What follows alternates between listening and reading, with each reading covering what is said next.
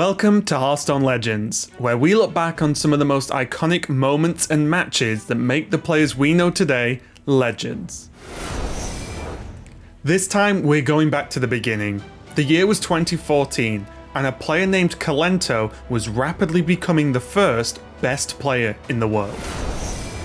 One of Kolento's first big wins was at Viagame House Cup, where he fought through a bracket containing some of the biggest names in Hearthstone at the time, including RDU, Tides of Time, and Forsen. His final opponent was a Maz, and they played a grueling best-of-9 series all the way till the end. Let's see what happened.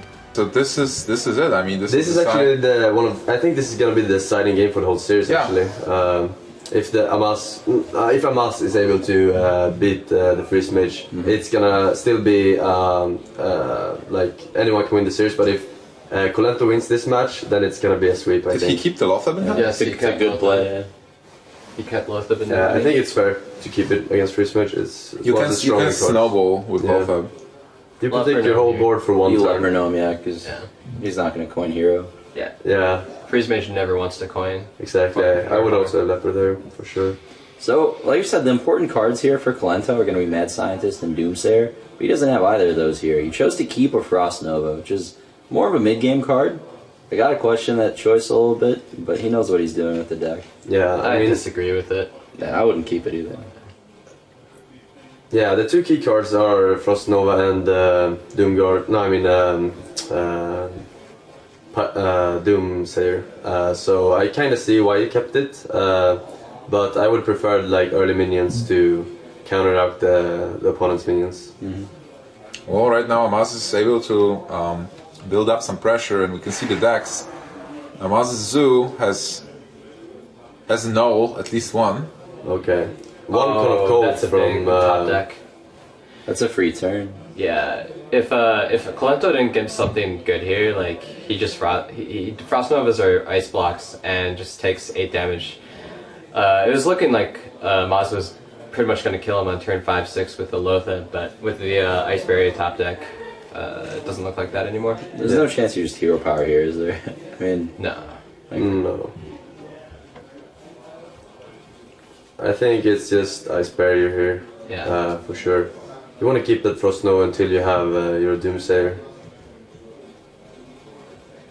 But what then? I mean, he's turn 4. Turn 4, you probably have to Blood Mage hero power. You prevent a bit. Well, you don't really prevent any damage with Leper Gnome, but No, look at Ice Barrier into Frost Nova into Coin Blizzard is what his plays line up. Coin, he doesn't have coin. he doesn't have coin. He used coin on Arcane Intellect. Yeah. I missed that. Wow. So the thing is, like, I think that next turn he won't be using the Frost Nova because he wanted Frost Nova the turn before he Blizzards and then into Flame Strike. So he wants a nice curve and be able to like remove his opponent's board. Flame Imp for sure. Yeah, Flame Imp and like I would play Abusive, but Do you overextend? I guess you can. You have Lothab, so you know that you're resistant to Blizzard. Exactly. I would not flame him. Why not? Because if he doesn't do anything to your board this turn, then you just win with the Lothab. So I'm expecting my next. What can it do to the board? Oh, look at that. He's gonna freeze it, right? And then he's gonna freeze it. No, he can't freeze again because he has Lothab. Yeah, so it's a like, very good position. Alright, I saw the Coin Blizzard in my mind. Yeah. Jesus. This is a small thing. By the way, you see how he put Flame Imp like next to the 2/1 minions? That plays around Cold, which is very good. Like it's a small thing, but it's a good play. it would be so funny if he would have a means to actually kill the Haunted Creeper and then block Lothab from being played. Yeah. So I think that Kolento now, he's thinking about ice blocking instead of Frost Nova into Blizzard. No, he doesn't have the coin yet, yeah, so... So far, But yeah, this is insane. The Lothab is gonna do all the change in the world in this fucking match, so I mean... That is game. Are you using... Yeah, there's nothing you can do here. The Lothab keep paying off. Yeah. Granted, he might have not have needed it in the long run, but it certainly secures the victory. I wonder what he's thinking about here. Could you imagine if he didn't play it? Like, okay. Yeah. Yeah. I mean, you always have to think about your play, right? Yeah, he's just double checking. Certainly not wrong to do. Wow. I guess you pink face. I think you ping the leper gnome because you need to get rid of the leper gnome. Without knowing your opponent's hand. The problem is if you ping the leper gnome, you're making space for Doomguard. Yeah, but it doesn't matter. He still has lethal on board. He doesn't need a Doomguard.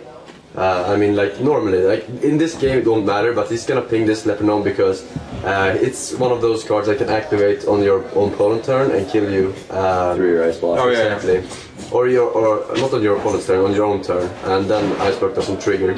So. Well, this ice block is getting popped. Yep.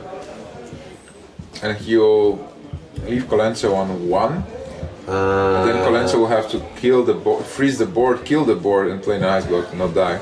Yeah. I'm thinking Kolento might make a risky play here and just hope Amaz doesn't have The soul Still fire. fire, or just play, yeah, ice wire. And it's really the only play he can do. He can't Blizzard because he has spiders on the board that will Kill him anyway. Yeah, exactly. So there is no real good play here except for Frost Nova and Doomsayer.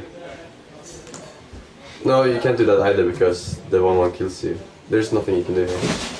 No, Frost Nova Doomsayer, the 1/1 doesn't kill you. Oh yeah. Yeah, first out is a play, yeah. but then you're still dead to the Soulfire. Yeah, to the Soulfire, yeah. So this is it. This is Kolento's mage being killed right here. It's a very important win for Amaz because, I mean, this was Kolento's best deck. Like, the pick and ban phase was really warped around getting to play mage with no bad matchups, banning that hunter, banning the warrior. It's going to be so much harder for Kolento to win now. And with this mage out of the way, like we were talking about, it becomes a much more even series. Yeah. He still has the rogue, which is still relatively good against most of Amaz's decks, but I mean, a low-thep draw like this would still beat rogue, I feel like. I think it was wrong for Kolento to open with Mage simply because it's so valuable. I mean, I see why he opened up with Mage, but at the same time, if I was in Kolento's shoes, I would probably assume, as I did now, that Amaz would open with the Zoo Warlock, and I didn't want to, and then I wouldn't want to risk losing my Freeze Mage. I would play something else. Yeah. Just to be safe. But Kolento didn't. I don't think he realized that he would open Zoo. That's the problem. So yeah, he's gonna Frost Nova here and Doomsayer, but it won't matter. Yep, like I said, he's going to make the risky play. And Yeah, it's the correct play, even if it gets him killed. Yep.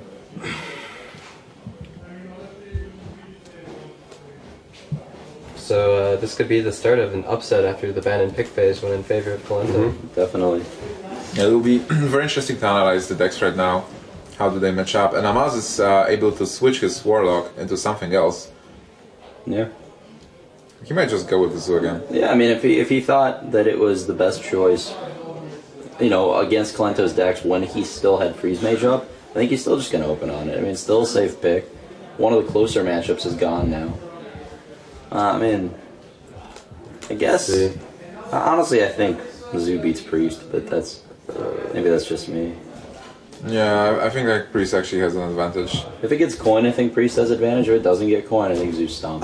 I think that Amaz will switch to Mage right now because he feels like he doesn't want to lose the Zoo, and if he switches to anything else, he's gonna play Miracle, and if he stays with Zoo, he's gonna stay with Zoo. He's gonna lose it.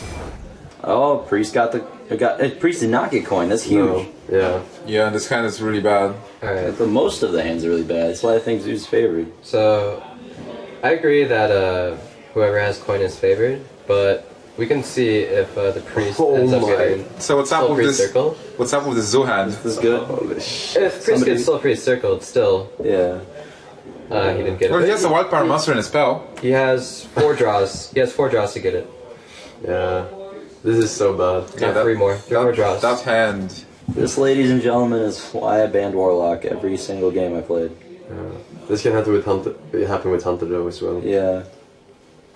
So it's good to play the Flame Imps first because of clerics. Okay, I think Slam Pyromancer. Yep. Good job. That Cultist is a very relevant draw. Probably can trade off for a 1-drop, but He's just getting those Death Rattle minions one after another. Yeah. So the priest is a thunder control priest. We've seen him many times. 1 smite, 2 shadow of death. Not the best Okay, list. so I we guess, already too. see the next turn. Yeah.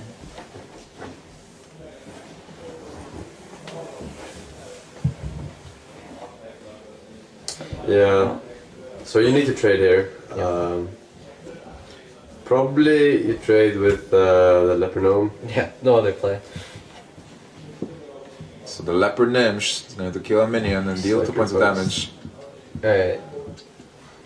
And he also has Dark Iron Dwarf as a follow-up on turn 4. Yeah. Shadow Menace and Soul Priest or Circle were the top decks he was looking for. Didn't get any of them. Yeah. So his hand is pretty much dead. I mean, So The Belcher might buy him one more turn to draw those cards though. That's true. he He needs them back to back though. It is not looking good, yeah. That is actually Trade Flame Imp and then Argus. Defender. Argus, yeah. Yep. Oh, it's really awkward position here. He didn't think about the positioning in case of Argus because he would much rather want to buff the Undertaker and the spiders. I believe. Or he can also go face. I mean, Is he going pure face? yeah, why not? I mean, you're still winning this. Well, Akanai Circle would be the reasoning, but I guess it's not worth playing around. Yeah. He needs to trade with the Flame Imp, Slam, Belcher, and even then, is it lethal? No, it's not lethal. Dark Iron Dwarf. Depends on the no. So how do you effectively trade with the Belcher here? We've got a couple juggles if that matters. I don't mind the life tap because you want to trade off the Haunted Creeper here. It's Yeah, and you might have gone Death Rattle for the 4/5 Undertaker to trade really efficiently. exactly. If the Knife Juggler, if it hits the Belcher, it's really good. Almost no matter what it hits, it's pretty good. Yeah. Okay, so he's gonna play it again and try to get the Abusive Sergeant trade. We already know it's over though. Yeah. Based on Amaz's hand. Or Kolento's hand. So that's a bit awkward actually. Just trade the Undertaker. Yeah, but still, like, there's nothing. Actually, yeah, I mean, It is technically impossible to die if you have a Sludge Belcher in hand, so maybe he draws another Belcher. He needs to trade the 2/3 and the 2/1 to dodge Holy Nova. Yeah. yeah. Uh, So Holy Nova top deck is actually pretty good here. Doesn't even have the Holy Nova. That's crazy. Yeah. Okay. He's playing it around a bit. I mean, it's fine, in my opinion. And is it the Holy Nova? No, No. nothing he can thought steal, right? No. No, there's Two- nothing. 2 soul fires, would that have mattered? Oh, Yeah. you can make a hold- spider. Yep. Yeah. Always That's- smite the egg. Oh man, 2-0 Oh, shit. for the zoo. I think 2 Soulfires he could have lived with 1 HP. Yeah, I think so. Because he would have gotten a heal as well. On the Yeah. turn. So now again, Amas has to decide if he keeps the zoo or if he's changing it Oh to my god, anything else. Felicia. Well, if Zoo was the pick when Priest was still available, I think Zoo is still the pick now. Oh yeah, you definitely keep the zoo. Yeah. Well, we did say that Zoo was Maz's out in this lineup, and 5-0 sweep. 5-0 Zoo maybe? Told you it beats Priest. Well, the last final I was watching, and players were playing for $100,000. This was a 5-1 for zoo. And no coin for Kolento. Brutal. He really wants that here. Just a turn 1 War Axe, Armor Smith. Oh my god. So much easier for Zoo to have a good curve going second. Well, if you have a coin, 2 1-drops, and a Direwolf Alpha. If you're going to draw an expensive card, Grommash is probably the best one. It's a good top deck. Against this specific Zoo hand, it actually is. Yeah. Normally, Armor Smith is not that great against Zoo. Yeah. But Amas has a really good response for that. Yeah, the abusive. Yeah. It's a bit awkward though. Oh, actually he got the egg, so now it's fine. Otherwise he would like end this turn with 1 mana. Or coin Like, Direwolf. yeah, exactly, and it won't do anything. But now we can coin out the egg, which Find is the egg is a really pretty good play, especially because he has the second Abusive Surgeon. And the Direwolf Alpha on turn 3. So what do you think about Clancy's Warrior? It's made to beat Handlock, I think, or have a good chance against Handlock. Actually, no, it doesn't have a BGH. It only has the silence. Yeah, it just seems like a pretty standard list. Yeah. He plays all the 2-drops, tries to be good against decks like Hunter. Yeah, double. 28 out of 30 of the core warrior cards. Mm-hmm. Every warrior swaps out a couple of cards. The one unique card that Kolento has is Slam. Yep. Actually, that goal is a nice pickup there. Here comes the Argus top deck. I feel like you would have wanted the Leper Gnome between the Wolf and the Abusive Sergeant in case of a trade later on. You always want to trade Leper Gnomes. Yep. Push for more damage. Do you slam The goal? the Direwolf and just hope he doesn't have the defender? Yeah, but you have to wait. You just slam it for one. Yes, and then play the stable ghoul. And just hope he doesn't have defender I Argus. kind of like it. I think that playing down Stable Goal here is bad because he can proc the egg if he attacks with it and the Leper Gnome for some. That's true. So that's not really good. So you need to armor up and shield stem the Wolf here and then play the Belcher next turn. But And if you play the ghoul and keep the slam, you will be able to kill the spider. But that's spending so many resources. Yeah, you definitely want to play a 5-drop next turn. That's a very difficult turn, honestly. you won't be able to kill the spider. Or I would kill the If dog. you shield slam execute. Oh yeah, but that's really inefficient. Yeah, exactly. Yeah. I like killing the doggy. Yeah, me too. So as the creator of the Zoo deck, what are your thoughts on it winning so much money? I wish it would stop getting banned from me. Everyone else gets to play it, it seems like, and they win tournaments. It's like... oh. That's a really weird play. Oh my god. Okay, this is a Well- masked up deck. We did say that the Argus top deck was incoming. So how do you want to do this? Do you want to activate the egg anyway? You have to lose a guy no matter what, right? So you have to buff abusive Direwolf, nothing else makes sense. Yeah, I think abusive and Direwolf is good, and then you trade in the egg in the Leper Gnome. Yeah, proc that's the pretty egg. Maybe he wants the egg up to dodge Brawl. Yeah, that's a good point. So I guess in that case you defender... The egg. And, You defender the gnome and No, the egg and the wolf.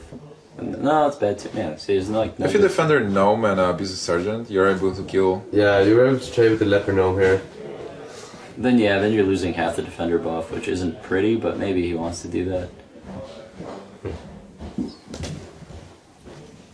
I like the more aggressive play. I like your guys' play with the egg dying. Yeah. Looks like, yep, he's doing Yeah, it. he's doing the play. It's just so much more efficient. Yeah, and if it doesn't have Brawl now, which it doesn't, the Lothab is gonna be really sick. To Oh, the positioning of the dog here is very important in this upcoming turn. Yeah, for sure. There is a shield slam. Belcher. So, I do believe that this is not Lothab or Belcher turn. Yeah. Do you armor up and execute double shield slam? I think you do actually. Yep. It's I like think you do. very rare that you would do this, but it's the only play that gives you a shot here. Mm-hmm. And this inadvertently plays around Lothab. I mean, you get all the cheap spells out of your hand. Exactly. Every game, I think, even outside of the Kolento series, that I've seen Amaz play the Zoo deck, he's had the on-curve turn 5 Lothab. Like, that's very important for Zoo. Yeah. I'm gonna just slam Loth up here. Yeah, Yep. absolutely.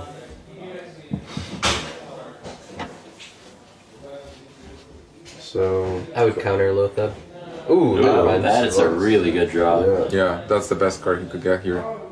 Yeah, it is probably. So much damage. Crazy draw. So. It's time to just flood your board and go face and Yeah. hope for the best. Yeah. Okay, he's gonna go with the dwarf. I don't like the Yeah. dwarf really here because you wanna not give him anything of value if he trades with the Lothab. Yeah. He needs the brawl. No, he doesn't really need a brawl here actually. He has a Belcher. Oh, and that axe is actually good as well. The axe is alright. No, actually, the axe is really shitty. Yeah. The axe is... That's why you mulligan the axe against the zoo every time, right? Oh. Yeah, so you just trade with the Lothab here and slam the Belcher. Yep. Even armor up, possibly. Yep. Yeah, definitely armor up. Because next turn you can attack with the Grimash into a 4/4. Exactly. This is the moment where Zoo is actually starting to draw 2 cards each turn. This is gonna come down to RNG. I mean, if he doesn't steal 4/4, he loses this game. Yeah, for sure. Well, even if he does steal a 4/4, he's still in a weird position. Yeah. And he gets a 4/4. The Belcher. Belcher, armor up. So, yeah. Actually, Amaz can't kill the Belcher unless he top decks some sort of immediate Argus. damage. Yeah. Are we Argus gonna is- see a Doomguard coming? Argus is probably, or Doomguard is of course the best draw, but Argus is really good. Oh, Or that's that, or that. Yeah, the Direwolf is great here. Okay. So the Abuser is not gonna do anything here, which is kind of sad for us. But the question is if he wants to play it anyway. No, I think I would save it. Yeah. Yeah, save it. And you put Direwolf between. I mean- you put Voidwalker between Direwolf and Dwarf. Yeah. Yeah, I'm sure Amaz is heartbroken that the Abuser Surgeon doesn't have any value this turn.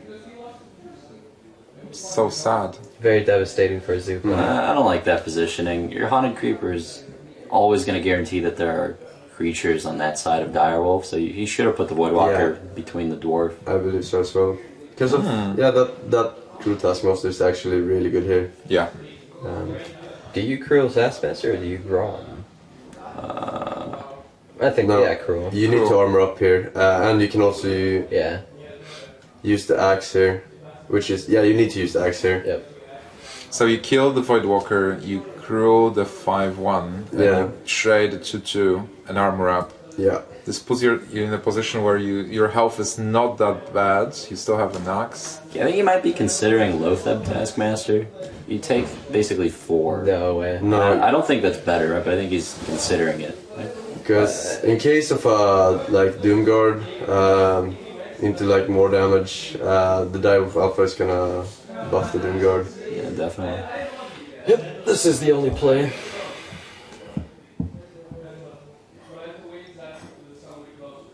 Alright. Axe the wolf, armor up.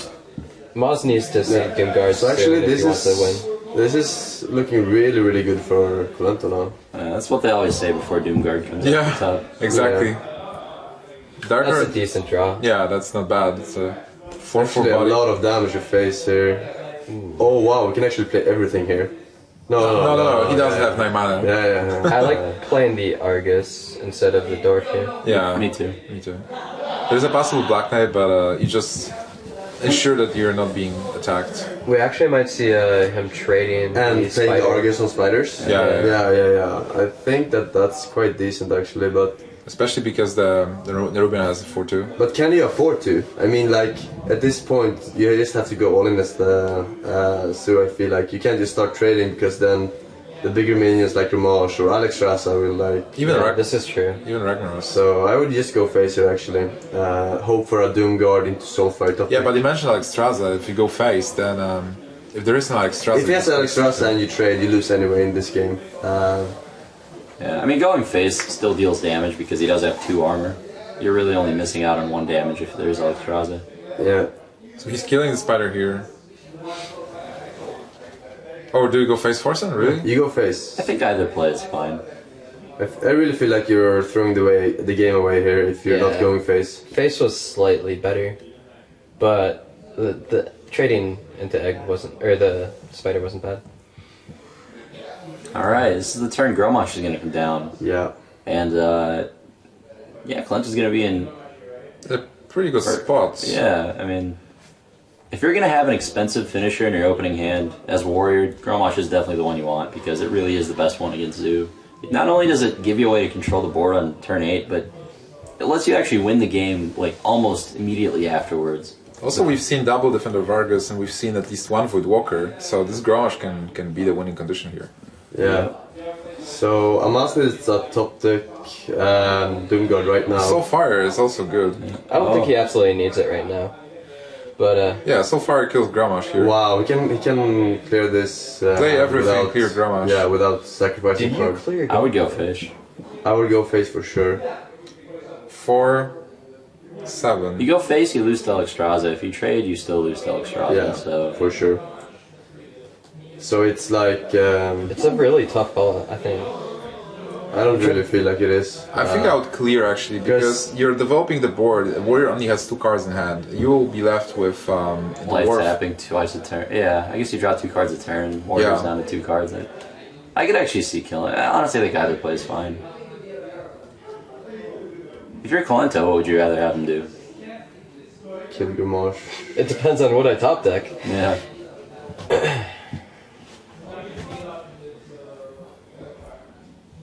I think he's happy if that Gamache can absorb 8 damage. I think killing Grimash is Because he has a Loathab, which prevents a Soulfire next turn, so he won't die next turn for sure. Doesn't I don't necessarily think it really prevent it. prevents it. I mean, there's no way he can kill him next turn if he plays Loathab. he's going for face. Okay, so Good call. Either play was correct here. Alexstrasza. That's the Sounds one. like he needs it. Nope. Well, he is still not dead, to be honest. And Yes. he might look for brawl. No. Nah. Because you lose if you miss. Yeah. It's not that. I mean, Zoo has no cards in its hand. Like, it's not likely that he doesn't draw Doomguard, but there's a chance. I think that's a good- The only play here is Loathab trade with Dark Arendorf, ping the 2-1 and armor up. yeah, I like Acolyte more than Lothar. I like Lothar because if you get Alexstrasza, you just win next turn. I think if you get Alexstrasza, you're good if that's Acolyte as well. Acolyte doubles your chances of actually getting the Alexstrasza. True. If he would have traded with the Gamache that damage, he would have been in a much better spot here. Yeah. Yeah, going face there is definitely better. How many cards do you have here as Kolento? I wonder if you... Yeah, he's doing the play. Okay, so right now it's a big moment. Doomguard is lethal, and now Soulfire is lethal. So 3 outs at least. Okay, so he's thinking about even if he armors up here, Soulfire or Doomguard is lethal, but He's seen a lot of defenders, dwarves, abuses. exactly. But has he seen them all? Yeah. Yeah, he has. He has Undertaker all. is a He's seen blank. both abusives and both dwarfs. And both wolves. And this is a blank as well. Wow. Oh my god, now Kolento actually Wow, has a that chance. risky. Yeah, no, it wasn't really risky because he's seen them all, so that was actually a good play.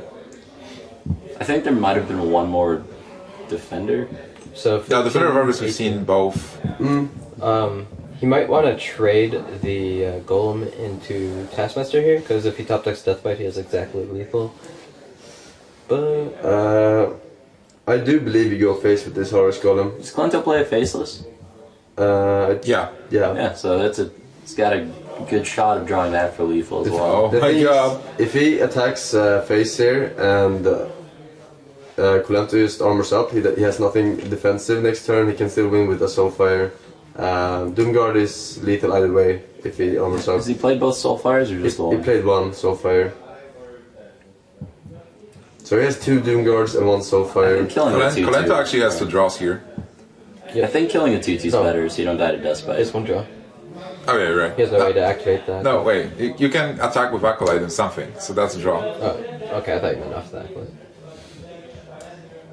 You have to kill Taskmaster, right? Like, you'd rather have... Oh, you were going face still now. I would go face. It only gives you one more out. And it gives Yeah. you, and it gives your opponent so many more outs to kill you. Only 2 Deathbite, right? Is the Yeah, but difference. that's compared Guys, to like... Kolento, Unstable Ghoul, is actually a good card. It is. Wow. So now, wait, oh my god, he's even fine with a Soulfire now. And, Execute, not really good here. yeah, but still, Ghoul is Goal is good. Ghoul does indeed. it, yeah. It prevents the Doomguards. And then Soulfire is not lethal as well. I like trading here. Yeah. Yeah, both the Undertakers, you have to kill them. Watch him top deck the Soulfire now. Soulfire into Doomguard, does it. You draw Soulfire. No? Oh my god.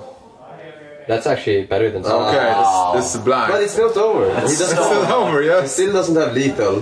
Yeah. He can trade the damage horse golem with the Grimace now to like play around so many stuff. Oh my god, this game is just crazy. But after he does that, he like the Doomguard isn't lethal anymore.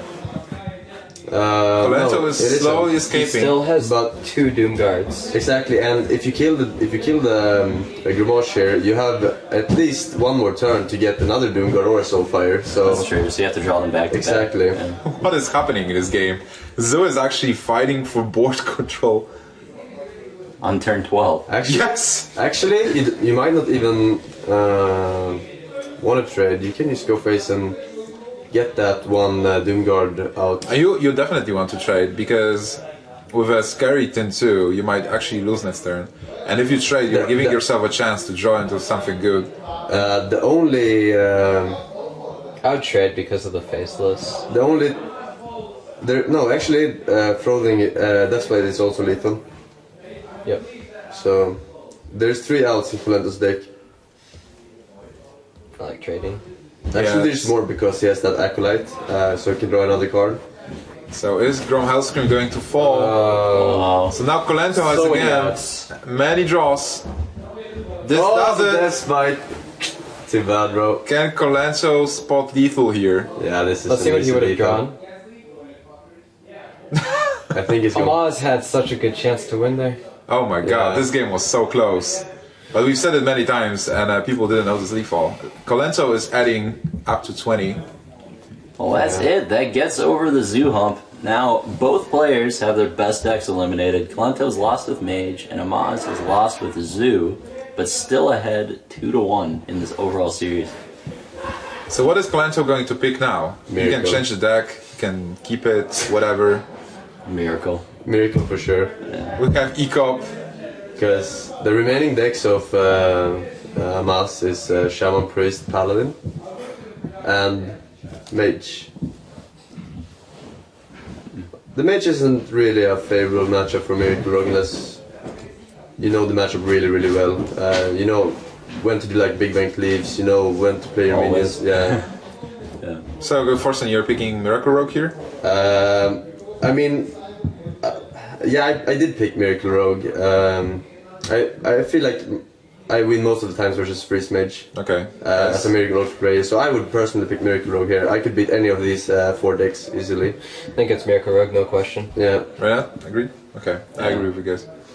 here we go. Miracle Rogue. I guess we win. Of Kolento though with Wily Teacher. It's not so good versus Freeze Mage because of all the board clear. You know, So I'm not sure if he's gonna be able to beat Amaz here. Amaz is playing a very strange list. There's Novice Engineers, Mirror Entity. Like, it's not a traditional Freeze Mage deck that we've seen, like, from Hyped and Tides.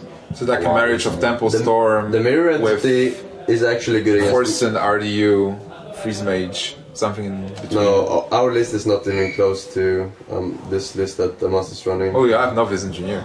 Yeah, but that's the only thing we have in common. Maybe it's like a backspace list. I think he prepares with Amaz for tournaments or something. Oh yeah, definitely. A Firebat as well. Well, no Van Cleef for the first time. Like, we've seen Rogue actually beating Freeze Mage, but that's off the back of top decking Van Cleef on turn 3. Like every time we've seen it on camera so far. Without that early pressure, this matchup gets much harder. Still a chance. Nope. Okay, so this is Amaz's Mage, so what's different? He has Mirror Entity, but Cone of Cold, no Antonidas. Mirror Entity is straight up wrong. It's not if you copy a Tenten Van Cleef. Everything else is fine. I was talking to Lothar back during DreamHack Summer when Freeze Mage was sort of popular. I mean, this was before Next Ramus. But he had this strategy when on the Miracle Rogue side of this matchup where he would basically just attack Acolyte of Pain 3 times anytime he saw it and try to like mill his opponent out and get them to overdraw. I don't think that works anymore, but I mean, that's an option available to him if he wants to give it a try. Yeah, that's definitely an option. He was also keeping Farsi for Extraza, so he was saying that he has like 70% win rate in this matchup. at a time. So Kolento is thinking here about if he wants to play a naked Van Cleef or if he wants to weapon up poison and kill that acolyte immediately. I do believe okay, so he's actually gonna do a turn 4 play with poison SI, which I believe is wrong because you want to coin out the Drake on turn 4 against the Freeze Mage for sure, because they have no good way of dealing with it except if they have a Fireball in the hand. Yeah, and you're fine with them fireballing that. Exactly. So it's a really strong play against the Mage. Maybe he'll just let Acolyte live and do the Drake play anyway. Might drop Backstab or something. No, I think he would most definitely poison SI here. Save the coin for Auctioneer. That's the other way you can do this, but I believe that the better way is just killing the Acolyte immediately or drop a naked SI and coin Drake. For sure. Yeah.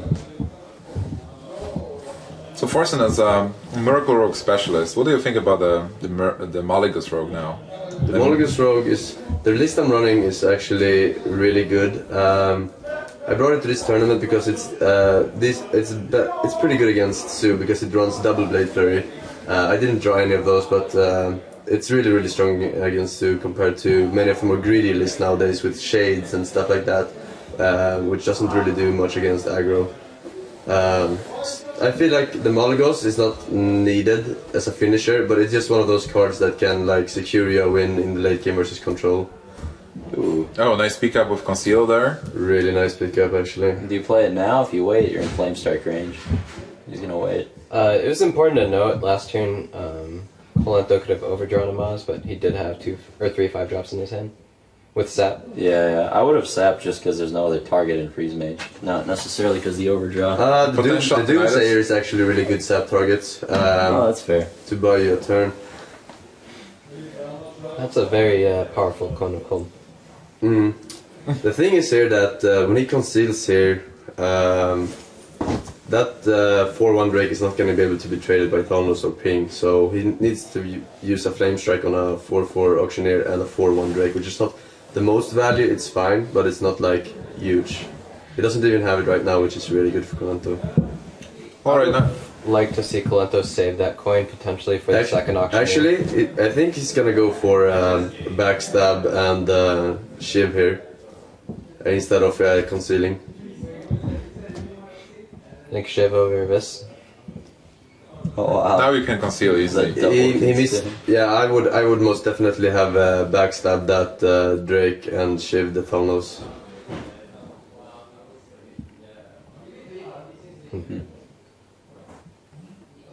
Well, and this is also not necessarily a prep turn because you have a second Auctioneer. that's true. I mean, concealing, if you do conceal here, you're kind of walking into that Flame Strike turn, but you have the backup gadgets in conceal, so I'd still probably go for it. The thing is, if he doesn't conceal here, he can conceal next turn, and then he can conceal again. That's true. So you don't need to use the conceal right now. And I don't like that the fact that he used it, because it's very mana inefficient to use prep conceal compared to prep fan or something like that. I agree with Forsen. No Flame Strike though, so that's really good. Do a Blizzard then. So Forsen, Turi and Kolento, every time I see them play Miracle Rogue, have Auctioneer, Prep, Conceal, Backstab on turn 5. Is there some magical way that like they get that every time? I have no idea. I actually agree with you. They get it so many times that I feel like it's really disgusting. Once you reach number 1 on Gosu gamer rankings, it just starts happening, man. Yeah. But I was! It doesn't happen. Yeah, man. you were getting it back then. That's what changed, man. Remember like Deck Wars Season 1 finals and stuff? I wasn't rank 1 then. Oh, really? Yeah, when I got rank 1, I was playing fucking Zoo.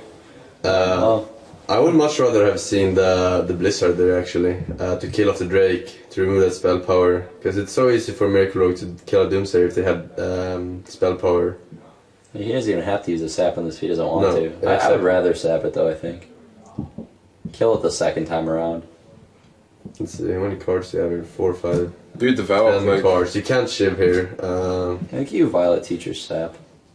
Because then you're out of Flame Strike range. With that card for a turn. I don't know, it's a tough call. So, yeah, I mean, Kolento knows by now that Amas does not have a Flame Strike, because that was an obvious Flame Strike turn. he can't really play like Blood Mage Shiv. He risks overdrawing. He can't play anything but Violet Teacher here, because if he plays the Acid Drake, he will discard a card. So he should have played the Violet Teacher first. Yeah. And you could do consider this as well. You get the 1/1 before he gets stealth too. Sweet. That synergy. It's like Power of the Wild. Yeah, but it's like sequencing over there. Yeah. If he would have Blizzard last turn, he could have killed off the Auctioneer this turn. I don't think killing the Auctioneer is so important at this point. He's already drawn most of his deck. Yeah. And they typically... Freeze Mage typically beat Miracle Rogue via fatigue. Keeping the Auctioneer in play is probably good for him, if anything. Just keep Frost Noving and make it really tough for for Kolento to play spells. Yeah, so... Yeah, this is the other way to actually win, as Stites mentioned. Instead of just getting the combo stuff, you just freeze them until they overdraw and lose because of fatigue damage. So what, sap, eviscerate, see what happens? I think he's looking for a Lothab. Oh, that's true. Besides Shiv.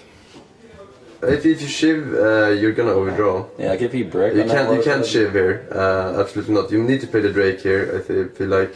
And worst case scenario, you sap. If you get a backstab, that's really good. I think if you don't get Lothab right now, you lose the game. What about eviscerating Auctioneer? No. You need the damage against Freeze Mage. You really need that reach when your board gets frozen. So yeah, the Drake is an obvious play in my opinion. And now he could decide to sap, or he could eviscerate and dagger it. Yeah. And I feel like the sap is slightly better here. Yeah, you want to make sure you get value out of that card. And Kolento realizes that there is a Van Cleef few turns too late, because you want to make a big Van Cleef in this matchup. He simply doesn't have the damage to win without those two in the Lothab. Like, now he just straight up loses. He needed Lothab right there.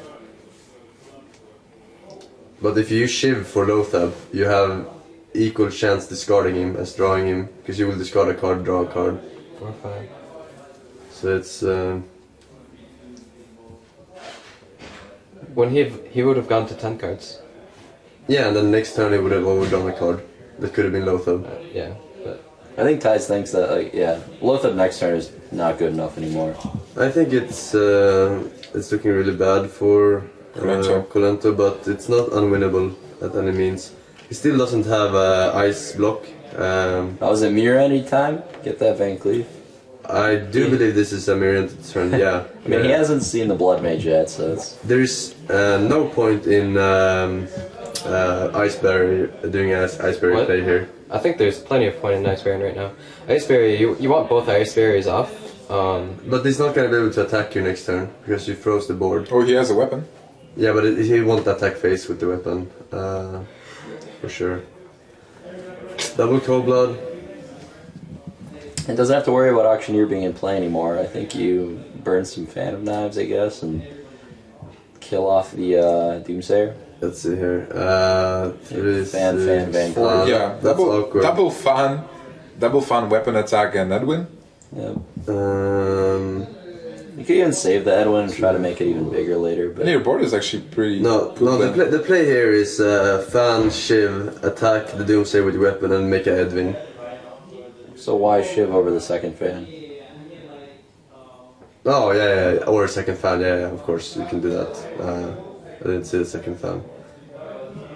4 damage Shiv, 3 damage Shiv. Lothab, wow. Wow. But he can't play it now because he needs to kill the Doomsayer. Oh, that's brutal. Yeah, I don't This like was this play. he's not.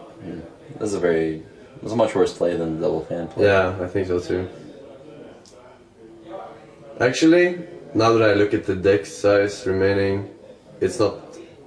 It wasn't such a bad play to do this, because you're gonna go to fatigue and then you're gonna die much faster. There are no freezes and no ice block. That's a good point. Wait, so what happens from now? You probably have to Ice Lance the 8/8, right? No, you go face here with the Pyroblast and you win next turn. Oh yeah, because you know Kolento doesn't play Farseer. Oh, actually, Well, how much damage? no, There's too much damage on the board. Yeah, if you go face, you just lose next turn. Yeah, there's too much damage on the board. 8, 9, 10, 13, 17, 18 damage, yeah. He needs 3 more damage, so that's very possible. So Ice Barrier playtime. I would like to see full removal of the Doomsayer. Fireball, or Frostbolt the Laser Drake, Ice Lance, Van Cleef, Fire Blast the Violet Teacher, the Doomsayer. That's good. That's good play. Yeah, I agree with that. It's actually really good. Ice Barrier is how much damage? It's plus 8, right? Plus 8 armor. Yep. So if he plays... Oh, wait a second. Kolento actually has like 28 points of damage. No, there's another play as well, right? And can't you Fireball, Frostbolt, and Ice Lance, Ice Barrier? Yeah. Because then you drop in the... Wait, what? Well, that is okay. I don't like that. You could have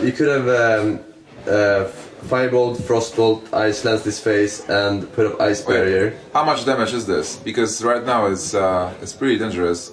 He doesn't have it lethal, but Does that bluff though? 5 plus 5 is 10. 18. It's 18. It's actually lethal. is Plus it? Yeah, 3 at you have 21. Shiv, you have Shiv Yeah, with that's spell 21. power. Like with and Shiv, it's lethal. Like he doesn't even need the flurry here. It's even more damage. It's an because of Blade Flurry. overkill. Yeah, and because You of have- the... Yeah. This is an overkill. Oh my god, so much damage there. Wow. That was a really, really complicated turn for Freeze Mage there, and Amaz ends up taking the line of play that kills him. Where I feel like there was a play there that actually won you the game almost certainly. No. No? Almost certainly, but the play that I made, he would have an Ice Barrier, and his hero would have been frozen. So the Van Cleef would have like taken out the Ice Barrier, so it would be the same thing. But the only difference is he couldn't attack, but he didn't need that attack. Yeah. But in case he did need it, it would have been a better play. Well, Kolento was still drawing cards, so it was really hard actually not to lose this game. Yeah, I guess Kolento had that locked up. That looked better. Yeah. I think where Amaz went wrong was playing the Doomsayer over Ice Barrier. Yeah, it was a very subtle He mistake. could have gotten in 2 Ice Barriers there, which is 16 life if he played it earlier. And just like You Taz also mentioned. want it even if he didn't proc it that turn, like you were saying, Yeah. you don't want to play it because he wouldn't proc it. You want it for your turns after because he might not have the mana to play again. You also had lethal in your hand, so Okay, guys. So right now the series is tied up. It's 2-2. Kolento picking his Miracle Rogue again, and Amaz picking Shaman to I counter. love the fact that he kept Harrison Jones, but I'm not a fan of Fire Elemental. That he kept the Fire Elemental. He kept that? I think he kept that. I don't like that much. No, really? I think he actually got it after one. Are you sure? It looked like he kept it. Why would you keep a Fire Elemental? I don't know. That's what I'm asking. Maybe he didn't keep it. Maybe it's me. I can't imagine he'd keep it.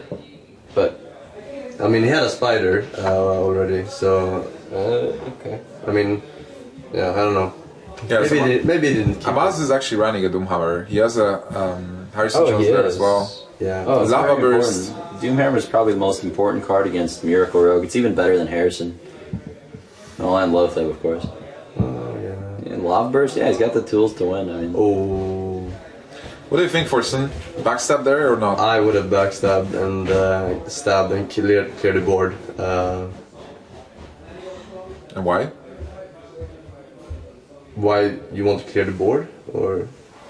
'Cause I mean, yeah, I'm because you want to clear the board. Like for like a lot of stuff buffs the board. Like if you had Argus now or Flame Tongue or like a lot of stuff. I really like the backstab Phantom Knives that turn because he has 2 Phantom Knives. If he only ran 1 Phantom Knives, I would have disagreed with playing the Phantom Knives there for such low value. Oh, he runs 2 Phantom Knives. Yeah. Okay. So like, I think he should have Phantom Knives turn 3 instead of Assassin.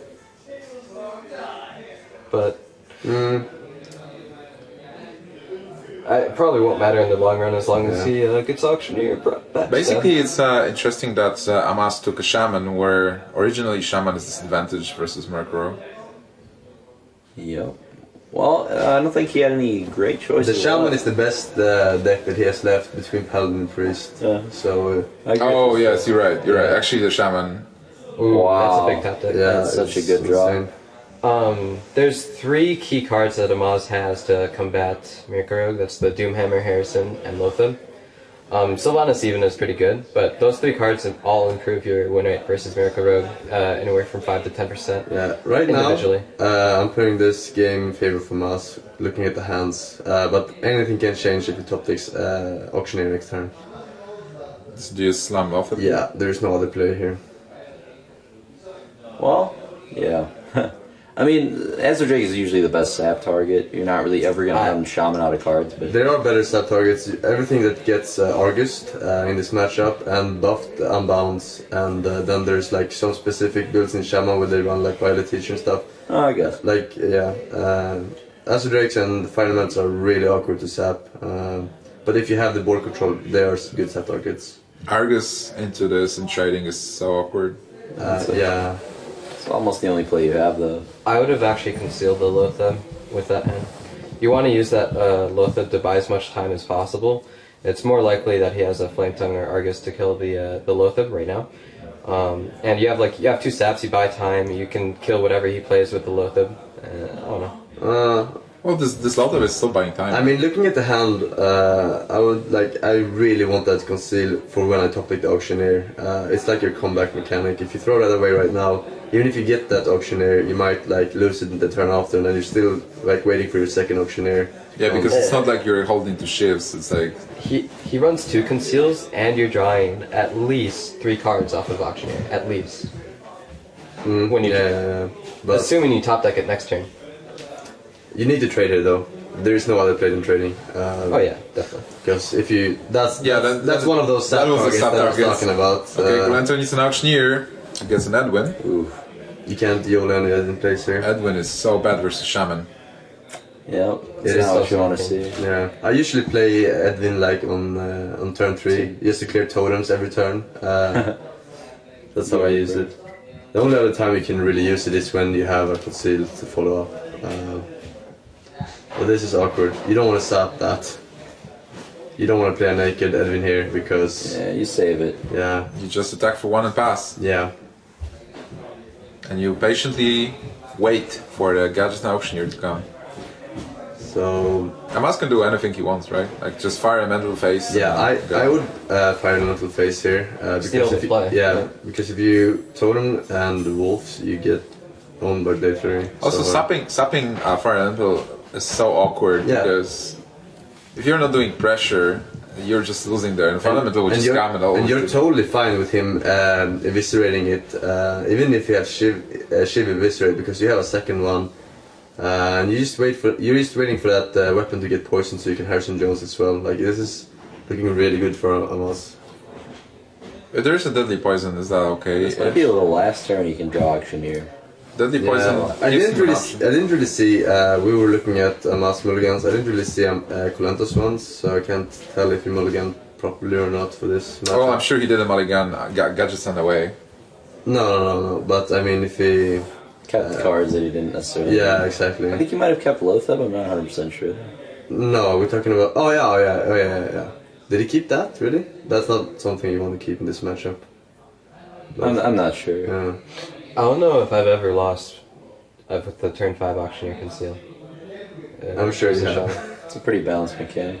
I mean, like Lothar. That's the thing against Shaman is if you get an Auctioneer, you have like 90%. Is there a play here that's not Deadly Poison Van Cleave? I mean, did Kolento know about the Harrison? Has he seen that in VODs or the other matches that Amaz played? 'Cause Possibly. if he knows about it, maybe he's waiting to Yeah. use it all at once with Blade Flurry. Yeah, that's what I would have done if I knew about him having Harrison Jones. Otherwise, You just play a 4/4 Van Cleef and hit face. it's awkward because you see that your opponent has so many cards. One of them must be like Urshok or Hex. He's gonna go for it. Yeah, I mean, I do understand his decision because it feels like he's so behind that he has to take a risk here. Yep. But it's not gonna pay off. I mean, the problem is like before when you were playing this matchup, you were aggressive because there was always a chance to get Shadow Step and Leroy and just finish the game like that. But here, Kolento is playing mostly a minion-based stroke where you want to have the Violet Teacher, you want to build up the board. But with those cards in hand, like even if he gets the gadgets and he's so far behind right now. Hex. That's. I think. Yeah. it's fine. Yes, I think it's... Totem Urshock would have also been fine. yeah. But yeah, there's no. Azure Drake's an important pickup for Kolento. It's not Auctioneer, but better than nothing here for sure. For sure, yeah. At this point, you feel like you get a bit more tempo back into the game. You do know that your opponent has a Fire Elemental, so Earthshock Fire Elemental is a good combo to clear this Azure Drake. And I do believe that that's what he's going to do here. I'll make a totem. Those totems are important with the double Flame Tongue hand. I can roll a 1/1, which Kolento can maybe deal with, just with Dagger, but chances of that are pretty small. Mm-hmm.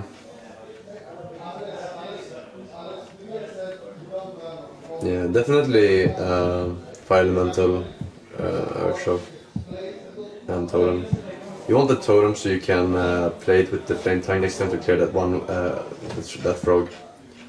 Yeah, on the Hex play, I would have strongly disagreed with it if he didn't have a convenient way to deal with the 4/4. But the Fire Elemental Air Shock is a convenient way, so I don't mind the Hex. Yeah. Alright, and Kolento still needs the gadgets on. And that's the best totem that he could have gotten here. Yep. This is the moment. Yeah. That's a conceal, which is a blind. So, in my experience of playing this matchup, he has at most 2 more turns to get the Auctioneer, or he's gonna lose. What do you think this about game. concealing the frog? It's a really awkward play, you know. Well, you know, you can get a Cold Blood next turn, and This is a pretty good chance to get some value out of Frog. You know, it's a good chance that Fire Elemental ends up running into that, gains you 6 life. I mean, we know he'll play a Flame Tongue and won't be nearly as effective, but Yeah. I like the sap there. I mean, I don't like it, but I think it's the right play.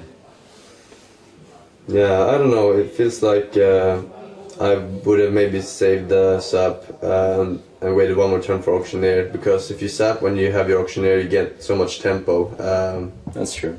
So, but I guess sapping it now buys you 1 more turn to get the Auctioneer. So. I like the sap because Amaz has so many cards in his hand. He probably has another high value creature anyway that you want to sap the following turn. Like, you just want to AoE clear.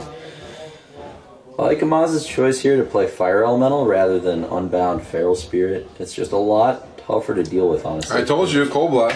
You can conceal the frog. Yeah, so this is the part where Kolento just lost this game. Yep. I mean, you can do pretty much nothing here. Yeah, there's too much damage in Amaz's hand, like straight up damage that he can use next turn. It's actually lethal, right? Blade Flurry doesn't even prevent any amount of damage here. So. No. By the way, you do realize that if you actually conceal the frog, you will be able to clear the Fire Elemental with a cold-blooded frog and Blade Flurry. That's a good point. It's a very cool story, Nimsh, but it wouldn't help him this game. Even the Doomhammer there. Doomhammer seals it. Even if he did make the frog play, killed Fire Elemental, there was no way to kill the Shaman before Doomhammer. I know a lot of players say that the Shaman is very unfair in this matchup. Yes. This is I a skill completely match. expected Amaz to pick Shaman here is the only correct call. Would you expect Amaz to also have a coin again? Of course, he's our Jesus. The thing is, if Amaz had the Zero in his Priest, I think he should have picked it because of it's good against Warrior, but he doesn't, so I think, yeah, Shaman is the correct player. Okay, so this is a coin flip matchup. It's a matchup that used to really just come down to who had Lightning Storm earlier and more often, but it's a lot more complex now with the Death Rattle minions. Mm-hmm. The Ruby and I Egg agree. kind of deals with Lightning Storm from your opponent. Even Spiders. Yeah, exactly. A lot of ways the matchup could go. Haunted Creeper, though, definitely the best opening to have. You make a totem here, and Oh yeah. You want to buff the Undertaker. yeah. If you actually get a Taunt out. Looking at the hand, it's Kolento's turn right now, right? The lists, by the way, gentlemen. Harrison Jones in Amaz's deck might be a key card. We got a couple of Harvest Golems. Those are actually very important. Instead of Belcher as Bonbons. well. We see no funny stuff from Kolento this time, like last time with the Ancestral Spirit, BlizzCon qualifiers. He just put up a pretty standard deck. Well, Kolento does only have 1 Lightning Storm, and Amaza has 2, so that's a very important card in the mid game. Oh, he decides actually to play the Spider instead of Totem to have Undertaker on turn 3. I think Kolento's list is favored in the mirror matchup. I agree, but that's only a big part of that is the on-curve Harvest Golem, which he doesn't have this game. Well, you don't think it's that important? Well, it's more important than the Undertakers, I think. The Harvest Golem really doesn't do much. It's just he has Undertakers, Eggs, and Creepers for the early game consistency. If you get the early lead and the Shaman Mirror, you generally win. By the way, following on what you just said, I like the Haunted Creeper then, because with Haunted Creeper you're able to have some kind of a board and be able to start trading totems. Yep. I don't see a point in using either Rock Bite or Lightning Bolt here. I'm not sure what Amas is thinking about right now, but giving your opponent more creatures on the board, I don't like it. I think this is also a good play. Wait. Wow. That was super weird. No, that's a good attack. He's telegraphing Lightning Storm, and Kolento's gonna trade into it, I think. He's telegraphing Lightning, so would he trade the other one? Yeah. Yeah, you're right. Okay, I don't get the face attack.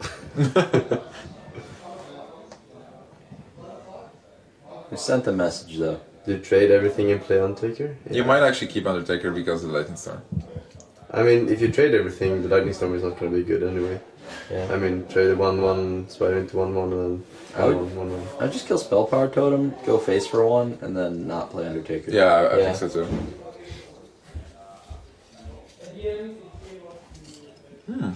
Actually, right now it looks better for Kolento overall. Yep. As Kolento, I'd actually want to stall this matchup out because of the double Belcher Fire Elemental hand. Yeah, so you do want to trade, right? Even Numbers Inventor is Huh? on turn 4. You would want to trade here. No. No? Trading actually makes the matchup a bit faster, oddly enough, I think. And now you kill Spell Power. Actually, if he plays it, I like this trade. I think it's really good. Okay. And I think you play the Undertaker as well because... Wow. well, you won't be playing it for the next 3 turns. Yeah, so exactly. you can also play it right now. That's a good point. Yeah. I guess this curve is perfect. That Unbound draw is good. Yeah, That's it's really cool. good. One interesting thing about Sludge Belcher is that it kind of gives the opposing Shaman a good target for Hex. Normally it's only Fire Elemental that you try to use your Hexes on, but you know, all the Shaman creatures are cheap, Death Rattly, have Battle Cries. There aren't really good targets for just good Spar removal, so... Amaz doesn't have the Hex right now, but it would have more value than usual. I played the Shaman Mirror a lot. The player with Belcher is usually favored, despite you having... Oh, that's a huge pickup here. It's kind of like the Hunter Mirror in that sense, I guess. I don't think that this is a Lightning Storm turn, is it? Oh, What else would you do? It's a very aggressive Lightning Storm. Yeah, I don't think that is a Lightning Storm turn at all. Go face them? I think you would Oh, sure, you would okay. Totem and Flame Tongue and trade the 2/4 with your Unbound. Hopefully it's Taunt or Healing. Both of those are good. He's down a lot of cards, yeah, I could see that as being better. Do you Belcher then? No, you just Hex. I think- Oh, wow. You can Belcher. I think you Hex there, yeah. Yeah, I don't like this as much. I don't think it'll matter since Kolento's so far ahead. Oh, Maz that just threw Spirit a Walls Lightning are Storm. insane here. That's such a good draw. Yeah. Should have Hexed that while he had a chance. It still doesn't matter much since Kolento's Fire Ellie coming up. Yeah, but he has a counter Fire Elemental. It's not... Okay, that Doomhammer is actually really, really good, yeah. I don't think Kolento will be playing Doomhammer when he's ahead, because I did see him researching Amaz's VODs before he played this series. Well, Amaz actually played Harrison Jones against him last game. Yeah. Also, yeah, that too. Yeah, if Yeah, you yeah. get Doomhammer Harrison, that's one great way to lose a game. Yeah, So, at this point you definitely don't want to do it. Hex right on time, or do you... Yeah, there's Amaz no other play Amaz than has some Hex here. insane top decks for the last Yeah. 3-4 turns. yeah, I mean, he was really far behind, but these have gotten him back in it. Yeah, I think you Hex and Totem here. You don't like playing Blood Mage? You haven't seen an Earthshock yet, have you? No, you haven't. Yeah, and I really don't like that. I don't understand why Flame Tongue's in play right now. Yeah. No. This feels like just a bit of inexperience, maybe, playing Shaman. I mean, Yeah, definitely. You want to kill both the frog and 1/2 slime, and then you don't need that 4 damage. Exactly. So the totem is just 10 times better in this scenario. You might even draw into healing totem, which would have been nice. It even gives him another body for this flame tongue that he would have in hand. I think now that he's thinking about it, he's regretting it. Yeah, I think so too. And ooh, do you really want to kill it though? Even though you made a mistake, do you want to kill that with 4 damage? It seems like he has a really You want clear to- strategy. Just clear the board every time. Just get rid of all the minions there. Is this... What do you do here? Feral and Argus, or just Belcher, I think an Undertaker? Undertaker, Belcher. Yeah. We also might see Kolento do a cute Argus play, but unlikely. Do you guys think that Kolento really needs Lightning Storm here? Because he's He losing doesn't need tempo. it yet. This is actually a really awkward turn. There is only one in his deck, and I think it's going to need to be in at least like the top 2/3 of the deck. Like he's going to need to draw. I was thinking about this play actually, and I think it's quite nice hexing that. You have the Doomhammer. One of the wolves is at 2 health already. Yeah, exactly. I'm not surprised by this play at all, actually. Yeah, I've probably done the same thing myself. Pretty I didn't want to say it out loud because I might have sounded really stupid, because it didn't. Hexing the flame yeah, totem. But But when Kolento does it, I'm glad that I'm glad that it did it. I like the Belcher play more still. It's the spider time. I think Okay. totem. You want a totem here every turn. You might get a healing totem here. Oh baby. Well, if that Undertaker gets buffed, you know. Yeah, but if he doesn't have it, it's like. well, you do develop Reviver here. You have to. You Yeah, I think you Doomhammer. I think you play Doomhammer here. Yeah, you have to play He's Doomhammer. still scared Yeah. about that Harrison. I mean, he sees he has a card advantage lead. He might just Oh yeah. not play it the entire game. Like I think just Belcher kill the feral spirit, and yeah. Actually, he had all of his cards can be played this turn. He could do Totem Argus. It's not a terrible play. He could do Oh, yeah. Belcher. He could do Doomhammer. You know, I actually like Totem Argus the most because it still accomplishes. I like Doomhammer. Oh, wow. Just playing it Yeah. for the so win. aggressive. He says that like if I'm ever gonna play this Doomhammer, it's gonna be right now. It's like less chance of him having Harrison Jones now than in. If there is a Harrison Jones now, Oh, okay. Yeah. I was wondering if it'd be DreamHack all over again. Yeah, exactly. oh man. I would probably have Doomhammer as well. I think that was really efficient to clear the board there. Also, now Kolento knows that there is no Harrison Jones for now. I go face. He has Doomhammer. Oh man. That 6 damage is very relevant when your Yeah. opponent has a weapon. That Undertaker tanked a lot of damage. It's a hell of a card. So for sure you attack twice with Doomhammer. Yeah, you want that Doomhammer gone ASAP before he draws. You get as much value as possible. So probably like attack Thonos and attack Fire Elemental, and Fire Elemental is Fire Elemental, right? I would even. Do you attack a totem? Maybe? I would kill the No. totem instead of the. Well, no, I guess Thalnos. It Yeah. gives him one less. Because otherwise, a bolt alone would kill your fire elemental if you leave him with that extra point of power. Yeah. Well, if Amaz doesn't draw a Harrison next turn, this Doomhammer will be pretty annoying. Yeah. It makes all the difference in the world in this matchup. Who gets the Doomhammer to clear like totem and small stuff to get board control? He's killing the totem though. I don't know what happened, but suddenly Kolento had a Hex of Flame Tongue, and he was behind. It's just Yeah. so weird. Yeah. It's like Kolento was so far ahead. I mean, that's a flame tongue play that we thought was bad, but I mean, did it actually work out better than hero powering? Yeah. Oh, guys. It probably still worked out worse, I Fire, guess, but Fire Elemental is still a pretty nice card to draw. that's a great draw. Yeah, you can actually trade here. You can still attack Yeah. first and see if you get Harrison Jones. And that's not a Harrison Jones. Like every time he draws a card, I'm getting a hard attack. Do you totem first or after here? It can't hurt to do it first, because Yeah, I think first, definitely, because you want to attack with it. the fire elemental isn't likely to Yeah. trade off. Even though there's no BGH in this matchup. So Maz is back in the game with a full board. Yeah, so swingy, but He had Lightning Storm and Kolento didn't. That card's very important. but this is still in favor of Kolento, in my opinion, because you can now Rockbiter and kill Flame Tongue and Fire Elemental. Play Belcher and Spirits. Yeah. yeah. It's so much board presence. He's taking a lot of damage though. Yeah, but as long as you have those 3 tons, it's fine. Yeah, there's just no way you can really get punished for it here. Yeah. And you've seen one Lightning Storm already anyway. Is either player running a Black Knight? I don't think I saw one, no. Okay. That's Plus it. has a couple of good top decks here, like Harrison, Azure Drake, Lightning Storm, I like here. Yeah. Alec here. Harrison still draws him 2 cards, Yeah. like Acid Drake, a bit better version of an Acid Drake without spell power. And yeah, I think he might just Do you totem here. defender totem? Yeah, I think you defend totem because you want to play totem every turn.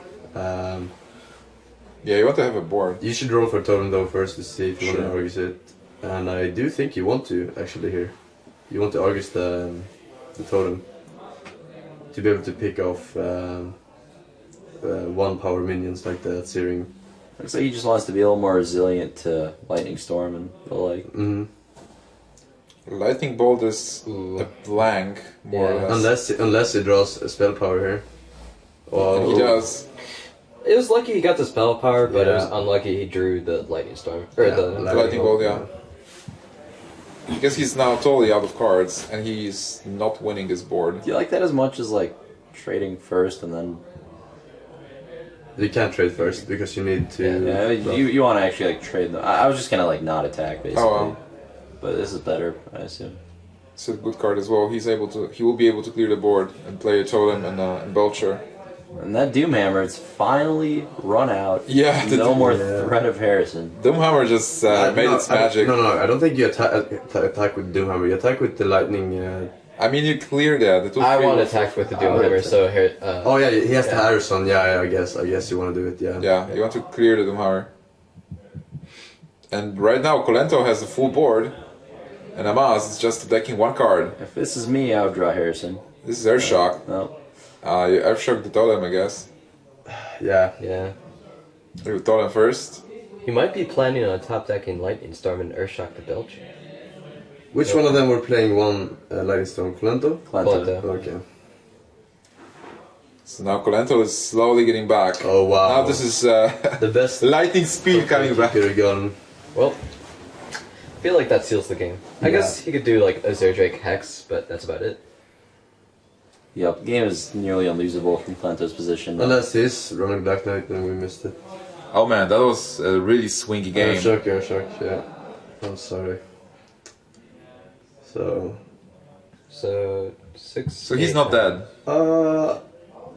Now if he draws I mean whatever Kolento draws doesn't matter. But I would like to see Amaz drawing Carson Jones as his last card. Yep, Earthshock getting rid of the paragraph Minus of text on Alec here, but not the 3/4.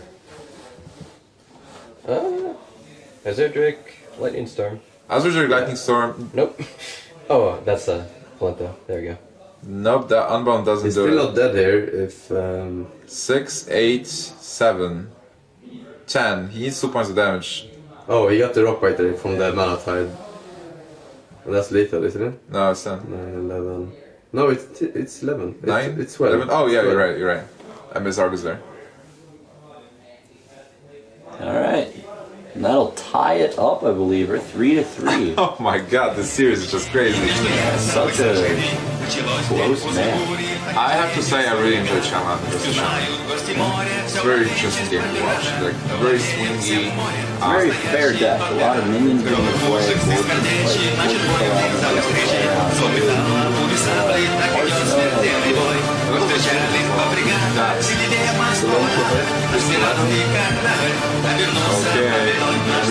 Kolento doesn't even realize this. I don't know. Kolento is not amused by this for sure. I mean, he doesn't even know what's happening because he's focused on the match. Yeah, I would have loved him to sit in the other seat. He would have been so Oh cool. no, this is distracting. Yeah, it's distracting as fuck. Okay, so Kolento now is able to pick a warrior or shaman, and then Amaz will be able to counter it. This is interesting. If he picks Kolento picks Warrior, Moss picks Paladin. But if he picks Shaman, Moss Kolento picks Priest. I would pick Shaman. I think the Priest-Shaman matchup is actually 50-50. I see it as a skill matchup. I would rather pick Warrior actually. Yeah, me Into too. Paladin? Yeah. I feel like Shaman is Priest is favored against Shaman. It is favored slightly, but I don't know. That matchup can really go Not either more way. than 60. So Amaz's Priest is. Amaz has that acidic goose to deal with Doomhammer. I mean, yeah. those cards line up the right way, and that's not gonna be great for Kolento. How is Warrior versus Paladin? It is not good for Warrior, but it's not super bad like everyone seems to think. Really? In my opinion. Okay. I think he plays a Black Knight in Warrior, doesn't he? Yeah, he does. That's Oh, a he very does. big He deal. does play a Black Knight. Yeah. Okay, so Shaman versus Priest. Alright, so you put back the Earthshock and the Hex here, keep the other two, I think. Wow. This is the first time Kolento is actually getting a coin. Yep. Oh, no, he had it in the Shaman game. So Moz has his AoE cards, but he doesn't necessarily want them right away. It's a bad draw. I would have kept Pyromancer still. I would obviously Yeah. keep Pyromancer in this Kolento's matchup. keeping the Hex just in case of Blade Master Circle. Can't really fault him for it, you might as well hold on to it and eliminate that opening from happening. I mean, possibly he has a curve anyway with the Egg and Fertile Spirit. This matchup comes down to fatigue, like almost always, assuming the Shaman player wants it to play out that way. You can go all in with Shaman and try to like burn the opponent out, but Priest is usually good enough at slowing the game down that that's not going to work. Every time I'm seeing this matchup, I'm remembering Number Guy versus. Do you remember from the regionals? And I'm going against the Danish guy, Cupcake. Cupcake. Yeah, the game where everybody was accumulating cards and they went to fatigue, and when they hit fatigues, they finally started playing cards. Yeah. Wow. That Shaman curve, though. Yeah, that is sick. Even has Death Rattles to counter Oh, there we go. Amaz just drew the best card in his deck, though, against Shaman, and that's most likely going to take a Gnomish Inventor. Oh, that's why I believe Priest is actually favored, because you have to use all those small minions before the combo Shadow Priest turn. After that, it's really awkward. Like, you get that Harvest Golem on turn 7, and you're afraid to play it. I mean, just this morning, I was double Caballed in the first 10 cards on good minions, like Flame Tongue and a Nerubian Egg. Still won that game, like... But you're playing against ladder players. That's true, that's true. That's very different. I'm just saying it's not impossible to beat the card, even though it is very good. Do Golem or First Spirit? I would call him. Since you don't have any enablers for your egg, I would call him as well, because the only thing you can play is another egg if you Spirit Wolves. And you don't have any enablers, so... Yeah, you want to go Golem into Gnomish. The longer you wait on that Gnomish, the more likely it is to get Caballed. And something good is getting Caballed no matter what, but... Yeah, I prefer to have Harvest Golem as well, because when they Cabal one of the Feral Spirit Wolves, I'm like, yeah, they just stole half of a card. But that they keep, when they get like Harvest Golem, it's such a loss. What do you think about the placement of the Harvest Golem? Is it really It doesn't popular? matter. They're all Like, Death Rattle minion. Yeah, it's I mean, the egg, like... Wow, that's you want a big defender it Yeah. is. Yeah. What happened to the Hex? Did he use the Hex? No, he... Not again the way? Yeah. Oh, okay. Oh, wow. Okay, this is sick, and now the position Now is it's a actually game. good. Jeez. So he gets to proc his Nerubian Egg, develop a second one. Or Hero Power, whatever he wants here. I'd probably play the second egg. Yeah, this would have been a little bit... Yeah. And you play an egg so to keep an egg being a 4/4, so that they can't Shadow or Death it. Exactly. Wow, such a huge draw from Kolento there. Oh wow, wait, does it change anything now? He needs to wait one more turn. Pyromancer? No. You know what? I think you hold it over here into Arcanine board clear next turn. Okay, you will take some damage, but you will be able to clear everything. Yeah, It really telegraphs the play, but I agree with you. I think that's, you have to say. it might telegraph and double hold Nova as well. So Either way, you don't play more yeah, stuff. yeah. I think he's gonna play the Belcher. Yeah, you can. regardless. You Yeah, can't play I the think Belcher so. there. Whatever happens, the Belcher will still stay alive. Yeah. Actually, the Belcher won't live to Soul Priest Circle. No. Just the It's second like- half will. I don't like playing the Belcher. Well, for now, Amas has to decide how to clear this. Yeah.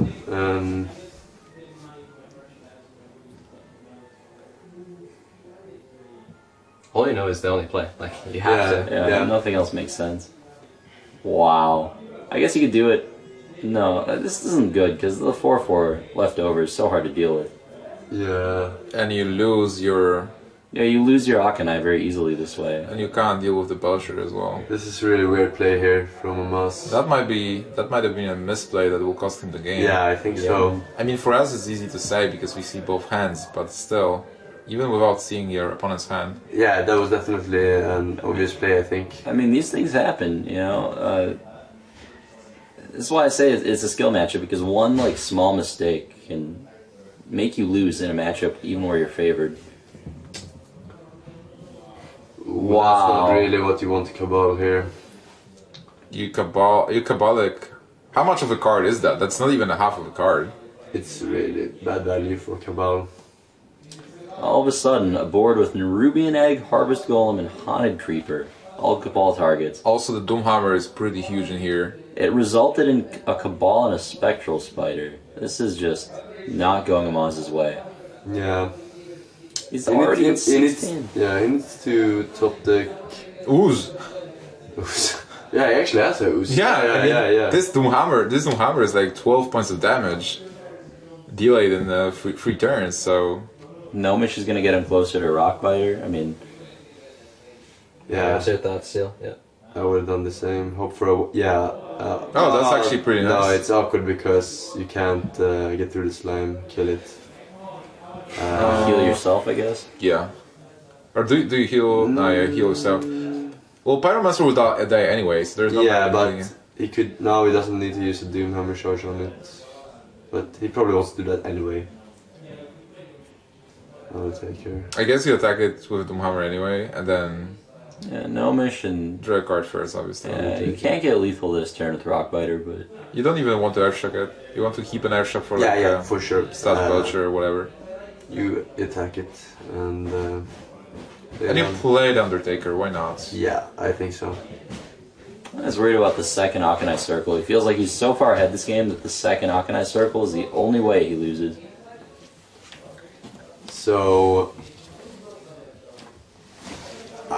Everything is like. How much damage is this, by the way? This is 4, 8, 10, 11. So if nothing is done here, it's lethal. Yeah. If Hamas heals, he needs to... It's still lethal because of Defender Vargas. So Hamas needs to kill...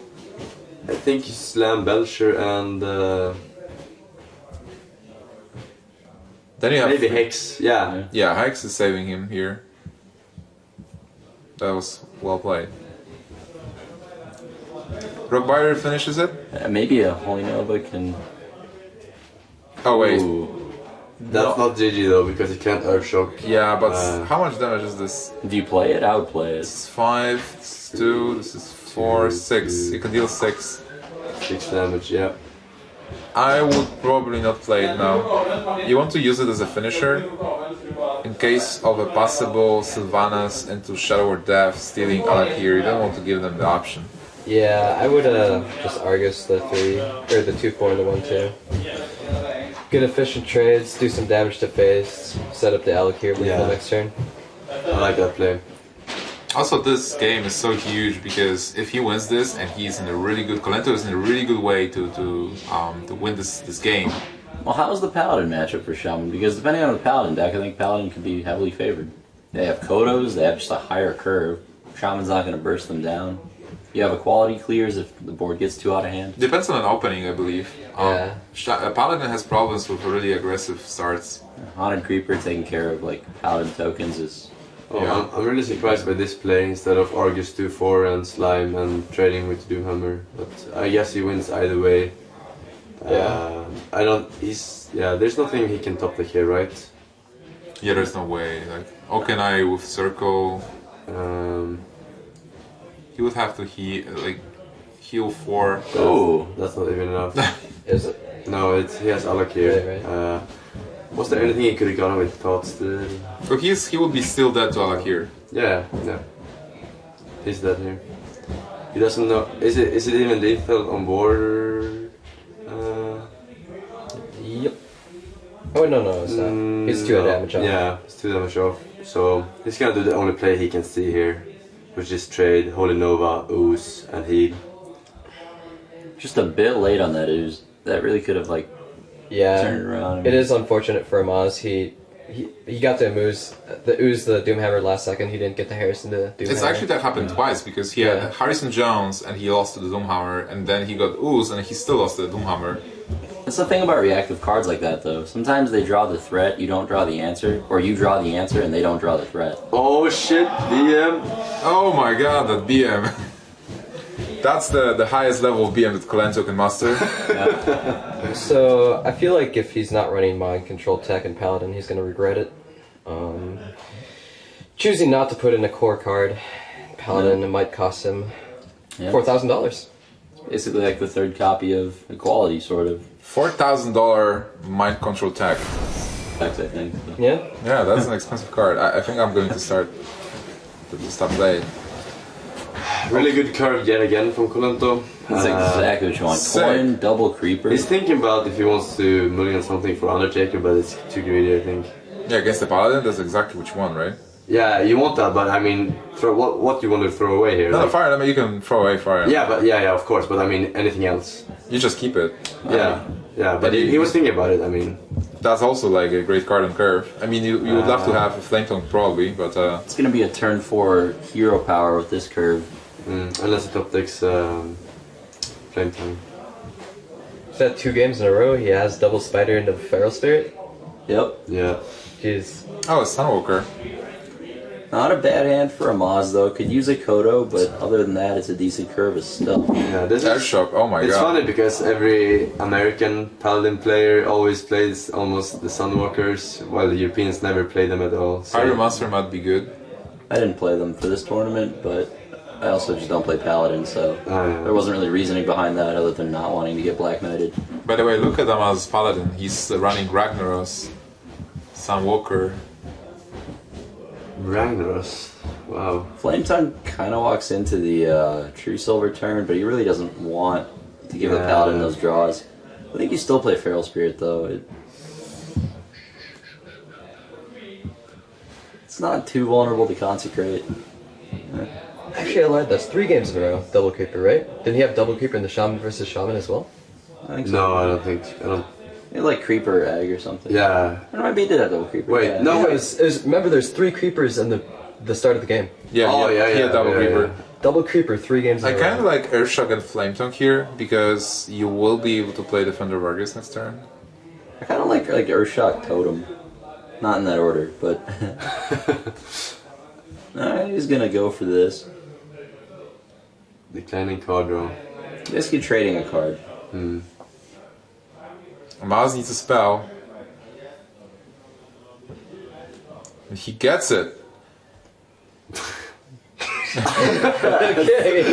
Oh my god! Let's not play it.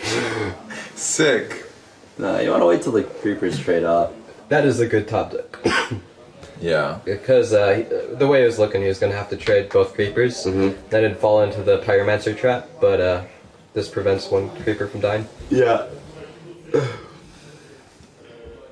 And you want to trade the right one. Yep, and then Feral Spirit, I guess. Yeah. Probably avoid playing minions after that until the equality comes down. Well, if Amaz gets equality next turn. You what, mate? Well, Whoops. Santa disagrees, doesn't... Oh my. This is playing right. Like even if he doesn't have pyramid, like this is also consecration turn if he does that. I don't mind the totem rather than Feral Spirit. I don't like it, but I mean, that's fine. But you definitely shouldn't trade both spiders off. Yeah, that's for sure. At least use one rock right there. I actually like the totem over Feral Spirit. I want my Zerdrake out on turn 5. And the Feral Spirit is a strong card late game after your opponent does the combo. I guess he knows that the Paladin doesn't have True Silver, because if he did, he would have killed the used it, Flame Tongue. yeah. So that makes that turn 5 Azure Drake a lot stronger. So you want to use the hero power as much as possible. Yeah, Paladin can mostly ignore it in a lot of cases. Well, the thing is, like, if you spend your hand Wow. against a Paladin, Sludge Belcher there. I don't know, Kev. Yeah, I mean, that's just Oh, Doomhammer again. Those 3-1 spiders are gonna laugh all the way to the bank. Yep. Yeah, the 1/1 spider is just clearing the Yeah, Belcher. you just run in the rightmost 3 creatures, kill Belcher, and put Azure Drake to the left of Haunted Creeper. The healing totem will heal itself at the end of the turn anyway. Yeah, I think this is a Doomhammer turn though, because I think you want to play around Equality Consecrate on turn 6. Well, the only thing you're going to have on board without the Drake is like a Flame Tongue of Creeper and a Healing Totem. Yeah, I guess this is fine. I really like this play before. Doomhammer is such a crazy card when you're ahead. Yeah, it's just amazing. Just And going to opt to keep the extra spider. Okay. he's gonna be able to play Argus next turn, which is still fine. I like Never mind, turn. this is better. Yeah. Yeah. This- Wow, that owl though, That it's is a big pretty top. important. The question is though, I feel like it's a turn too late though. yeah, definitely. This turn is really awkward if you want to owl, but if you play the Sunwalker, it might just get hexed, and then you're in shit ton of trouble. Yeah, but what else can you actually do? Owl the totem, make a dude, and pass. It's not exciting, but it gets Yeah. rid of most of the power in play. Yeah, I feel like you just play Sunwalker. If you don't play it this turn, you're never going to play it. It doesn't really do anything. Yeah, you're right. I get, well, Yeah. it kills like a spider and a totem, but yeah, maybe this is even. no, it only doesn't kills the even kill the spider. totem. Yeah, because The it Doomhammer attacks kills it. twice with Doomhammer. Yeah. What did he target? Okay. You what? I like this better than Hero Power, but You're building some boards, so you will be able to start trading a bit. I guess he's got a humility for a fire elemental later on anyway. Yeah. So, I like egg hero power here. Wait, can you just? I think I would just kill. You egg hero power, you attack and kill off the board with your 1/1 spider and Doomhammer. He wants mean- the extra pressure in play. Yeah, kill the 3/3 with a. I would trade the 1/1 there because this. Yeah, me too. I mean, you don't have any other enablers for egg, but maybe you don't need it when you're this far ahead. You don't even maybe need to play the egg, so. Wow, is- that's a really good draw. You think? I would prefer consecration. I mean, it's good to stall the game, and he has no hex, so it's actually really good in this situation. Yeah, Ma's really desperate for those consecrations. It's basically Paladin's best card in the matchup. He hasn't seen a single one yet. Yeah, Equality would be good as well. yeah, it would be decent. Not so good, but if he plays a Drake here, then it's gonna be good for sure. So I guess it's just like Azure Drake. See what you get. Drake and like egg to play around board clear. Yep. series is making me think double Creeper into Doomhammer is impossible to beat. It's pretty good. Yeah, but it's not always you get it. We've seen it like 3 out of 3 times, almost. By the way, Yeah. So Gadgets and Conceal is a 2-card I mean- combo, for example. Oh yeah, that's true. Equally hard to beat. by the way, Kolento is in the lead now, and if Kolento Wow. wins, if I- Kolento I- wins this game, he will win the series. This is yeah, a match point. He actually just took 10 off Guardian of Kings because he feels like he's that far ahead. And I really like that play. I do as well. Oh my God, there is a consecration top But deck, it's bad right now because of the healing totem. It's, and the fourth and the it Druid doesn't deck. do anything. It actually is worse to play the consecrate than not play it. If you could play it for free, you wouldn't play it right here. You have to Because play lay on hands, I guess. you enable the Nerubian and the 1/1 spiders, and it doesn't even kill. No, it doesn't even kill the 2/3 and the 1/3 totem. He plans on humility Yeah. on the 4/4. That's Yeah. Humility on the 4/4s, yeah. So let's do 1/1 spiders in So play. tell me, Forsen, how bad it is. I like Oh wow, actually, yeah, it's really good. I didn't see the humility there, but I like the lay on hands better because Kolento's board was full, and now he gets to refill it. Yep, and he has nothing to go with in equality. Yeah. Now he gets Ugh. yeah, but Go Feral. I've seen Amas struggle to get consecration. He also used the Pyromancer, so now you can just overextend, I guess. Would you keep Doomhammer for a possible Rogue Rider top deck? Yeah. I guess, right? Yeah, if he plays Harrison, you don't care anymore. So Kolento has 17 damage in hand, 14 on board. 8, 9, yeah. Oh. I would have played the Code Leader. No, I like this. You need to draw a quality combo. Oh wow, he got the. He got it. Oh wow, that's so lucky, considering he used 1 consecration already. Oh my god. Could this be a comeback? No. The egg, actually, yeah. Yeah, No, It's probably. pretty devastating. Maybe you. No. I guess you pass. Spellbreaker. Does he have Spellbreaker? In the deck, yeah. Oh, Holy Light is a card. So There's no way to deal with the 4/4. yeah, I guess you do it, but And you create a dude. yeah, and you heal yourself to be mana efficient. Well, maybe. Possibly. Well, if he draws like a Peacekeeper, gets Senjin, lucky on True the Silver. Yeah. There's a lot of cards for 4 mana that you want to top Kolento it. has most answers to Amaz's hand anyway. Wow, it's actually super low here, now that I think about it. Oh my god, it's 9. Yeah, but it does have the... oh shit, Battlenet lag. No. Not in the final game. This Kolento, please. Not like this. Okay, got it. remake. That would be tough. That would have been really disappointing.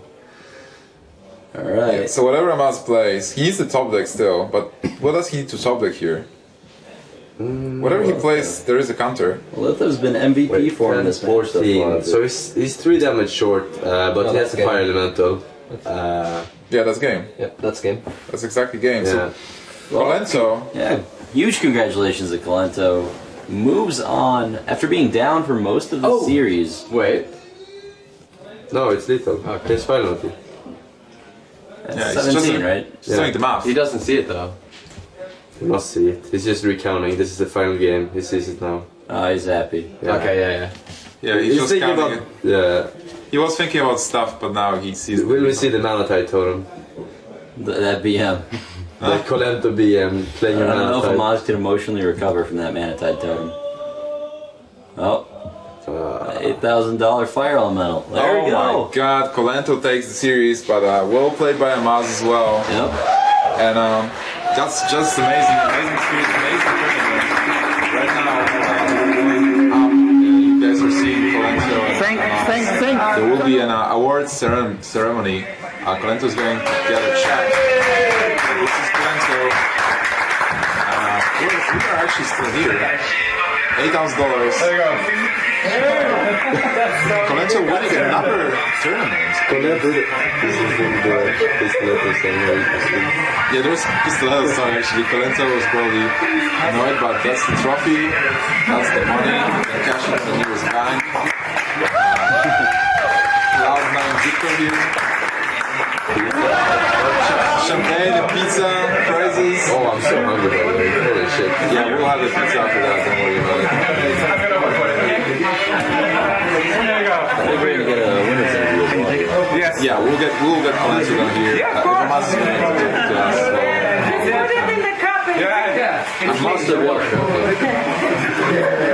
my god, he's actually feeling... No, Kolento. Kolento, please. Don't drink that. Oh my god. Okay. That's Kolento for you. I had a speech about why you don't do this, like yesterday. Oh, he's not gonna regret that. That's a victory champagne. Rip Kolento. The stream is not PG6 anymore. We need to downstairs. Well, we had forced and so forth. It usually leaks out the bottom too. Come on, take it. I've been in this situation too often in Magic What tournaments. happens? Kolento is going to join us. Camera is following him. It's almost here. Guys, the Viking House Cup. We're having so much fun. And Kolento and Amaz, by the way, those guys are House Cup champions. I mean, they faced each other back in April, I believe. Yeah. Millennium House Cup. Congratulations. We have Kolento here. So please. Oh, look what I found. This is the prize. This is extra. Amaz! It is. Kolento! I get you. Oh, you're drinking more? Come on, Kolento. We need to interview. Guys, that was an amazing tournament. And Amaz, maybe you first. Your thoughts?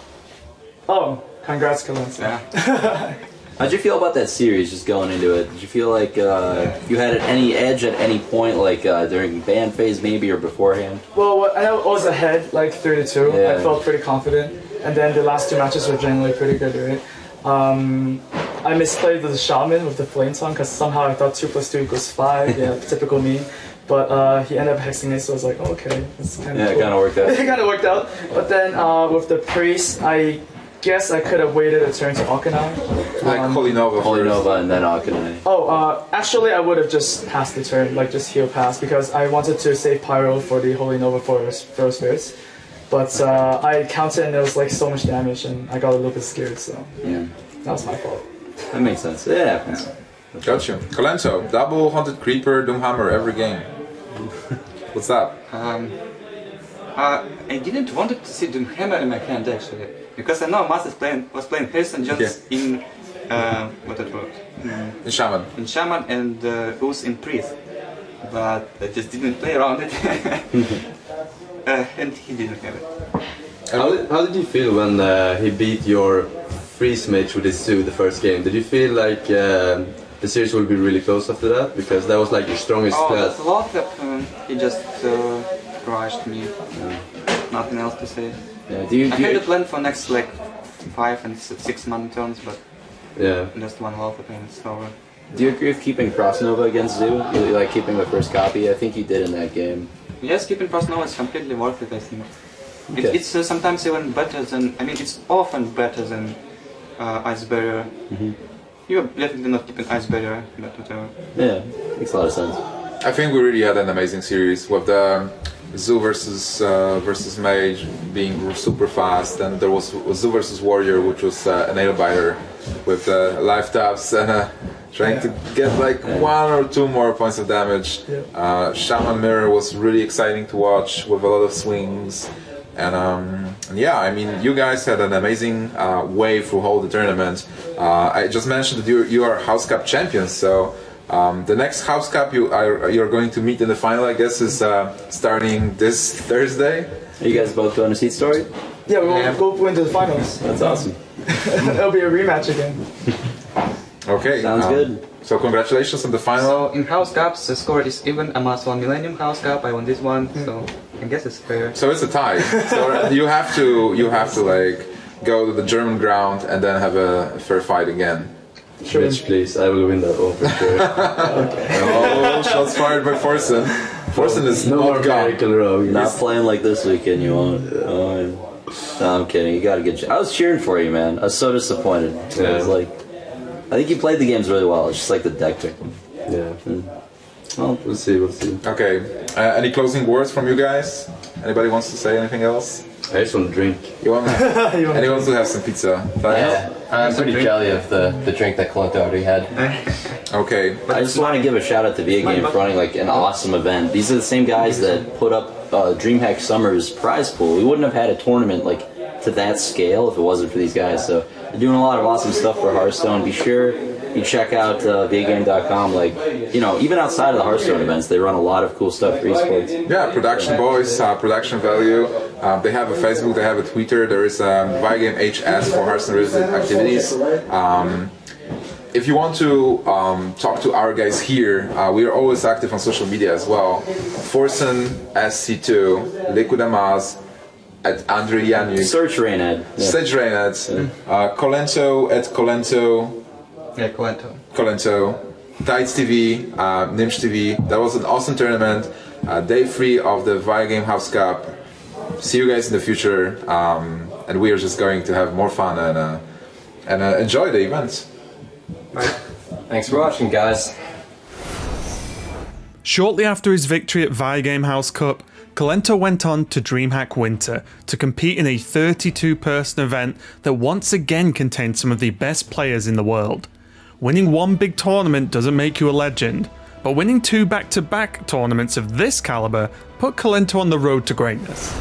That's exactly what's going to be happening, and sort of I was talking about this before the match. I think Game 1 is actually one of the most important games in this series because it's going to dictate a lot of how these guys end up with their lineup, and Kolento true to how this Priest has been all tournament, what a fantastic opening hand he has. Yeah, he has the Circle of Healing with the Injured Blade Master combination and Northshire. That's the holy trinity for Priest. And the coin as well. Oh yeah, the Priest allowing to get the coin to combo with the Wild Pyromancer also could be a really important And card. he picks up a Smite to go along with it. I mean, can you pick a better hand for Priest to open with? I don't Like, think if you there's a could better pick hand. 4 cards versus Hunter, I think those would be the 4 that you chose. Yeah.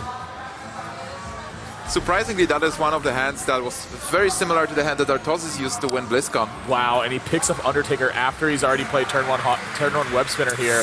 Yeah. Sometimes it's how you got to roll. So then, if you're Tice, where do you even go for it? Do you just have to ignore the Cleric because you have to wait till the Eaglehorn bow comes out, or do you even try to freeze where it is going on? I with think the you freezing trap for sure. Like, I think you just want to get it out of the way and hope that it doesn't really happen. I mean, you are thinking about Injured Blade Master, but if you let that draw too many cards, you are going to lose this game. Right. So I think you play freezing trap here, forego the extra charge potential on your bow. Next turn, you have Undertaker and Mad Scientist. Hopefully, you can use the bow after that to run away with the game. I agree with that line of play, but then again, Dice wants to be very aggressive this game. You want to rush Priest down before he is able to get to those Cabal Shadow Priests, to board clears, and before you run out of cards. So I think there are actually 2 lines of play that you can take. First, be very aggressive, just win by aggression, and second, just win mid-game somewhere with high mains, Sludge Belchers. But this is about to backfire big time because not only is he going to be able to draw a card, he's going to put a really strong minion and be able to pick up an extra card off of killing this web spinner because freezing trap wasn't played. Well, hang on. He could just run into the Mad Scientist here and pick up 3 cards off the Circle of Healing. Oh, you're right. Even a 3rd card. That's the play I would tend to go to, especially he's got Holy Smite in his hand. He's already got Alkanive. He finds another Circle. I mean, Kolento's got everything going for him this game. So at this point, he's just going to measure whether or not he needs 3 cards. So in this game, he's going to determine he doesn't, which, you know, I don't necessarily disagree with. This is going to keep your Injured Blade Master from getting kill commanded straight away, and then having the Mad Scientist finish it off. So that's probably a more important to minion protect, but just that fact that he had the decision at his disposal if he wanted to draw 3 cards instead. He even picked up Shadow Madness, which is a fantastic card against the Hunter as well. Everything going Kolento's way this game so far. Tice has no way to reasonably respond to this board position. Well, you can start by trying to work backwards and kill off what was played in the very beginning, but it's like what Nim said earlier. As the Hunter, you're trying to be the aggressor, not the control player. And this is the opportunity where you're able to start getting a really good value from your cards because you have the hero power, which has a lot of mileage. Even Shadow Word Pain picked up. He's just got answers for everything at I this had point. no idea he was playing that card. He even gets a fall. Oh my god. Sludge Because Belcher. Sludge Belcher. Hunter Creeper is not that exciting, but the Sludge Belcher is a very good card to get. Wow. So he's got Shadow Pain and 2 Holy Smites in his Priest. I mean, he is well equipped for this Hunter game, or basically the Hunter meta at the tournament. So why do you think Tice opened with a Hunter? Was he expecting a... I think it's his worst deck in the entire series. Yeah, I think it's just a throwaway deck for him at this point. Which is funny to say about a Hunter, but he's got Priest and Warrior. I mean, his handlock wouldn't be bad even if he had it, and then, I mean, he's got a lot of answers to. Maybe he tried to snipe for a Druid, because you open with Druid often, and I think Kolento actually opened with Druid versus Strifecrow, so he tried to aim for that. That definitely is the ideal scenario. Definitely not Priest, and now he's going to have to pay for it. This freezing trap is also going to pop the Scientist back to his hand. Kolento stealing the Mad Scientist. Wow. Basically killing 2 traps for 1. I want Earth you come back from this spot. I mean, Kolento's still at 25, and you're whittled down to your last 3 cards. Trust in the Leper Gnome. I'm going to be honest with you. I don't think it's going to get it done this game. Kolento is way far ahead right now. Tice is also out of cards almost. He can't even deal well with this. I mean, he can kill the 4/5. Yeah, I mean, you have to stop this Injured Blade Master from ruling the board. But that's so much damage, again, that's been taken away. Is there an opportunity for him to go aggressive here, Admirable? I'm not really seeing it. I mean, I'm staring at 8 cards in my opponent's hand. Of course, we know one of them is Mad Scientist, so he's basically got 7 cards in his hand. But, I mean, just where's the opportunity? Like you said, this Injured Blade Master is just going to rule the board if he doesn't take care of it. I think the only way is to draw the back-to-back Savannah High main. Yeah, that seems like to be the other problem with that, with going aggressive, is just his hand context. It's difficult for him to really go aggressive with 3 minions that are not really utility based. You just kind of, you just start punching with them. Gets another Holy Nova. He played this Hunter Keeper here because of a situation like this. If he goes to Knife Juggler Panther, he's just going to lose his entire board to Holy Nova. He's going to have no recovery potential. He's going to lose the whole board to double Holy Nova instead. Oh, over the course likely, of a couple turns. Is there any reason to not Holy Nova here? Just I mean, he has a lot of ways to deal with the board, and he's just considering everything. I feel like Holy Nova is the best way to clean it up, especially that 4-2 Jungle Panther. Wow, if he'd played Sludge Belcher, he would have picked up Kill Command. No, we've been putting damage. Yeah, and this is going to be... Tyson's about to get some really bad news here. I wonder if he's going to concede after seeing a second Holy Nova. No, you can't I definitely don't think he's going to concede You're the in finals. finals. Yeah, that's definitely not going to happen. Wow, he's choosing to go with Sludge Belcher Holy Smite. I mean, I guess it does develop his board, so this probably is a... I mean, this is still really bad news for Tice. There's no beast. Oh, there is one now. There's one beast, but I still don't know if this is going to get it done. Well, for Tice, it's actually pretty simple now. You get what you get, you play it, try to sneak in damage. Gosh, it's just, every paper is going to get delivered every turn for the rest of the game. It's just going to have bad news on the front page. So basically just news. Yeah. I imagine like Kolento's like he's like Paperboy in the video game. He's like riding the bike and he's throwing the newspapers. There's like tires on fire and people building construction. It's like, why on earth would you be doing laundry in the middle of the road, guy? But every house is Tice, and instead of hitting the mailbox, you're just breaking windows, and smashing your pots in your front door. I know the ending to that game too. You actually can't win, and I think it's very similar to Tice's situation. He's got double kill command, but I mean, Priest can heal from this point. And you have no clear way of getting to the point where double kill command can end the game. Yeah. It's actually pretty interesting because if you have 9 points of mana, he could deal with both Belchers and the tokens as well. Oh, this is painful. Just using your damage on the Belchers instead of face. One of the Belchers didn't even belong to him. He actually stole that from you. So there's actually a third Belcher somewhere in the deck. The only thing it didn't belong was in a museum. Well played, sir. Well played. Are we going to get a card in GVG? No, we're gonna get Cabal Shadow Priest to take out with a 1/1, and in fact turn dog against his brother while being able to heal. This is a stomp for game number 1. Yeah, I mean this is what happens when you start out with Northshire Cleric, Injured Blade Master, Circle of Healing with the coin, and Shadow Madness, and some shenanigans, and double Holy Nova. Oh my God, please. I mean, that is damage, but it's also getting to the point where he's taking a lot of damage, too. He's at 13 health. In 2 turns, he dies. Oh, yeah. Oh, he can deal with the Belcher. I don't know if this is really dealing with it. Just silence the kill command.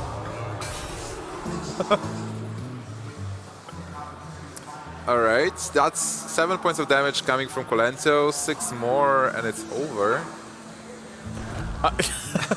I'm trying to think of any combinations of cards that gets Tice out of this. I mean, he's not like running Ragnaros like Life Coach, so he can't even reach for damage like that. His finisher of choice is the high mains, but he doesn't even have any sign of that. He has to use kill command number 2 on another minion in order to stay alive longer. He needs to extend his window. This is pretty much... Oh, first such Belcher. 3 Sludge Belcher is really easy to deal with if you're in Hunter's position. Well played. Yeah. Well played, well met. What up? What up? I mean, straight to the dome. What do you do? I don't know. Tice is going to be top decking from this point on, and I don't see any reason to continue other than you just want to see more cards from your opponent. Yeah, the only thing you can do is Tice. Just think about the next deck you're going to take.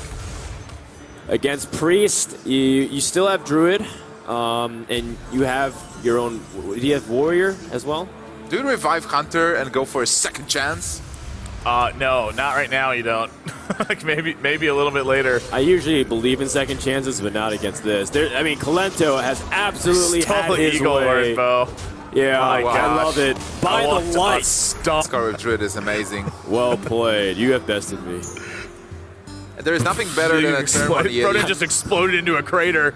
Yeah, that one was actually pretty tough. Hooray!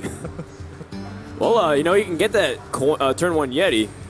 Coin Innervate is a possibility here, and that could be the best start you imagine. Whoa, is Kolento? Oh, he's going. He can actually get it. He's got 2 Yetis back-to-back in turns now. It's a pretty solid opener. Turn 2 Yeti, turn 3 Yeti is really tough for Priest to deal with. This is probably one of the... Whoa, Kolento he could have smited him turn 1. Why did he mulligan that? Not what you want to do, Admirable. I got bad news. He could have put that Druid down to 28. Wait till Crackle comes out for Shaman, then we can make a case for turn 1. Smiles to the face. I can't wait for Crackle. I want to be the guy, by the way, who has to roll Spell Power Totem and then crackle the opponent and roll 6 in order to win the game.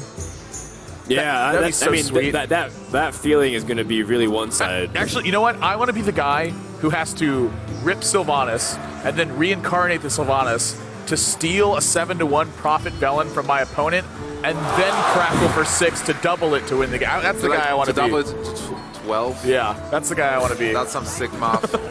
Well, the Small Pyromancer actually is a pretty decent answer to the Yeti. This is interesting. The curve has now introduced different elements of it that doesn't make it so clear-cut, but I think Yeti at turn 2 is still so strong. Oh, yeah, still definitely going to go with this. Kolento's going to have to use both of his minions if he wants to take this out. Right. Pretty short, unless he picks up something off this Powerward Shield. That's not going to do it. Maybe a Smite. Yeah, I mean, Smite actually would be really good here, ironically, but... Why would that be ironic? Well, because he mulliganed turn 1. He wouldn't even have Smite. If he kept Smite, he just would have smited him turn 1. Come on, Frodan, we just talked about this.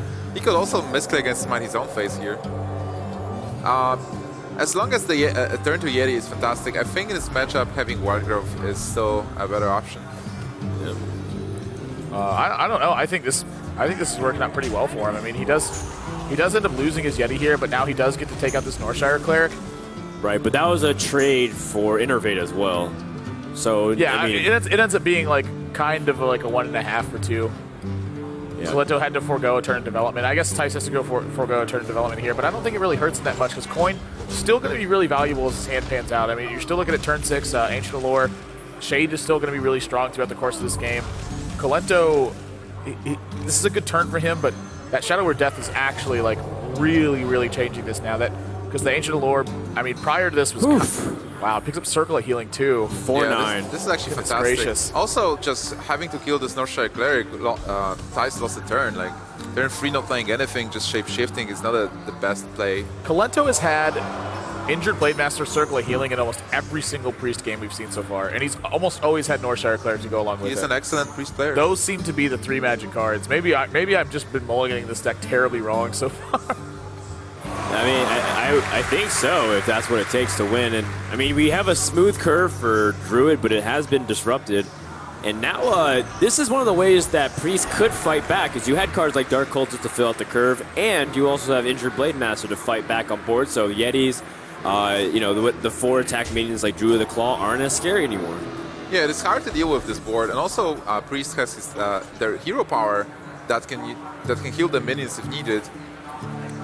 After watching the last match and watching how this one's been going so far, I've talked a lot in the past about how I thought Kolento really, really traded into minions a little bit too often, but he has been ramping up his aggression a lot and really turning on the heat in spots where he doesn't otherwise have a lot of favorable trades on his opponent. It feels like Kolento and Strifeco switched in terms of their philosophy. No, it really kind of did. Strifeco was really kind of over trading in some of the games he was playing, and Kolento has been kind of putting the pedal to the metal.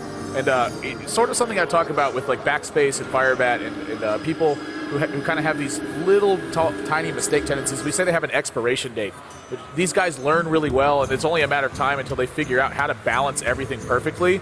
And Kolento looks like, it's been happening this tournament. There's a very simple explanation. Those guys are on the same team and they are testing together. They are exchanging ideas. So I'm sure they influence each other's styles a bit. Well, talk about influential here. Lotheb will shut down a lot of the spells and basically force it so that way he's just going to either use hero power to recover or he's going to play a minion. A minion is still a good option. Druid doesn't have a very good board clear potential. The combo is one of the best ones, but if you continue just killing and healing, can you develop Pyromancer? I guess you do. Sure. Yeah, I feel like in this matchup, Pyromancer is a lot less about its actual effect and just more so just like a 2-mana 3/2 minion. I think he's just very happy to get it on the board and hope to get some damage out of it. Oh, and the Keeper of the Grove. Yeah, that was an excellent draw right now. Yeah. Now he can get past the Belcher and take out this injured Blade Master while being able to clear out some business. In fact, this is a board clear. It's pretty darn close. Yeah, I think the Belcher stays as a 3-3. Oh, no, you're going to clear the Belcher. You don't let him heal that up. You just let him have the Wild Pyromancer. You're not too worried about that. The problem with this is that you are a little bit weak to Cabal Shadow Priest, so that's something that Tyson's thinking about. Yeah. I mean, it's effectively because, the 3 health is easy to deal with from this point on. Yeah. And then you have Ancient of Lore next turn, and they can't fight back that as easily. But he does have Shadow Word Death, and that's where you were saying it's a really valuable card for him to start getting back some momentum, because then it starts getting to the point where combo becomes a legitimate threat to how things develop from that point on. If he finds a safe turn to mind control, that's really what he's looking for. Right. So Cabal Shadow Priest definitely going to help him do that. Oh, he actually is going to go for the Wild Pyromancer. I'm a little bit surprised by that. Oh, Pyromancer can still do something. It's too annoying, especially if you have a 1 health. If you have a 1 health Lothep. Yeah, especially against the Priest. So Cabal is getting to get some value, but other than that, Kolento doesn't have that many cards in hand, and he doesn't have draw potential, where Druid has Wrath and Ancient of Lore, and a fantastic card, which is Scenarios, so it seems like Druid is going to win the long game here. Well, that's if it goes to the long game. Again, Kolento, he's got the Shadow Word Death in his hand. If he picks up a minion right here, and again, I know it doesn't seem like much, but that 4 extra damage that he dealt with that injured Blade Master the turn he dealt it actually makes a pretty big difference in a situation like this. Oh, he gets a minion. Yeah, I mean, he gets a minion. This is exactly what he needed, and Kolento can now, again, continue to turn up the heat. And Tice is going to have to find a way to turn this. Which one of these do you heal? This is a really tough choice. Whichever is your favorite minion. It's like oh, well, we've confirmed Dark Cultist is Kolento's favorite minion. Yep. It's the new guy always. Yep. Tice, though, really drawing some key cards in this matchup right now. You can coin Scenarios, but I don't think just so defensive. Well, it doesn't really do anything. Your tokens are going to get run over. I mean, you're risking a second Shadow Word Death. The 5/8 body can get some work done, but I think you just need to overdevelop this board and hope that your opponent doesn't pick it apart with like a Holy Nova or something. What about like Wrath swipe? But then again, you're clearing, and this is a situation that Ruin doesn't want to find himself in, where you are backpedaling and you want to clear the board instead of just developing your board and going forward. I don't have a problem with Wrath swipe. I think you might be able to set up something better if you just taught this Druid to the Claw and play Shady Next Ramus. Yeah, I think you just have to play if he does it this way, what he's thinking about, of course, is Holy Nova. Like, if he plays Druid of the Claw and Taunt and then plays Shady Next Ramus, he's really vulnerable to Holy Nova. You can just put the Cabal Shadow Priest into it and then clears board and heal back up. That's a pretty decent one. That's a fantastic card for next turn. You will be able to clear anything. All right, so he's going to coin the Shady Next Ramus. Yeah, I mean, he just has to deal with the pressure on the board. That's still a reasonable amount of damage if he left the Cabal Shadow Priest to his own devices. So, yeah. I mean, Holy Nova still destroys this Shaded Next Ramus. Yeah, it's not quite as impactful as it would have been the other way. The other way, though, he just would have got crippled. Well, Initial Great Master is not bad. Yeah, that's another good one. I mean, he needed to continue to draw minions, so that way Tice, something to do. Yeah, Tice is forced into trying to play something that really impacts his board, but going into turn 10, he's going to have Mind Control, and then he's even going to have Shadow Word Death to follow that up. Tice is going to have to put together some really strong draws. Harrison's not going to be the start of that. So are you forced to use combo to clear? I don't think it's unreasonable right now, especially because Priest is going to have such a tough time putting you back on your back foot when it doesn't have a lot of development going out, and it doesn't have a big burst combo. And Tyson, he's got plenty of cards to win this game with, so using combo here to clear it's kind of putting him in a position where he's going to have to end up killing his opponent with just kind of minion stuff, but he's going to dip low, and it feels like your opponent just has responsive stuff. It feels like he has something like Mind Control, Shadow Word Death, maybe even something like just another Circle of Healing stranded in hand. Also, if you're thinking about Mind Control, then that's actually the play, right? Yeah. All right, well, the combo to clear is the choice. I mean, 10 health is still pretty reasonable if you ask me. Oh, okay. I thought he was going to... Oh, he wants to clear at the correct order so that way he doesn't lose anything. So yeah, he's going to value his own health here. Chooses to Unveil the Shade instead of using his own life total as a resource here. It's just a matter of how much is that extra life worth. Haha. Well, he's got their exact answer to it. Yeah, but he probably would prefer a minion there. Yeah, I'm just going to heal him. So this has been good news for Tice now. I think this is a spot where he's actually able to start taking control of the board again. Yeah, no. So how do you start leading the charge? Cenarius is one of the biggest minions. You usually want to get the heaviest minion creatures out of the way. And then that's where like mind control actually becomes like a pretty big deal because it takes a 5/8 body. Yeah, that's what he's thinking about. He's thinking about how mind control affects this. Oh my gosh. Mind control does affect this situation. Wow. That's actually quite humorous. Yeah, that's really funny. Kolento, though, pretty much out of gas after that. Like, this mind control is going to help buy him some more time, but doesn't really have a lot of business in hand. Yeah, he needs to do it too because this is a lot of damage that comes out the other way if he has any other pieces to come. This is like a mind control bait. He's just not really going to get much more value out of it than this. Mind control bait, that's actually kind of a funny idea from that. But yeah, I mean, Cenarius is going to come down here, and again, this Shadow Word Death going to take out this Cenarius, so pretty good value on that end. But now he's got these 2/2/2s to deal with. Need something like Cabal Shadow Priest. Circle of Healing's not it. Just more spells. Oh, he has Holy Smite. Smite one of the cheese. Well, I mean, you definitely can do that. I don't know if he wants to do that right now. I think he's just going to hold on to it. He's fine with taking 2 damage for a little while. Yeah, 2 points of damage is not that much. And he can also Holy Smite next turn. Yeah, you never know if you draw Alkanai Soul Savage Priest. Roar.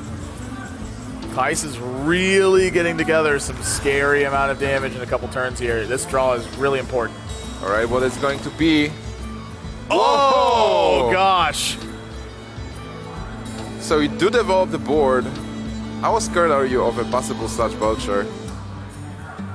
I mean, I don't think if your opponent had Sludge Belcher, they would have played it, so you're not thinking about Sludge Belcher. What about a super aggressive play? Swipe face, keeper face, attack for 4. Well, you calculate if that damage is worth it or not. I mean, this damage on the board right here is lethal with just Force of Nature Savage Roar, so you don't really need to do anything else. Even if your opponent clears out one of these minions, you're still fine. So Cabal Shadow Priest still isn't that good. He needs Alkanai. That definitely a pretty decent draw right now. And that's Alkanai! Oh! Yeah, that Alkanai Soul Priest gets a clear. I mean, it is at the cost of 2 cards, though, and his minion's not going to live because the Druid can take care of it. Yeah, but the Druid is really low, and you can still heal 2 points of damage here. Just Alkanai clear, and then Druid has only the combo on the hand. Kolento's looking at the deck, and what he's thinking about is how likely is it my opponent has Force of Nature Savage Roar, because he's already used 1 combo to clear, and he's only got 3 cards in his hand. So that's in the forefront of his mind at the moment. The thing that might give this away is that Keeper of the Grove hit the face for 2. So if Kolento reads deep enough into that, he might put it together that maybe my opponent just has a Savage Roar even, and that's the kind of damage I don't want to take. So I think just to deny a potential Savage Roar, he might choose to Alkanai Circle here. Not necessarily thinking about full combo, but more so just about the potential to deny Savage Roar from being 8 damage right now. But he can just hero power and Holy Smite, that's also fine. Yeah, he definitely could do that. So he decided to heal himself and use the combo there. Actually, you know what? I think that Holy Smite and Heal actually in Hero Power might have been way better. Yeah. You're still not that... Wait. Yeah, you're still not that to combo. Yeah, it is true. And you would have had a much higher really health close, count. though. It's It's really much higher close. health count. Gosh, I don't. That's really close.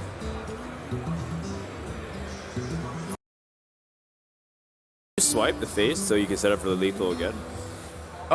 This is probably a pretty good position to swipe face. You've already seen Mind Control get out of the way, so you're not too worried about it. You might not want to set off alarm bells to your opponent. True. He might still feel like he needs to kind of grind this game out in case some like a really strong draw happens. Like say Sludge Belcher happens off the top for your opponent. Dark Cultist even.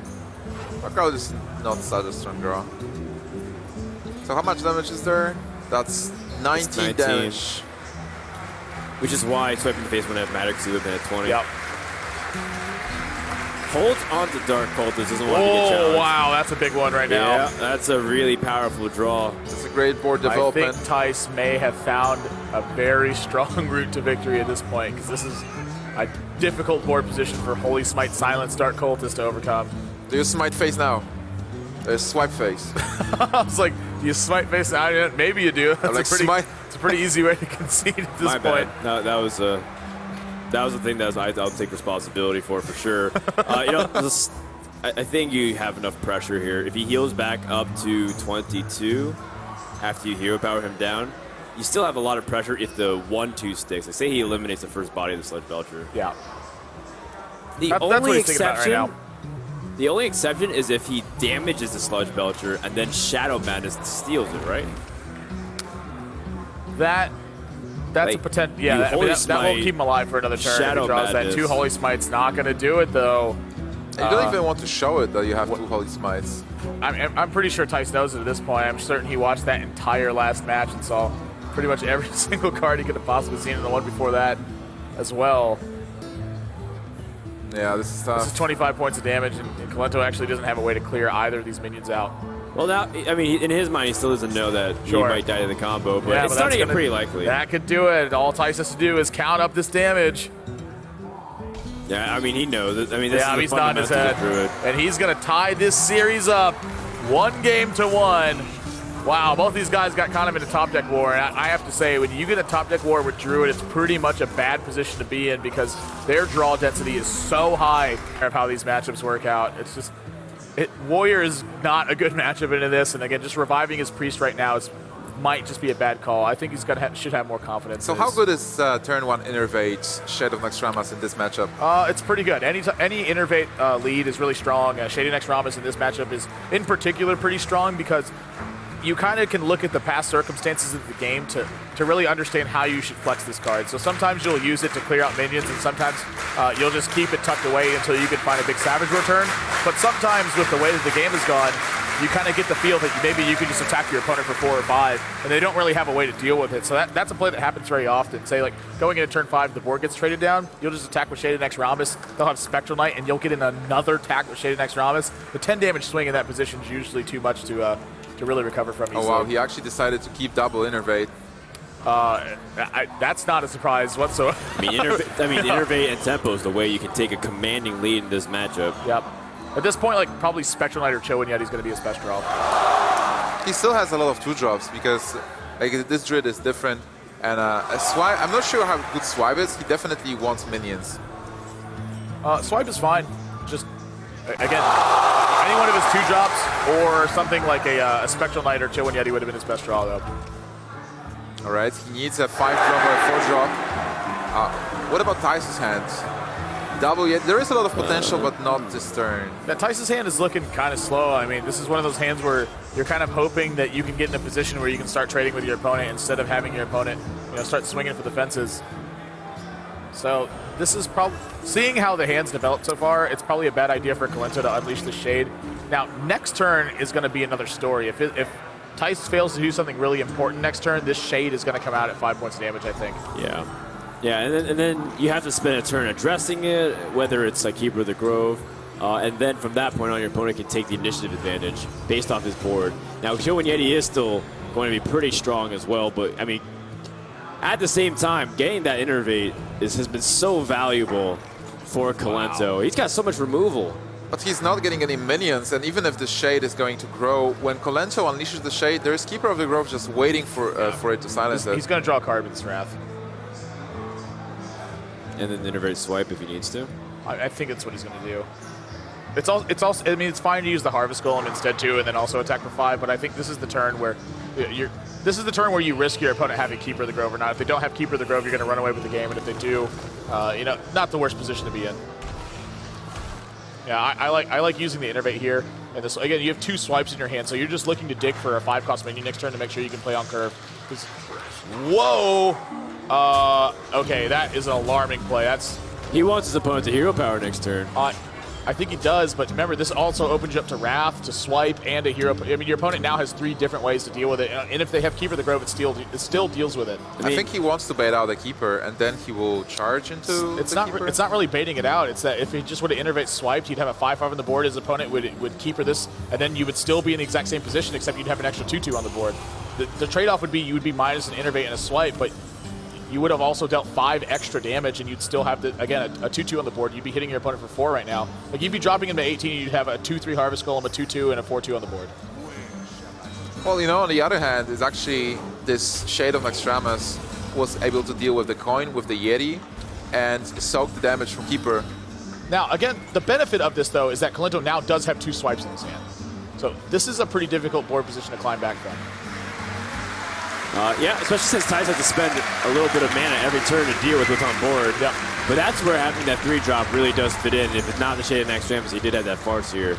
Now you innervate double swipe to deal with this Shade. I mean, I don't think it's that bad of a play, honestly. That's actually viable. I think this is going for Dome and trying to unveil the Shade naturally is probably a little bit better because neither of these minions that get attacked are very valuable. Lot better. Yeah. That's not how you want to be utilizing the swipes here. I mean, they need to be jockeying for board position. Yep. Especially now that we're getting to the turns where maybe your board's a little bit better, you can swipe or move and start pushing for damage. It's kind of tough, actually. I really don't mind double swipe. Of course you don't, but I mean, because Admirable tries to do as much damage as possible every single turn. Yeah, I agree with Admirable. I mean, hiding the double swipe is just concealing the damage you have. Like, Tice right now has 12 points of health, effectively. I think I would have thought about this turn a little bit longer. I don't think double swipe is the right play, but I'm trying to find the merit behind double swiping versus saving it. And I think saving it's probably a little bit better. I think saving it is better.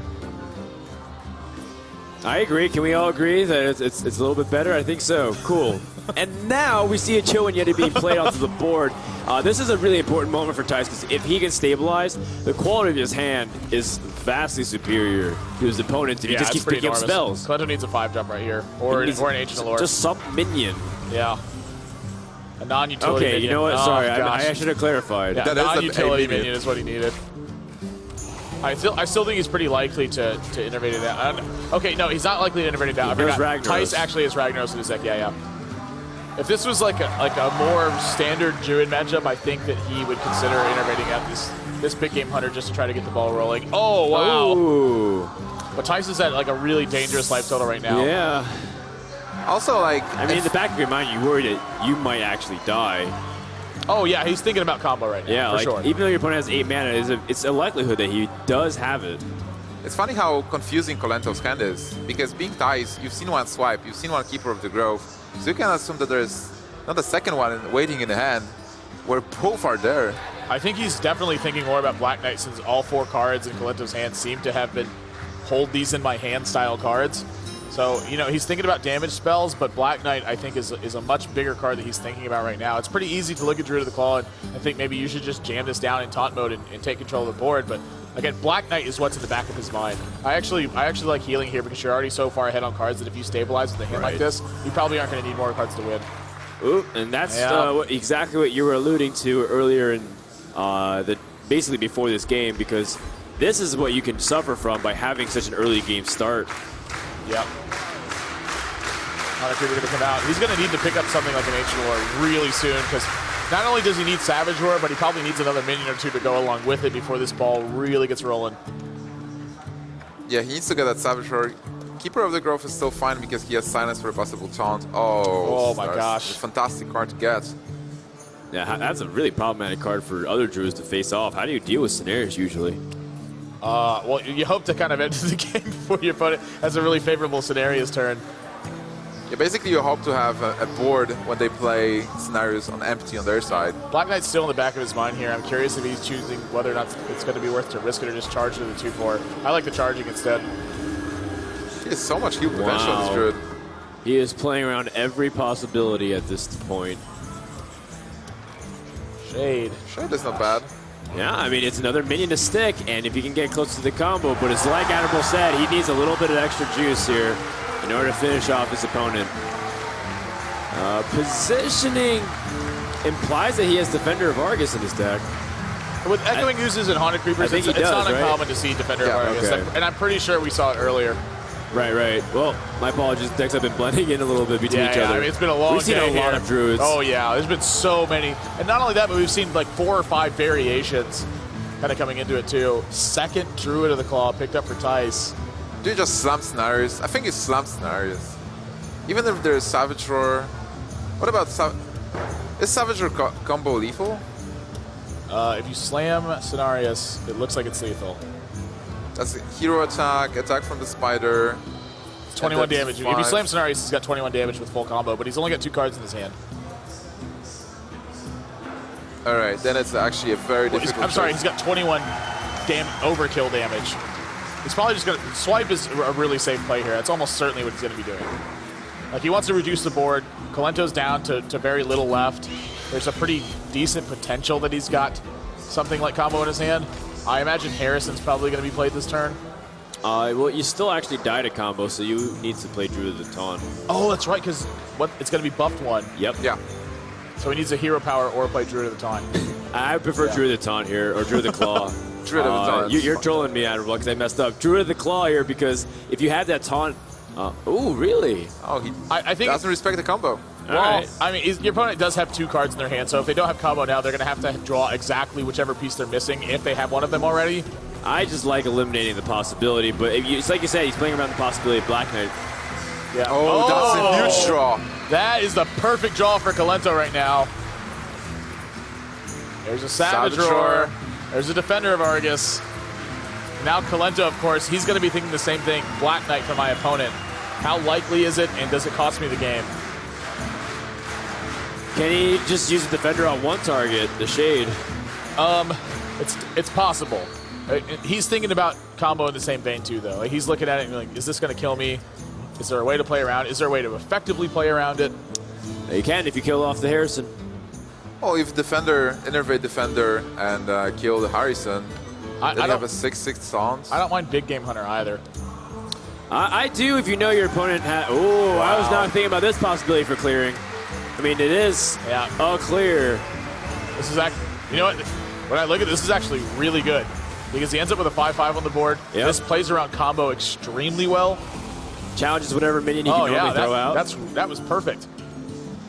But now, again, back on Tice, he's thinking about combo, but I think if you didn't see it last turn, it probably isn't there. Well, yeah. So, not to mention his opponent just used a piece of the combo, too. Yeah. What does it usually mean, though, when you see a piece used? Is he more liberal with it because he's the second one? Yeah. Oh, but Snare's a safe play, more or less. And you can't play all around the combo all the time. No, sir. Oh. Another Defender, well, he can play everything he has. Feels like one of the weakest draws in his deck. I would tend to agree with that. And there's no way to play around Black Knight now. Well, there is. You just don't taunt anything. But there's only so much rationale that can be backed So you put up. Defender of Argus on the very far right. No, I'm saying you Very, don't play Defender very of far Argus. right. Like not even next to the Ancient Allure, far right. Just drop it by his Nexus Treants. Put it by the end turn button. Every time Big Game Hunter before Ragnaros, but he realizes that there's been opportunities for his opponent to drop it. Yeah, he has to do it. Wow, look at this. That's a full board, but... Yeah, he's going to get some good news, actually. His opponent doesn't have any way to really effectively play against this.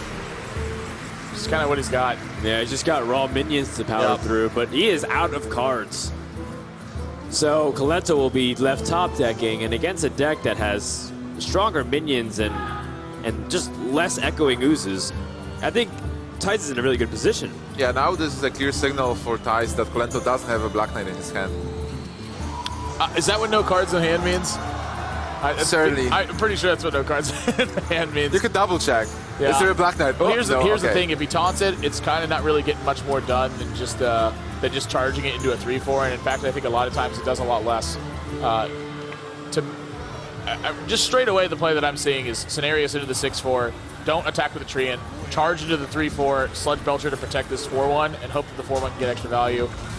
I mean, you take less damage. Yeah, the alternative to this is keeping your Cenarius at a slightly healthier life total. Yep. But you lose your Druid of the Claw potential to get maybe an extra bit of value next turn. That's true. You also play around the Wrath for one, but I mean he's just lining it up so that way Kolento has awkward attacks. Oh gosh. Oh, that's a minion at least. Right on time. Well, it is a minion. Not exactly the one you're wanting. Well, it's actually 2. Yeah, actually 2 minions if you get a Savage Roar, maybe. It duplicates itself. It does. Yeah. Unfortunately, you don't have Mark of the Wild or Defender of Argus or any of those cards it's supposed to synergize with. I actually kind of want to duplicate an Echoing Ooze now and then play both the Echoing Oozes and get more Oozes. For this another duplicate? Yeah. Deception. You need to have a way to buff Oh, it, though. wow. That is a really bad draw right now. These guys are going back-to-back reverse huge draws. I think that Small draws. Yeah. Tice had actually... That's the opposite of you. That is a tiny draw. Do you agree that Tice had better cards and now Kolento might start top decking the cards he needs? Well, I mean, Kolento still has 2 copies of Oozes and 2 copies of Haunted Creeper that he has to go through. True. I mean, you pushed for Yeah, damage. yeah. Oh, yeah. I mean, your opponent's freaking out if you attack for 5. Of course, when you go to attack for 5 and then hesitate, maybe a little less freaked out about it. I think you should have just gone 5 to the face and started looking to end this game. Yeah, don't be afraid, man. Just get in there. That's 5 points of damage. Snares isn't afraid. Do you know what I would do for a chance to deal 5 points of damage? What would you do? Probably more than I do for a Klondike bar, but Cenarius punches as hard as an Arcanite Reaper does. I think Yeah, it was I guess. mostly about protecting the big hunter. Wow! Savage Roar drawn. I mean, that helps clear the board a little bit. Well, sort of more of the story is that he actually chose to attack a minion here, and the last Savage Roar that's in Kolento's deck is what he drew to help prevent against the board getting traded down. But Is there any way to still win with the combo top deck? I think he will be still off. There's 19, you can deal 3 red now. No, it's too much. Not unless your opponent ignores your minions. And I think Savage Roar to clear here is Kolento's best option, but I mean, that also means that he is out of combo opportunities. Yeah, this big game hunter will start pummeling. he's got the beast in his sights right now, and that beast is Kolento. This guy's going to start beating for 4. Tice has actually got a pretty massive advantage with 9 points of power on the board to nothing and no cards. It was only up from there. I mean, he doesn't have anything else to draw other than Wild Growth to start shredding through his deck. Force of Nature will be a very big card. Oh, look at that. Well, I mean, you're still going to be taking damage from your opponent. I think it's just a little bit too much at this point. Too little, too late. Even if he draws Savage Roar, he's okay. You can still play it and end the game right here, right now, and take a commanding lead in the series. What, 7 mana Wild Growth? Yep. No, you're playing that thing. Can you innervate this Wild Growth? You can innervate it, you can, but let's also just play Wild Growth for what it is. So he's not actually going to be able to draw an extra card until next Not turn yet, either. not yet. Because the excess mana is going to cost 5. It's still fascinating, like, both of the players use all the cards in their hands, like, all the tools. Is he really thinking about taking out this Lothar? That would be a travesty, I think, at this point. He is thinking about it, though. He is a super safe player. I mean, Tice is control by heart, and he wants to control the board, but you can't die from this. He's thinking about what happens if his board gets cleared, if his opponent has Keeper of the Grove and just takes out the Lothar. I think so, too. Is he thinking about a third Savage Roar? Yeah, he's... He's also thinking I know the answer to that one, Nims, and it's no. He's thinking about Druid. I don't know an answer to any he's thinking about Druid questions. of the Claw. Yeah, I mean, you got to go for face here. I mean, if he top decks it, God bless, man. I mean, he's got no cards. You have a commanding position. You're going to draw 2 cards next turn. You have he's down to 5. Ragnaros off the top. Oh, gosh, another one of these early game minions. Kolento was like, all right, What a I guess brutal I can sequence. Yeah, I'm not feeling a Kolento on this one. Well, he can't stay alive for 1 more turn. For 100 if he trades off the... barely. But that's no way to live at 1 HP. For sure, by the skin of his teeth. I mean, his opponent might just straight out kill him with whatever he draws, whether it's damage, whether it's an ability to buff this creature with a little bit of attack. Savage Roar, Force of Nature, Swipe, Druid of the Claw. I don't even know. Maybe even Ragnaros. Wrap the face. That's a Wild Growth. A win with a big game hunter. What a win that is in the Druid Mirror. Okay, well that's not damage. He's gonna draw 1 more card. Still going for it. Anything with damage. That is damage. There you go. Damage. Tice takes a 2-1 lead now in this Druid Mirror. The story of this one, of course, boy. I love Druid, man. I mean, that's the mark of Tice right here. This Druid deck has been phenomenal for him all tournament long. Yep. But once again, he's going to need a little bit of help off of the mulligans because he needs a better start than that. Yeah, this start already looking better for Kolento too. He wants to actually use Haunted Creeper's deck we use, in the early game where he needs to draw them, as opposed to turn 37 where Haunted Creeper's not very good. God. That draw from Tice is miserable, and the draw from Kolento is outstanding. That's not a Wild Growth from Tice.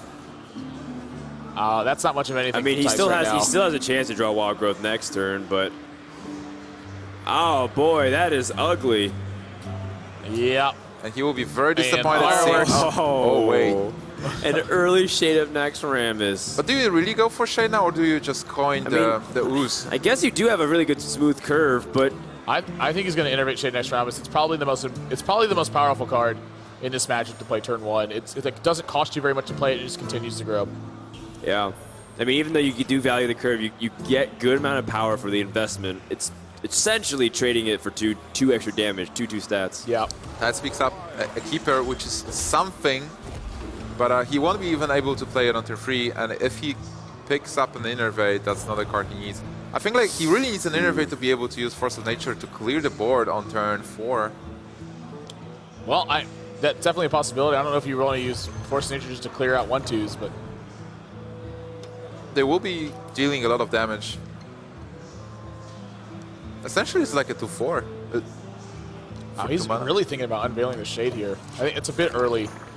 Not playing around Wrath, I think, is probably a little bit aggressive. You know, to say, well, you got me if he's got Swipe. Not such a bad not play. when you innervated out. I think you traded in that innervate essentially to get 2 extra buffs, right? Yeah. That's what you want. Attacking that early that'd be disrespectful, to say the least, to Tice. I would be in favor of that. 4/4. I still think he can't unleash it this turn because now he's seeing a Shade from his opponent. Right. Yeah, and then and also the potential for Swipe. But not that I think Swipe is that bad of a situation. I think you're actually pretty thrilled when your opponent swipes your Shade next Rammus in this spot. Do Swipe being tight? Just attack into the 2/3 Swipe. I don't think that's not really doing anything. You're clearing out an Ooze and a Harvest Golem token for that. I'd probably just silence here. What about just playing Keeper and killing one of the oozes? You develop a minion that is contesting the board, you clear part of it.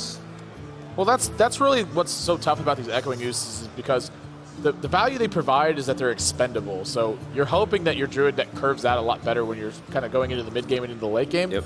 And when you're on the other side of it, it's like, do I really want to Keeper the Grove a 1/2? And kill half of the minion. Yeah, it's a very similar to like how Feral Spirits operates, where oftentimes you're using like if you have spot removal, it's gonna do half the job. Yeah, it's like the minion's so crappy that you don't want to kill it.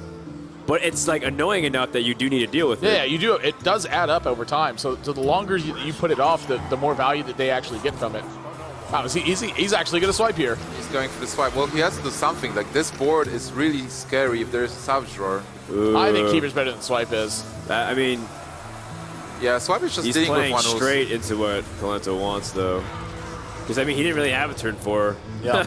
Now he does have a clear one. That's a fantastic swipe for Kolento. There's even a Black Knight now.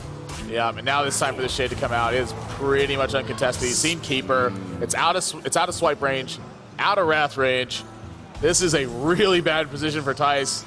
Well, at least he picks up a 5-drop. I mean, yeah, he has, what, 5 in the deck? Yeah, so it's even getting contested straight away. But even in this spot, I'm probably just going to go to the face with this Shaded next Rammus. There's no reason really to trade it into this Lothep because the only thing it's threatening is 1/2s, and you're getting in 6 extra point damage into it. And Kolento even recognized that. Wow, I am so happy to see Kolento really turning up the heat when he's got the cards to do it. Mm-hmm. And now his opponent has to spend his turn once again removing and not being able to set any questions, and he won't be able to take care of everything on board. Do you force the nature to remove the Shade? That looks like something you're going to have to do right now because you're expending too much to do anything otherwise. And that's how bad comeback mechanisms for Druid are.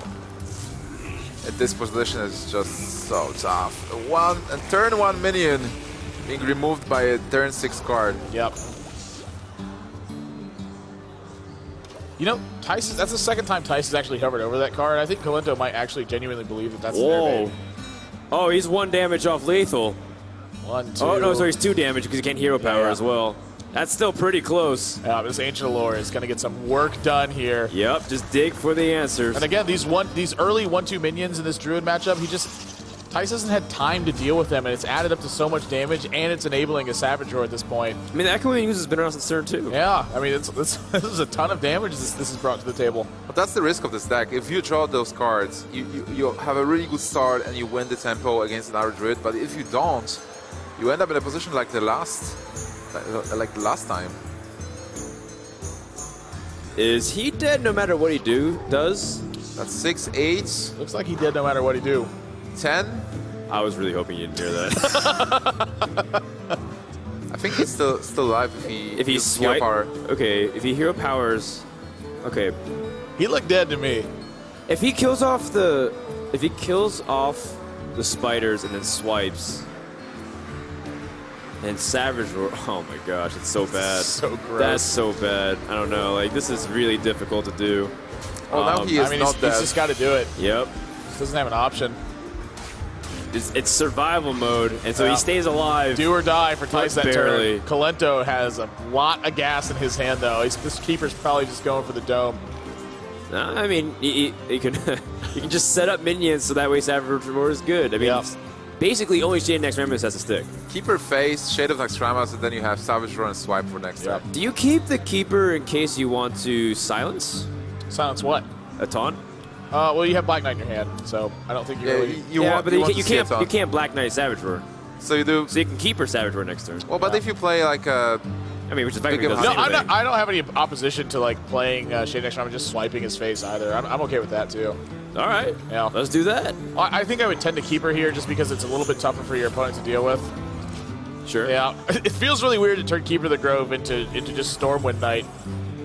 Oh, it's fine. It's a very tough minion to deal with. Yeah, I mean, it's like the reverse. It's like a cheaper reverse version of Stormpike Commando as well. Also, Shadow of the Shams will have 5 attack after Savage Roar. He's got to go for it, but the outcome is the same regardless, and Kolento will even up the series, sending it to Game 5 tied up. Wow. I want to see another Mirror Druid versus Murray. I think we will. Yeah, it's either that or he revived the Hunter. I think Tice is just like, I think he wants his revenge. He's done a fantastic job with his Druid so far. You know, he's been touting his win rate with it. And, I mean, I don't disagree with it. His Tice's opening, this is looking pretty rough again. I mean, this mulligan really going to decide a lot. And Kolento, starting off with Harvest Skull. Harvest Golem is such an interesting include in this deck because he also has Shade Next Ramus. It's really a testament to how much he values the curve in a Druid deck like this. He wants to maintain some sort of board presence the entire time and keep his opponent on the back foot. Well, I guess he is searching for those 2 drops. Wild Growth, Innervate. Now, here's the thing. Harvest Golem in sort of old Druid decks pre-Shady Next Ramus was almost always a keep in your opening hand. In this deck, it's fine to mulligan it away because he's still got 3 more 3-drops that can replace this. And again, he's really digging for cards like Innervate, Echoing Ooze, and Haunted Creeper. How important the coin is in this matchup? Very. I think in this kind of Druid matchup, Kolento's deck is much more dangerous with the coin than Tice's is. That being said, I think that when Kolento doesn't have the coin, it's a lot easier to kind of weather the storm. That's really what he's looking for. Not so much as the coin in his own deck, but rather to deny it from Kolento. Double full mulligan from both players. Who's going to get a better hand? It's pretty good from both these players. You know, I would consider this. I would consider this fairly even. Yeah, I agree. Shade Next Ramus is going to weight that. Yes, in Kolento's favor though, and the second Savage Roar is going to weight that even further. Well, that's a very interesting hand for Tice because he has the Yeti, but a lot of spells, like you don't have minions to contest the board. Second Haunted Creeper. He's getting it early too, and he's actually filling out his curve because now he can Wrath and Creeper. I mean, that's the most important aspect of this deck. Oh wow. Shade Next Ramus on the other side though. Yeah. But then turn 3 is dead. You're trading the coin essentially for a +1/+1. I'll tell you what's going on here is that in this early game when the board's rolling out this way, it favors Kolento a lot. To have his hand, right? Yeah. Well, just when both players are kind of sticking stuff out there early. But focusing back on this turn here, are we willing to trade the coin just to get an extra buff and something on the board? Well, the trade-off is that you can Wrath sometimes next turn, and you do have some development going forward. Fair enough. That does make a little bit of a difference, but the trade-off for that, of course, is now he no longer has the option to play Chillwind Yeti if he wants to. How important is to play the Shade first? Like, is he going to play Shade or Yeti? That's the question. Of course, the other thing thinking about that is what are you actually going to Wrath if you play Shade that in the last turn, so... Pretty tough choices. Tice, I think, is really unhappy with his hand, and Kolento's hand just, wow, getting better and better. Yep. I mean, if you're not having a lot of minions early on, Spectre Knight that your opponent can flex is still really problematic. Because you have to use your minions as removal. I mean, Swipe and Wrath are cool, but you might have to use Savage Roar to get rid of that minion. Well, this is a little bit of a weaker turn for Kolento, but again, his board presence is just, it's a lot right now. Well, you do develop the Haunted Creeper. It doesn't seem like much, but the point is that this is a building process for Kolento. This is sort of like when someone's droning up, and then they're looking to go all in. You know, they pull all the probes off the mineral line and make that last little push. Probes. You're thinking SCVs, my friend. I refer to them all Those as are probes. drones. Come on. Like even drones, I refer to them as probes. I don't know why. I just call them, like, I even call the SCVs probes when I played. I only played Terran too. That is true. You are a Terran player. That's funny. Yeah. I mean, in this case, you just got to go back to square one for Tice, but he's a step behind.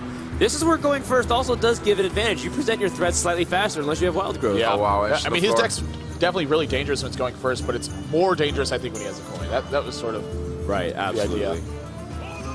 All right, so Kolento is just going to attack there, and a Swipe is a fantastic card to clear the tokens. Sort of. I mean, Spectral Knight's the one that can't be targeted, so that guy's fantastic to have stuck on the board right now. Well, do you use Savage Roar as a removal card? This is going to turn into a gigantic race right now, where I think that Tice is going to hope that Kolento is going to attack his face, and he's going to be able to get off a double Savage Roar. That's what I think is going to happen. Yes, effectively 6 points of mana. If he will have 7, then he could actually clear. Like, leave the shade, obviously, but I don't know if I like this. It's definitely reasonable. You do get some efficient. I mean, you get some pretty efficient attacks out of it. you can heal it up with the Farseer. Yeah, I suppose that's this is why this card's in here, is to try to prevent these, like a mid-game board swing here. Yep. And he still has a copy of Savage Roar in his hand, so he's trying to make do with what he's got. Yeah, and also those minions are having 4 attacks, so it's difficult to clear them with Wrath. But there are he has 2 Wraths, and he's got ways to clear it. Oh my. Tice actually set up a pretty sweet swipe next turn, because if Kolento uses those Hunter Creepers to clear, then Swipe is going to wreck the board. It's tempting too for Kolento. You are draining a lot of resources as well. What he can possibly draw if he uses Wrath for 1? Keeper of the Grove? I mean, you're going to be Wrathing for 3. This is so effective. Yeah, it's very rare that you get Wrath to be able to trade 1 for 1 effectively. Yeah, it almost never happens. Yep. Yeah. Precisely, and not to mention that Swipe is slightly inefficient too, because of the Echoing Oozes. Oh, it's still a fantastic card. This is such a rough board position now for Tice. I mean, he's got a swipe to help clear some of this stuff out, but he loses initiative when he does this. Exactly. Ancient of Lore comes down, draws 2 cards, refills the hand, puts a 5/5. Oh, wow. Look at that.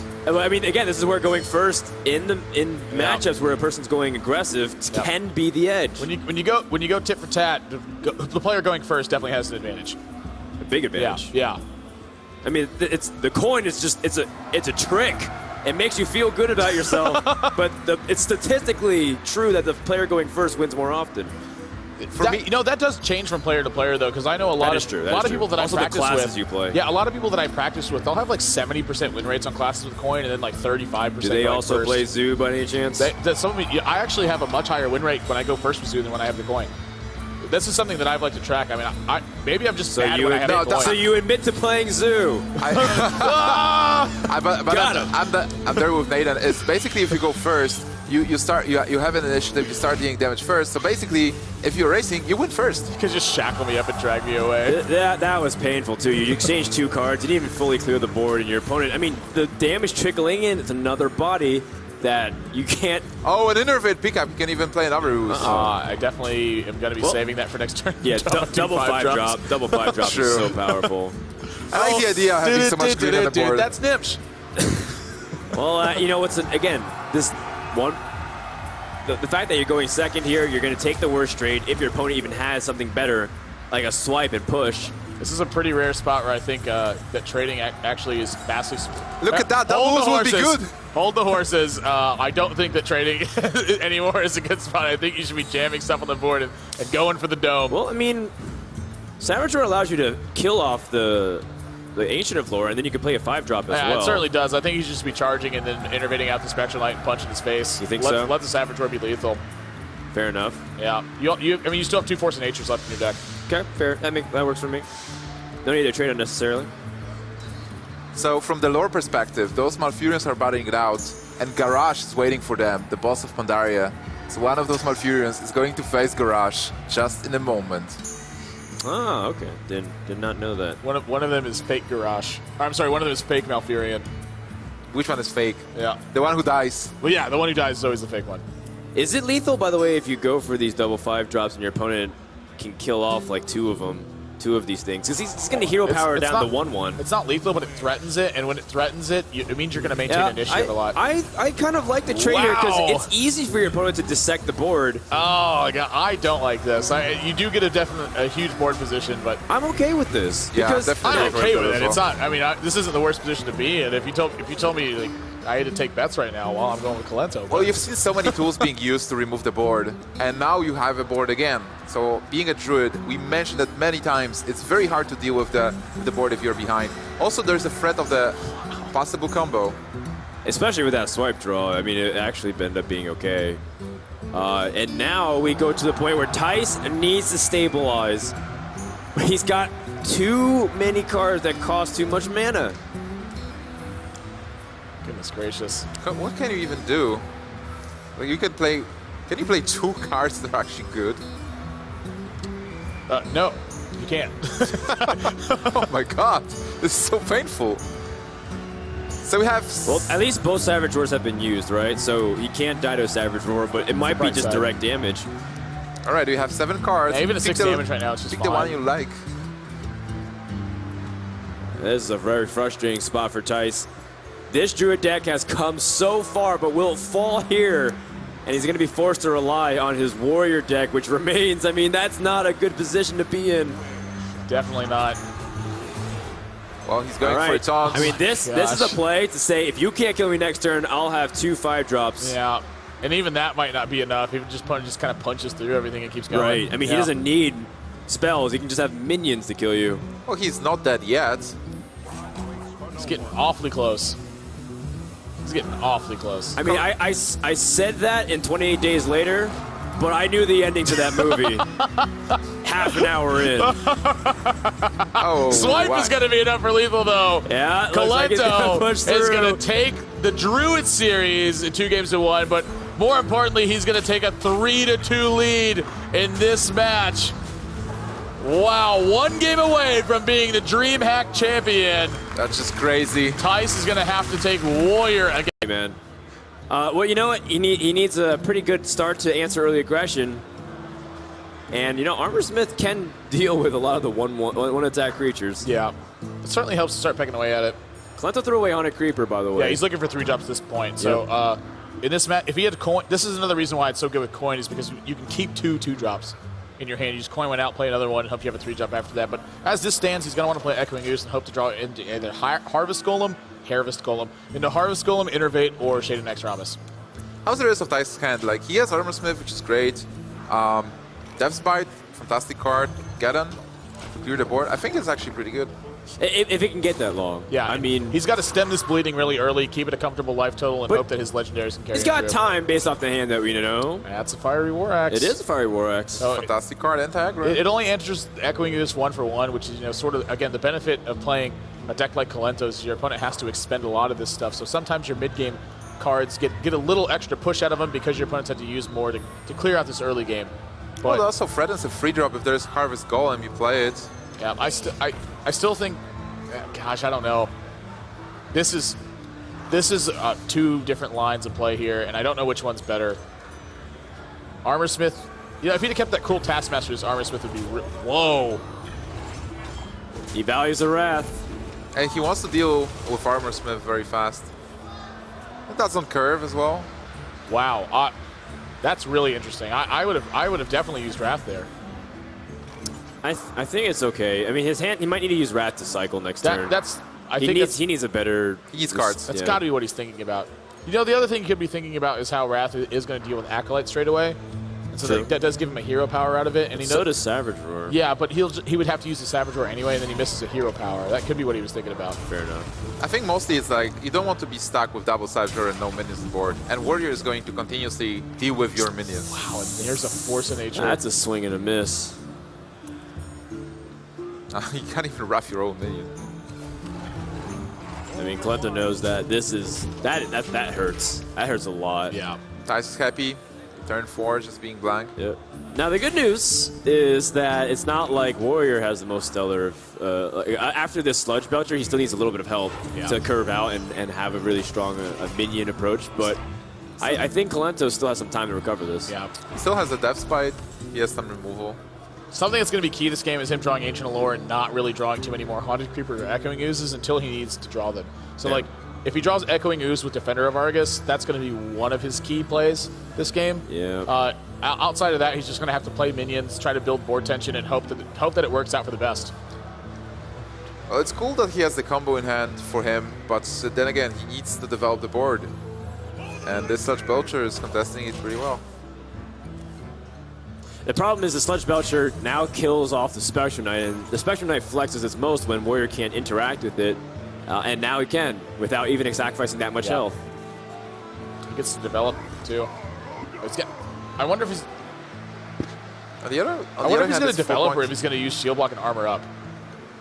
This is a really big difference in plays that a lot of people make too. Is that some people really heavily favor this development, but some people like utilizing these shield blocks when they have two of them in their hand. It's kind of important sometimes to save a shield block when you only have one because it activates Shield Slam. But in a spot like this, you are foregoing an opportunity cost when you choose to develop Deathbite here. You do risk something weird, like maybe Tice thinks there's a possibility of something like Harrison Jones. You also can just draw into something like Cool Taskmaster like this. Yeah.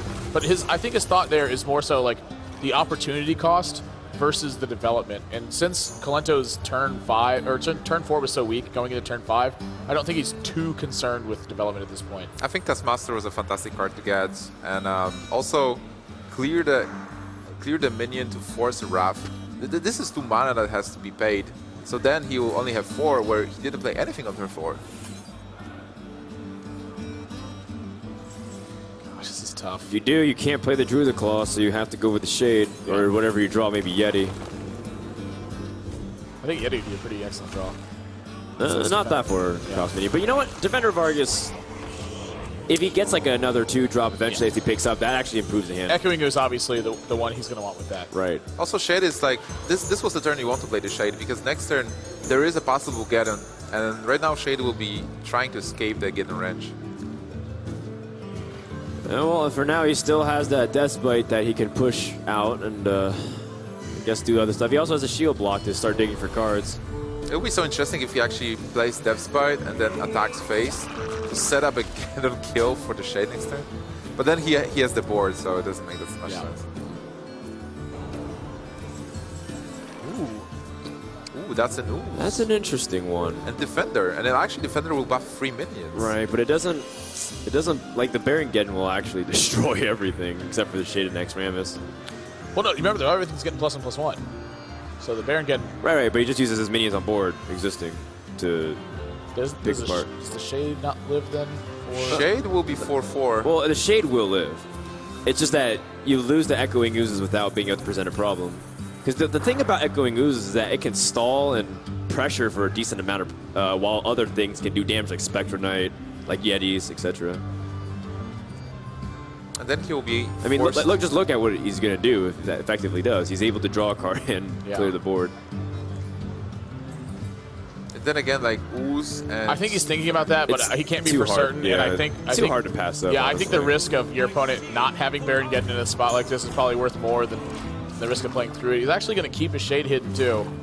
Well, it's going to be the right play to keep it alive because Baron Geddon is almost certain to come down here. Yeah, he's going to pick up 2 cards off the Acolyte too. That's really actually painful. Defender of Argus is effectively a 5/6 for 4 mana at this point.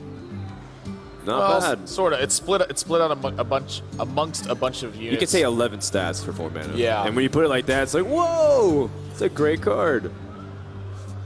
It is not a bad card. You can't clear everything. Do you have to play Baron Geddon here? Is there an alternative? I don't think you have to. I think it's pretty solid though. Yeah. Well, if you play Baron Geddon, there still is Defender of Argus and the Shade. And the Shade contested Baron Geddon. Yeah, I mean, I'm thinking of alternatives that we don't have to go there. We can use Cool Taskmaster instead. We can use other rates of removal. I think Big Game Hunter's actually in his mind when he's going to play this Baron Geddon. If this gets Big Game Hunter, he's going to be really far behind.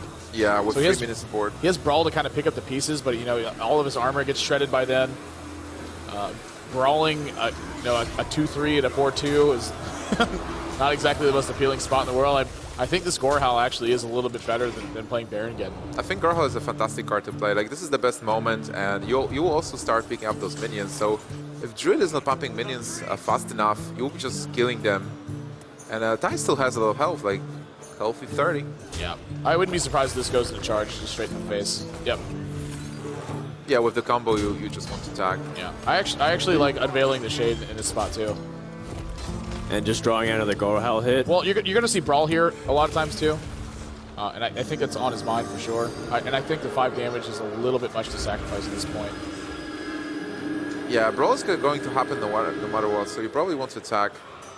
Okay, well, it's not going to happen no matter does what. Does he open himself the Black Knight then? And like removal? He does, but you know that was sort of the trade you made when you decided to develop this. But also, you deal with the armor, so a possible shield card. He's got combo in his hand, so he's just got to get his opponent close to like a lethal point. If this board doesn't get dealt with, it is lethal at this point. Yeah, that is true. Yeah. The other thing too is that if he takes his time to attack with the shade, it might kind of send the image that. That's it! Oh my gosh, that's the best yeah. Brawl. Loses. 2 to 3 points of damage when that's the Brawl outcome too. That might be the difference maker. Well, he still had a Taskmaster and an Execute, but now he can save them. Okay, how much? That's 5 attack on the Gorehowl, right? So he still should be careful of a cool Taskmaster. Well, on the Spectral Knight is definitely going to be the one you play now if that's 5 attack. You think so? Because he still has the opportunity to cool Taskmaster. I mean, charging's not bad either. And you put Haunted Creeper. I mean, I it's definitely don't mind minion. charging either. Yeah, I like it. That's a lot of damage there. Oh my goodness, we could be staring at potentially a last couple turns here. Oh my gosh. This is getting he needs very a way dangerous. to like not die in the next by either taunting up and clearing the board or some variation of both. Can he actually do something? Oh my gosh. Sylvanas doesn't help. Wait, is that it? I mean, he can cool Taskmaster, execute, and then if he armors up, is he out of range? Yeah, he's out of range. Yeah, of he's combo. one off. 1 damage off. And then he has Alexstrasza already. To put pressure back? I mean, I guess his opponent's attacking more, I guess, but you're floating at the same health where Alexstrasza doesn't really have a big high impact at the moment, other than going aggressive. Spot. What are you going to do here? Like, just attack, armor up, and develop Sylvanas? Well, you're gonna armor up. You want to kill off this this Druid Claw, and you have to use Execute to do it. This might be one of those spots where I think Tyson's going to weigh his options and be like, I don't think playing around combos is potential right now. I just have so much mana in my hand that I need to get it. That might be. Yeah. And if that's the case, then he just loses, and Kolento is going to be the winner. He also seen one Savage Roar, so he might win his chances and say, hey, there is no second Savage Roar there. Yeah, I mean, that's a very realistic possibility, too, especially when your opponent's only got 3 cards in their hand. So Savage Roar and Force Nature are about the same damage. It's 6 damage per piece here. Yeah. Wait, if he plays no, Grommash, he's just dead. Grommash means it's dead. Cool Taskmaster, Execute, and Armor Up is his best chance. And he senses it. I don't know if he's going to armor up. I think Sylvanas is a really appealing play right now. He's going to go for Sylvanas, and that's going to do it! That's going to be it? Kolento, if he sees this... he knows. Yeah, look at he's shaking his head already. There's a little bit of a smile. Kolento is your DreamHack Winter Champion. Congratulations! Incredible finish. Wow, unbelievable. Able to lead this aggro druid deck to a 3-0 finish in this best of 7 series. Valkyrian dominating Garage. What an incredible performance by Kolento. Mulligan's on point, making great decisions. You know, I've said in the past, Kolento focused a lot on forward-centric trading, but in this tournament, he really turned up the heat, and I think this is a really big moment for Kolento in his Hearthstone career. You're going to see this guy really start to dominate now that he's really finding a balance between keeping the board under control and putting on the aggression of your opponent and really putting him to the test. Another big win for Cloud9. Yeah. There it is. I had to say it. The man of the moment. Kolento is your DreamHack Winter 2014 champion. Yeah, buddy. There's the confetti. That's all for you, man. Oh my God, what is happening? Kolento, well played. Oh, Congratulations, man. Fantastic. Wow, unbelievable finish. 3-0 with Druid at the end. Take it, it's yours, man. Yeah, I want it to be on the middle. Oh, sure. Let's have it here. Well, Kolento, you did it. Another tournament win, but this was the last premier tournament before Goblins versus Gnomes. What does this tournament mean to you specifically? Just another regular tournament.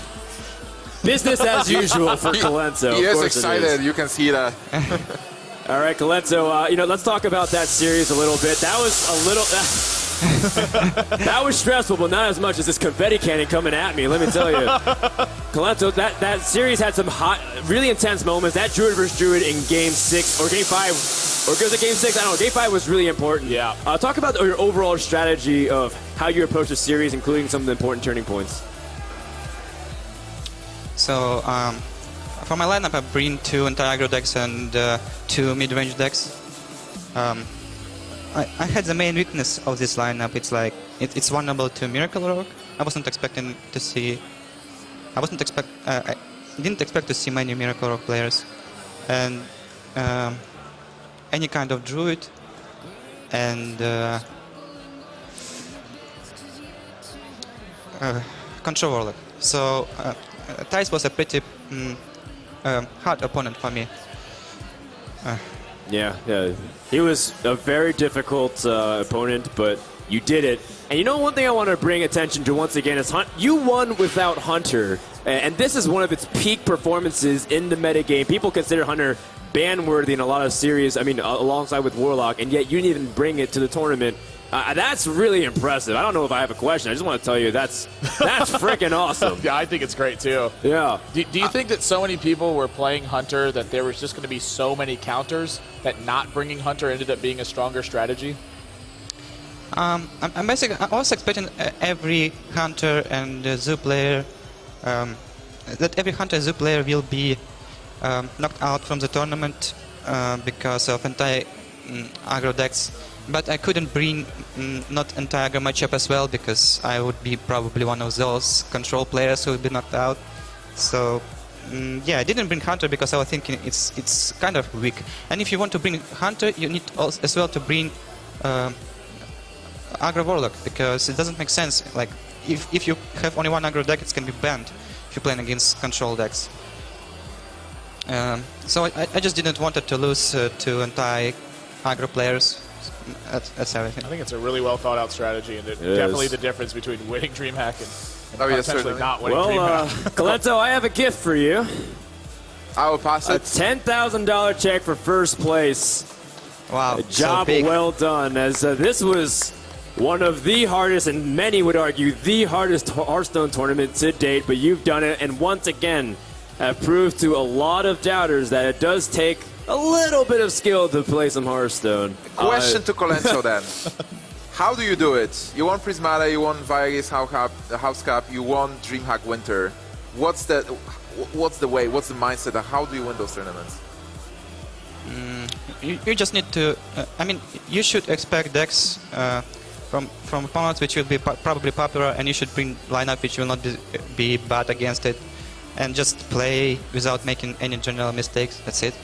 So basically, just be Kolento. Okay, that works for me. To predict the way you do, to prepare the way you do, and play the way you do, it's not such an easy task, but it's an inspirational story because, once again, Kolento wasn't always the most well-known player for his tournament results. He's come here all the way from Ukraine, representing Cloud9, and, a lot of people pegged him as one of the favorites, but it's always hard to live up to the hype. But you did it, and you beat one of the hardest roads to get here, including your teammate StrifeGrow, in an amazing 7-game win set, and of course over Thijs 4-2 to close things out. I am just so proud of you, Kolento. The only question I have left is there anybody that you'd like to thank to help you with the win, whether it's people or teams, organizations, etc.?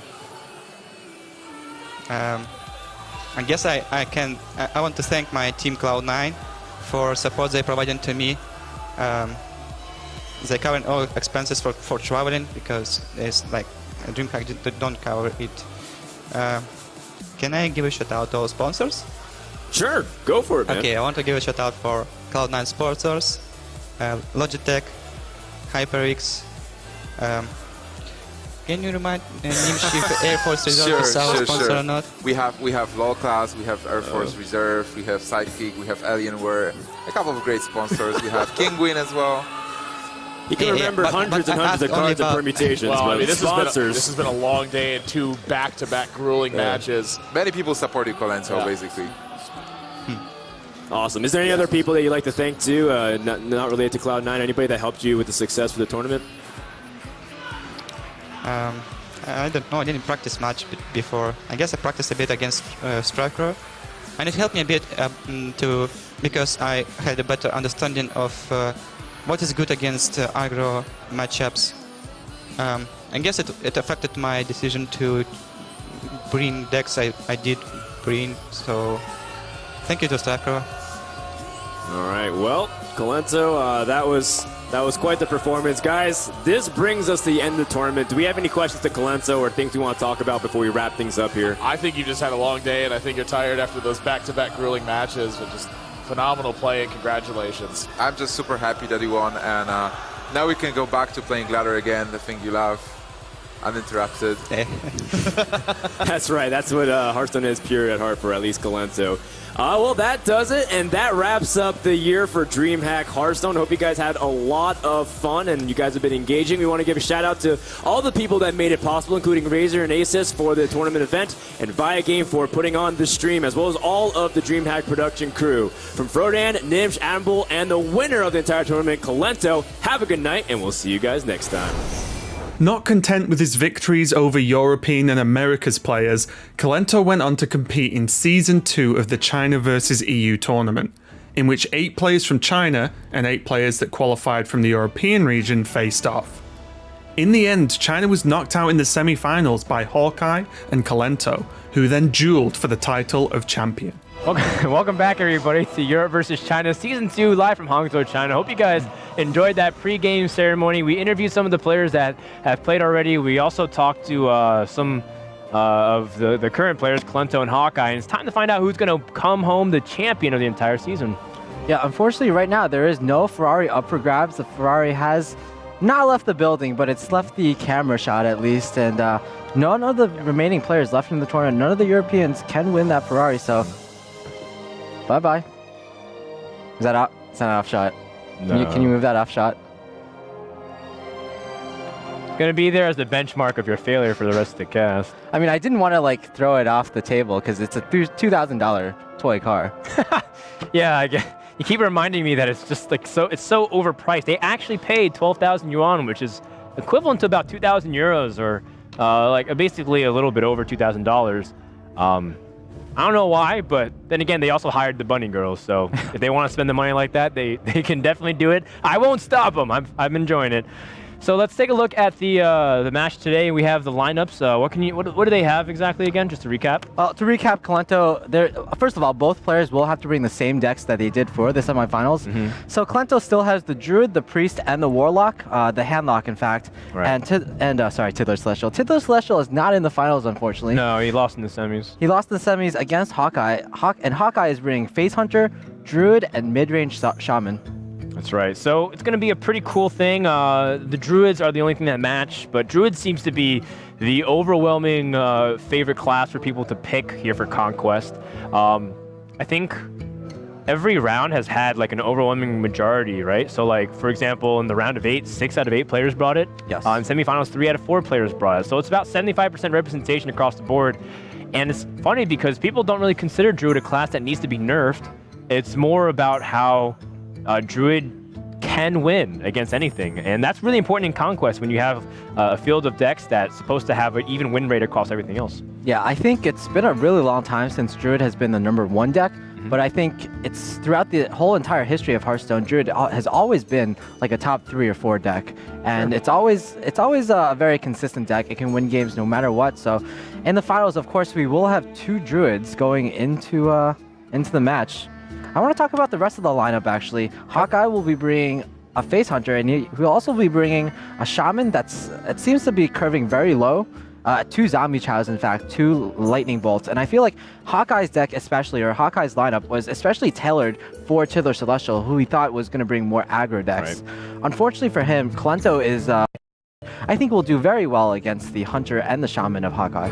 Yeah, I agree. The Priest from the Priest versus Shaman matchup has traditionally favored the Priest just because of how much it outvalues Shaman. Shaman has since changed a lot of their cards. You know, Pharaoh's Spirits have been rotated out. They started playing other cards. You know, they experimented a while with Neptulon as well. But I don't know if this Shaman can take on that Priest. So maybe Kolento wins that head-to-head there. Exactly. Taking a look at the player profile one more time before we go into the finals.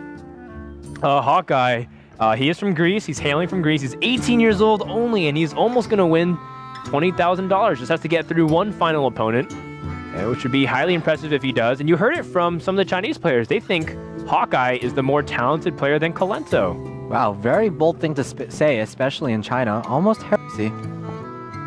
And you know what they do to people in China for heresy? What, Monk? Nothing, because China isn't very religious as a country.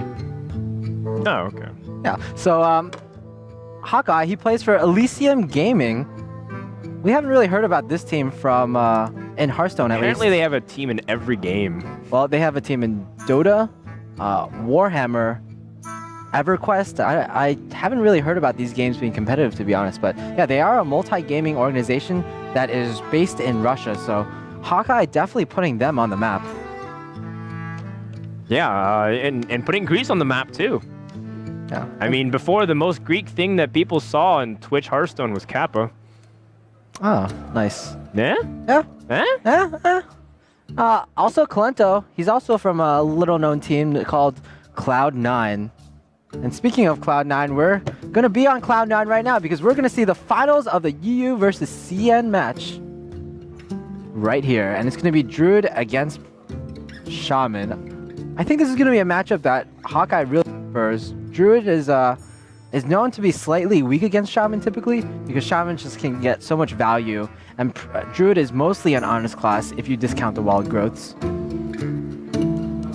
All right, well, Feral Spirits is the most powerful early on against Druid.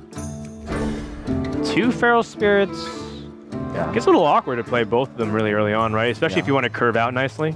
Yeah, it just really speaks to how defensive Hawkeye's Shaman deck is. Again, he definitely tailored it for defensive play against face hunt, against mech mages. So he might be struggling in this matchup particularly because Kolento will be bringing a more mid-range deck. Yeah, I think I'm liking Hawkeye in this matchup overall. Although I really wonder how much tempo can Kolento grab early on. You know, is he going to be able to handle a lot of Shaman's really big swings with Hex, or even getting past and being aggressive if they have Earthshock and they have a lot of damage on board? We'll see. Well, you know what? This is, I think, the first time today that Kolento has not drawn a wild growth. So Kolento almost behind in this game.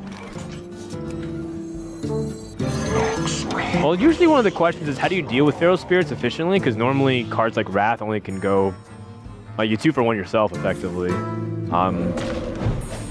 But I feel like with Zombie Chow, there's plenty of time, right? Yeah, exactly. You're not really too pressured, even though you are sitting at 20 health right now. Wild growth is slightly late. Yeah. Then he would be able to utilize 5 mana this turn. And then play the Druid of the Claw. I have to think Kolento's goal has to be getting to Dr. Boom as fast as possible. Because that's just a huge swing card. Even if the main body of Dr. Boom gets hexed, still the Boom bots can just wreak havoc on the rest of the Shaman's board. Right. Your opponent's going to be overloaded next turn too. So can you just, can you just bite the lip and take a little bit more damage so that you can wait for Dr. Boom? I think actually that Hawkeye does have the full 5 mana next turn. So... Oh, you're right. Yeah, I'm misreading the overload. It's actually going to be a lot of pressure coming from Hawkeye next turn. And yeah, there's 5 mana. You might have to respond to it.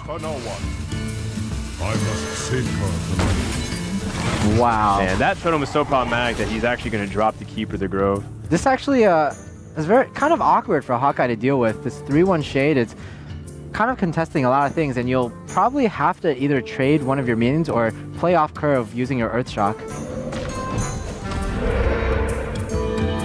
The Earthshock does go down.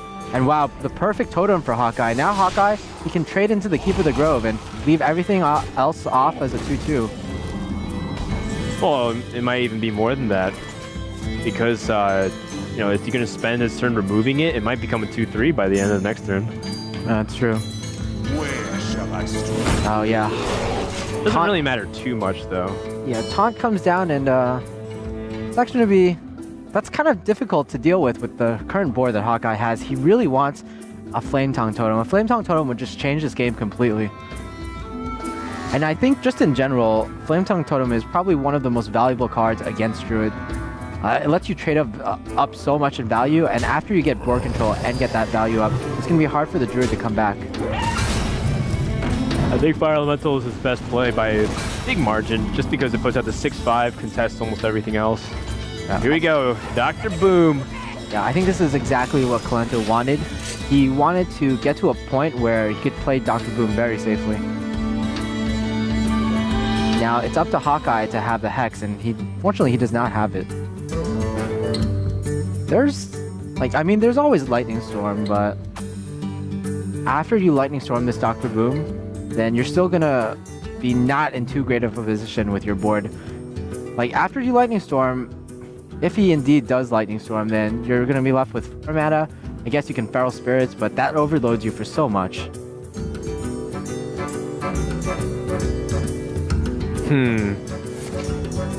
Well, Hawkeye rolls a totem first. He gets the Searing Totem.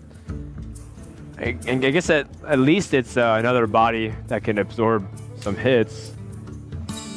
But I'm not sure that's the one he wanted. I think if he got the... So if he rolled the Spell Power Totem, he would have been able to cleanly kill the Dr. Boom without sacrificing his Fire Elemental. With this series of plays, now he can only play 1 additional card, so I would have to think it's a Lightning Storm. Oh, it's... Wow. So Lothab... Okay, so he's just being more aggressive on the board, forcing his opponent to deal with the board instead. Yeah, especially without spells in hand, it might be trickier to deal with the minions. It's an interesting play. Yeah, not one that immediately shows the outcome of the game either, because sometimes the plays can be either like, well, it looks like he loses, Dr. Boom gets too much value, or he's ahead, Dr. Boom didn't do anything. Yeah, I like it because a lot of the players in this tournament, they've been playing way too defensively. And I like that Hawkeye sees that he's in a position where he can be offensive, and he can force his opponent to make the trades.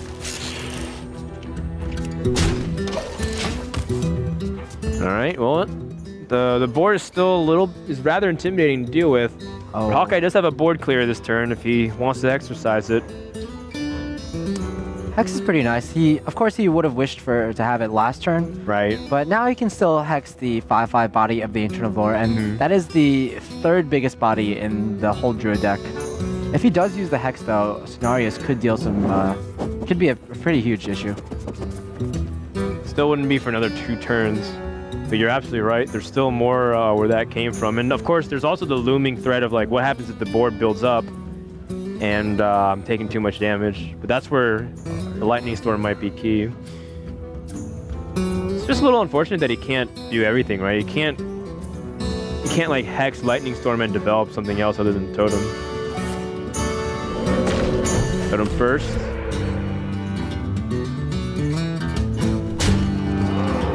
Yep. There's the Hex. Lightning Storm generally feels like it gets pretty average results to like, it's almost like it's like nothing to mediocre results against Druid because there's a lot of decently held minions. Yeah, you really want to combo it with Spell Power. And these days, Shaman players, they pretty much only have Totems and Azure Drakes. You don't have the Thanos anymore, so on average, you get less value than you could have, say, about a year ago.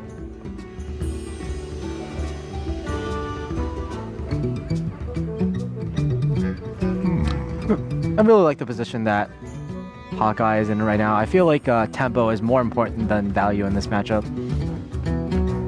Especially because both players or both sides have potential for combos. Back in the day when, in the times of ESG and Fight Night, a lot of these Druid versus Shaman matchups would come down to the last cards because no one played Force of Nature Savage War combo, and the Alakir Rockfighter combo was usually not seen too much. It existed, but usually the Rockfighters would have to be used for some other purpose in the game. Wow, Kolento opts to drop the big game hunter here. I'm pretty sure there's a Dr. Boom and Hawkeye Shaman deck. What is he going for this play, Monk? I think he's thinking that because the Shaman, he saw that the Shaman had 2 Lightning Bolts and 2 Zombie Chows, the Shaman might be more geared towards an anti-aggro deck. So if you're running an anti-aggro deck, you're less likely to have cards like Neptulon and Dr. Boom in your deck. And even if there's almost, I would say there's almost certainly no Neptulon in this deck, so he's basically relying on more board control, more development on the board, so that, and he's relying on his opponent not drawing into Dr. Boom. Also, he's seen his opponent has used 1 Lightning Storm before, so he's not afraid as much of a second Lightning Storm. Unfortunately, Flame Tongue Totem is just epic right here.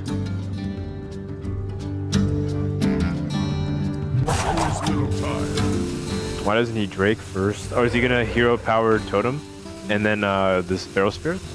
Yeah, I think that's gonna be the play.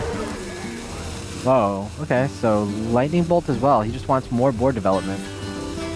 I think he's the reason he does this is because he really values the healing totem, the effect of the healing totem especially. Yeah, on the Lotheb, it's really valuable, so that way it's out of swipe range. Double swipe, I think, can be pretty good here, and I think he almost has to double swipe. He can actually, yeah, double swipe. I was thinking about comboing this board down. At this point, if you can actually get a good combo off to clear the board, I think you should definitely do it, because the Shaman is pretty much running out of cards, and you can play the value game, the board control game, instead of trying to burst your opponent down with the combo. Yeah, that's a good point. Unfortunately, the combo isn't that clean because even though you clear most of the board except the healing totem, you have to tank. You have to tank, 5 damage to the face by hitting the Lotheb.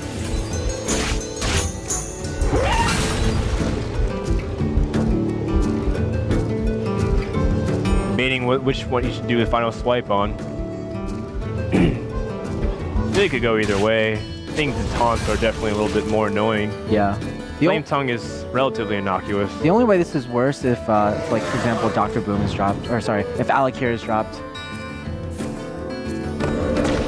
Another healing totem, perhaps? Or taunt? Okay, no, spell power. He would have definitely preferred something like healing or taunt in this scenario. Yeah, he doesn't have an Innervate, so that way he can drop Cenarius. Yet another somewhat awkward turn for Kolento. Yeah, he's gonna Wild Growth. See if he can drop get a better answer to fill out the rest of his mana. Yeah, Cenarius was almost certainly not the play here, even though it looks strong, because you really need to either hero power down this totem or wrath the totem. Still unhappy with what he has.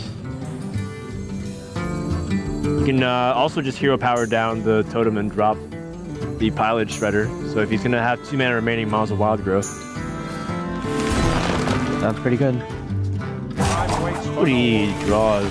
Perhaps he can piece together some major damage as well if he gets like another piece of Savage Roar with an Innervate.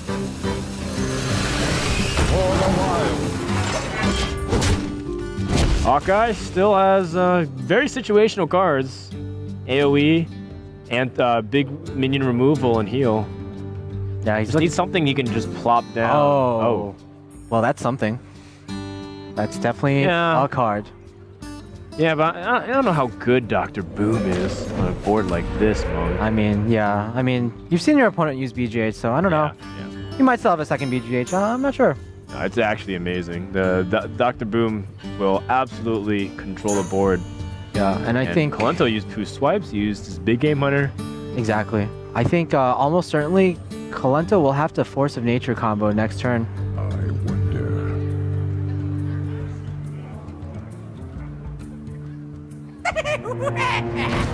Force of Nature to clear this board. Oh man.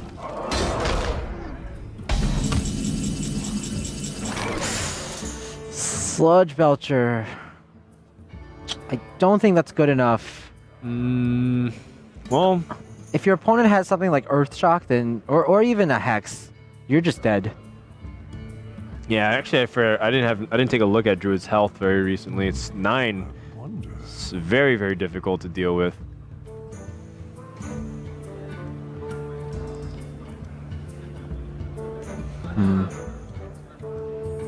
Yeah, I don't really see anything else. Kolento's going to be pretty unhappy here. The thing is, even if he clears this board with the combo, he's still looking at a lot of damage on the board. The boom bots especially are very threatening. Good news is that he still keeps his pilot shredder, assuming the boom bots have reasonable outcomes. And he does get a decent board clear. Shaman's not exactly sitting on the most impressive cards to build the board. Oh, Flame Tongue. Wow, Flame Tongue Totem can be so big. That's huge. So, there's actually a possibility that he could just win this game right now. 2 to face is not enough. Wow, he's 1 damage off lethal. So what do you actually kill this minion with? Which Maybe Boom Boss will do 4 damage to the face? That's true. But the... Oh! Game over! Wow!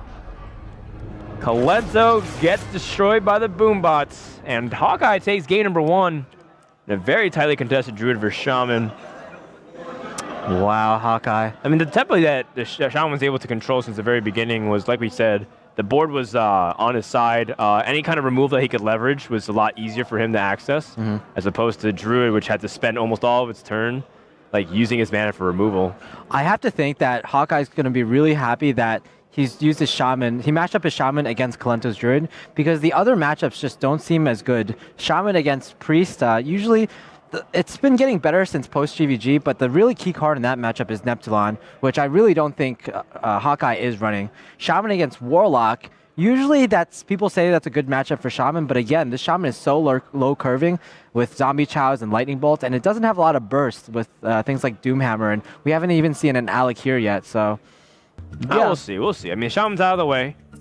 And, you know, Shaman's had a pretty good win rate this tournament, right? Hawkeye's won 3 out of his...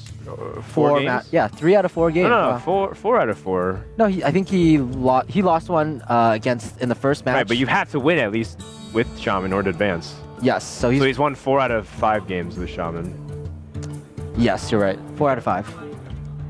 So yeah, wow. 80% win rate for Shaman. Pretty excellent. Although we have to take into account who's piloting the Shaman deck. Right. Hawkeye, definitely a top class player after... He basically just rocketed to the finals after defeating 3 Chinese players and now possibly Kolento.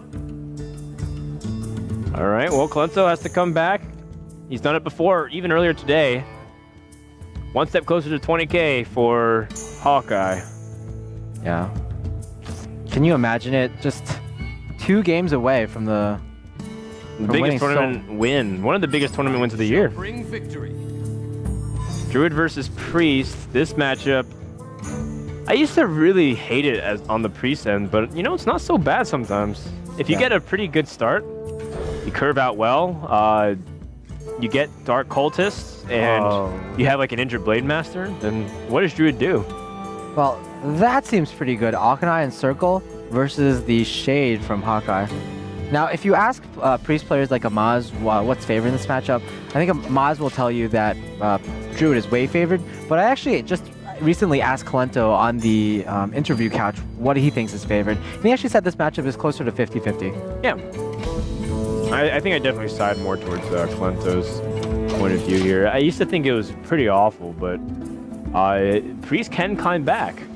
The only challenge is when Druid is in that momentum swing where they start gaining like a lot of board advantage and you're worried about dying to the combo. That's like the biggest problem. Of course. But Priest, once it, like part of the reason why it can be decent against Druid is that if it gets control of the board, Druid can't deal with high health minions very easily. And then if you keep floating it with your hero power or healing, they can't remove a bunch of 5 health, 4 health minions easily. Yeah, I think this matchup is really going to snowball. Does Kolento have the right cards, the right combos that he needs to take back this game? And wow, he's going to give up his Alkanai Soul Priest. That card might die, and he's going to have nothing to combo his Circle of Healing with, except maybe the Northshire. He's got Innervate. I have to note that this priest deck from Kolento is possibly the most combo-oriented priest deck I've ever seen. It has 2 Lights of the Naru, I believe, with the Akanai and Circle.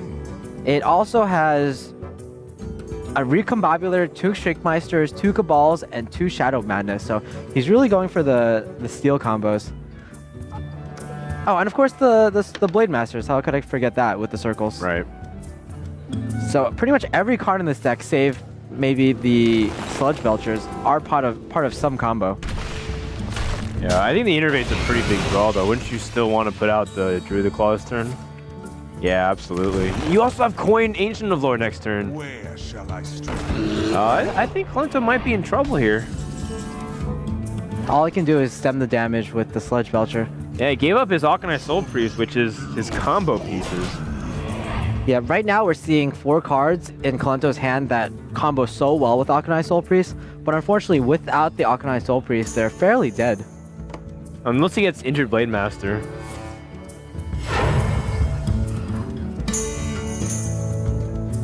This curve is really nasty. Wow. I think Hawkeye also just really wants to split the Haunted Creeper into 2 parts. He doesn't want to get too much value. He doesn't want to give his opponent too much value from the Cabal Shadow Priest going into turn 6. That being said, pretty good turn for Kolento here. Holy Nova can do some work. Yeah, I'll do a little bit. Is someone injured? What? He's gonna Circle of Healing. Wow. Oh, he's gonna heal there. Oh, he's got a second Akanai Soul Priest. Wow. Wow, that's interesting. I mean, healing with Light of the Naru is just basically drawing 2 cards. Yeah. Kolento has to think about which of the combo pieces he wants to use in order to draw those 2 cards. Wow, what a nice play from Kolento. Yeah. And now Kolento's hand is so full, and he even drew his second Akanai Soul Priest, with which he can combo 2 circles with. Very counterintuitive to heal your opponent's minions and try to draw cards, especially if they're bullying you like this. Oh boy. But you know what? Oh man, double circle is so risky here. I don't think you have to though. It's true. You can Light of the Naru, right, and then hero power the Ancient of Lore, and then suicide both of the clerics in, and then Circle of Healing. Oh, you're right. That's actually a full board clear. Yep.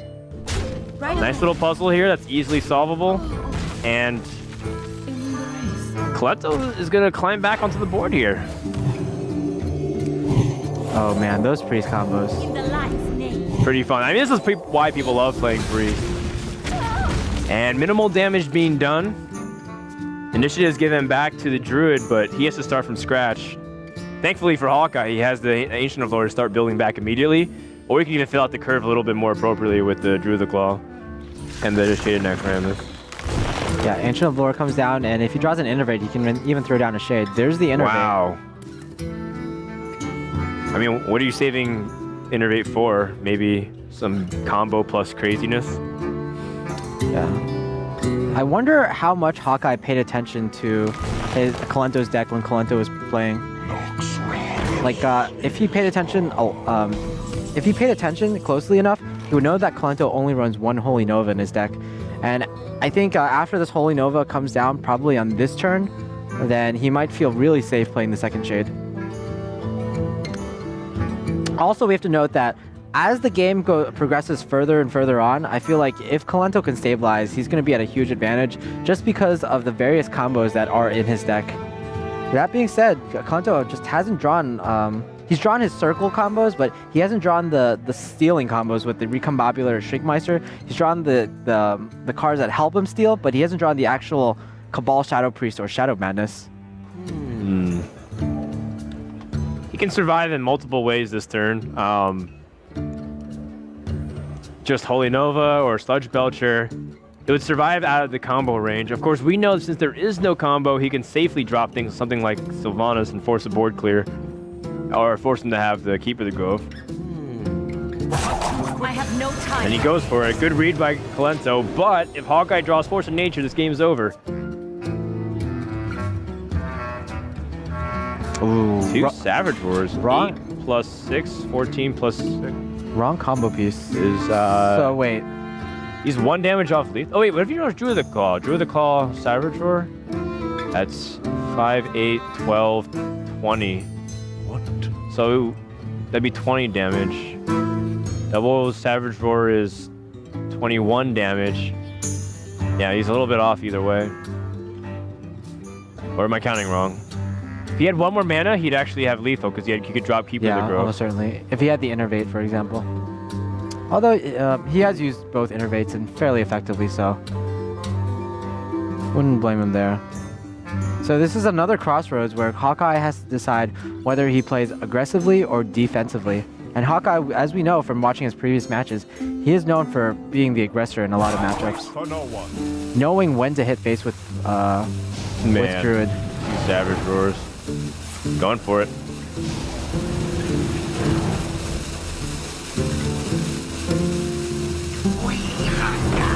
Okay, so he's hoping his opponent has to deal with this Blood Mage Thanos where he might steal something worse. Right.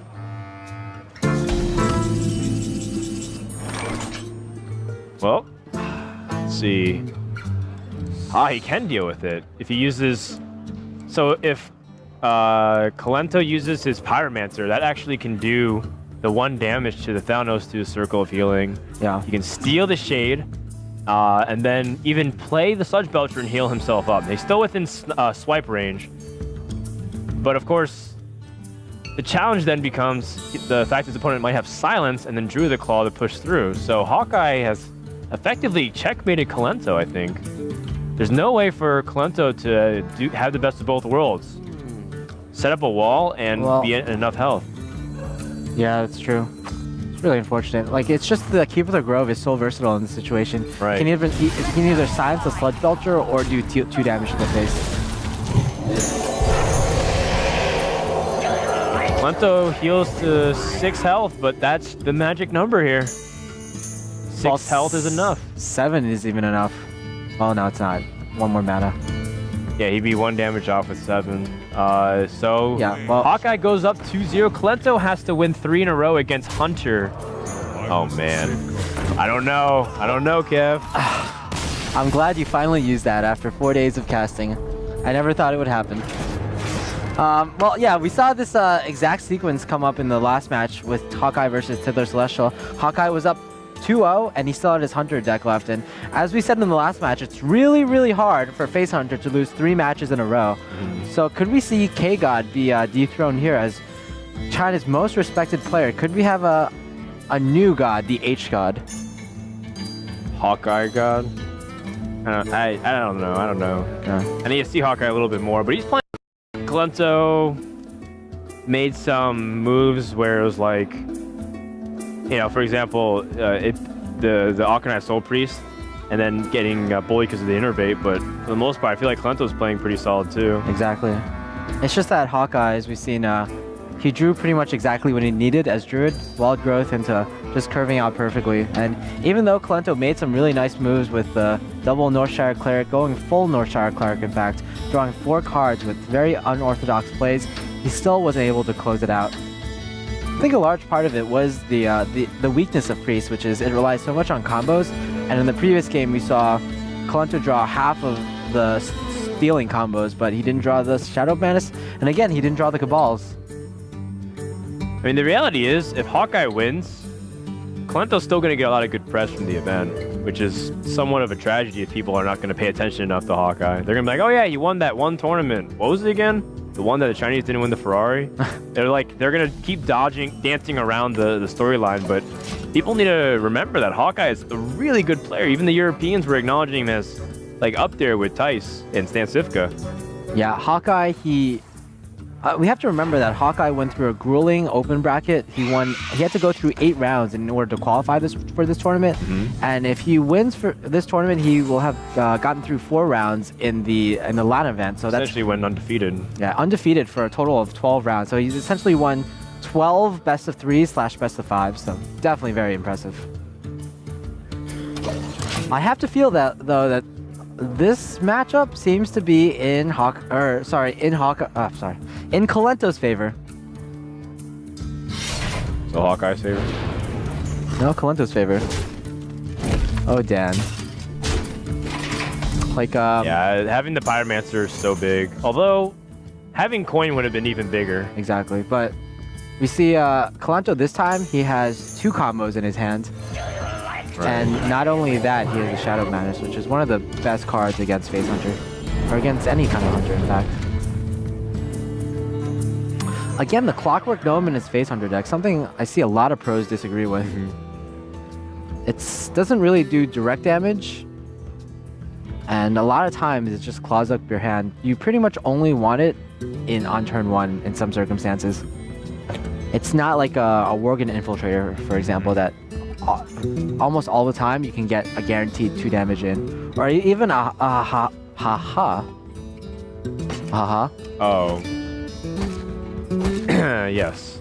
That card. I see you've been hanging out with the Maz. It's true. Yeah, the Sassy Deckhand also is a card that we've seen being teched in sometimes. I personally really like the Worgen Infiltrator. I think it fits a lot of what Hunter wants to do. Exactly. Even though it's not direct damage immediately, it's the fact that you can't deal with it easily without having a sweep like a Knife Juggler or Goblin Blaster. Yep.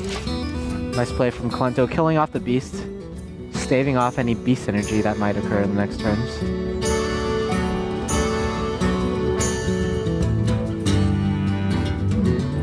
Well, Pretty seems to be really comfortable. Like, disarming that Haunted Creeper was actually a really big deal. Getting the 1/1s, considering everything in Hawkeye's disposal has 1 health. Yeah. The only exceptions being Animal Companions and Knife Jugglers. Yeah, just more damage to Hawkeye's face, but Hawkeye will be running out of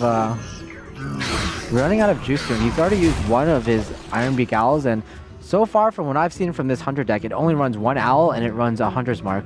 Unfortunately, Hunter's Mark isn't going to be enough.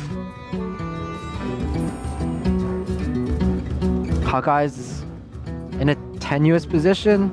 His opponent's still at 18, and he still has to get past this taunt. He's just gonna do it the old-fashioned way, hitting it with his face and then Worgen Infiltrator. Right. But now, like the Priest can take the lead. Priest doesn't have to attack into this, by the way. Like if he sets up the explosive trap, Priest is okay just playing like a zero-sum game, or zero-net gain rather, of healing itself and then passing while preparing its own cards. Yeah, this is pretty much one of my criticisms with playing the Clockwork Gnome. It just doesn't really do anything here. Yeah, drawing that Injured Blade Master, by the way, so big. Now, unfortunately, it does play into Unleash the Hounds, and if Hawkeye draws, for example, a Knife Juggler, or a Hunter's Mark, yeah, it's going to be pretty huge. Could be. The Injured Blade Master is still very significant, 4 damage per turn. 1 health on the armor plating is not exactly what he was looking for. Yeah, maybe something like Reversing Switch would have been better, or the Whirling Blade. Almost literally anything, I think. The Cloak Field would have been more useful, Coolant would have been great. Reversing Switch. Even Rusty Horn, I feel like, would have been more useful than +1 health. For a Face Hunter, yeah, that might just be the worst one. Ooh, Kolento smirked! Emotion. What? That might have been the play of the series. The right side of Kolento's lip. Oh my god. Cabal Shadow Priest to steal the Leper Gnome. That's like a 4-point swing. Yep. An alternative, I guess you wouldn't be healing, but you also heal indirectly by making sure that Leper Gnome doesn't do damage to you. Yeah, exactly. I think the trade-off, at least in this circumstance, is worth it.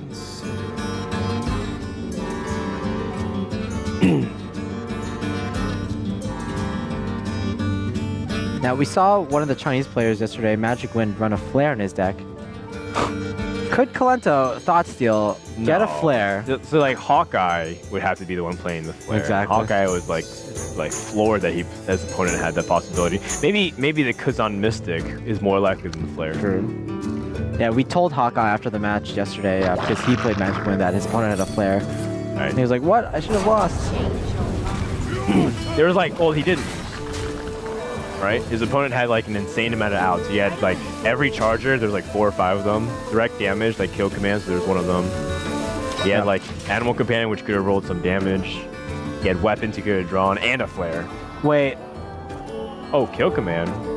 So that's 4, 9, 10. That's 11 damage. Every Chinese person reacted in tandem. It was like, whoa, whoa, whoa.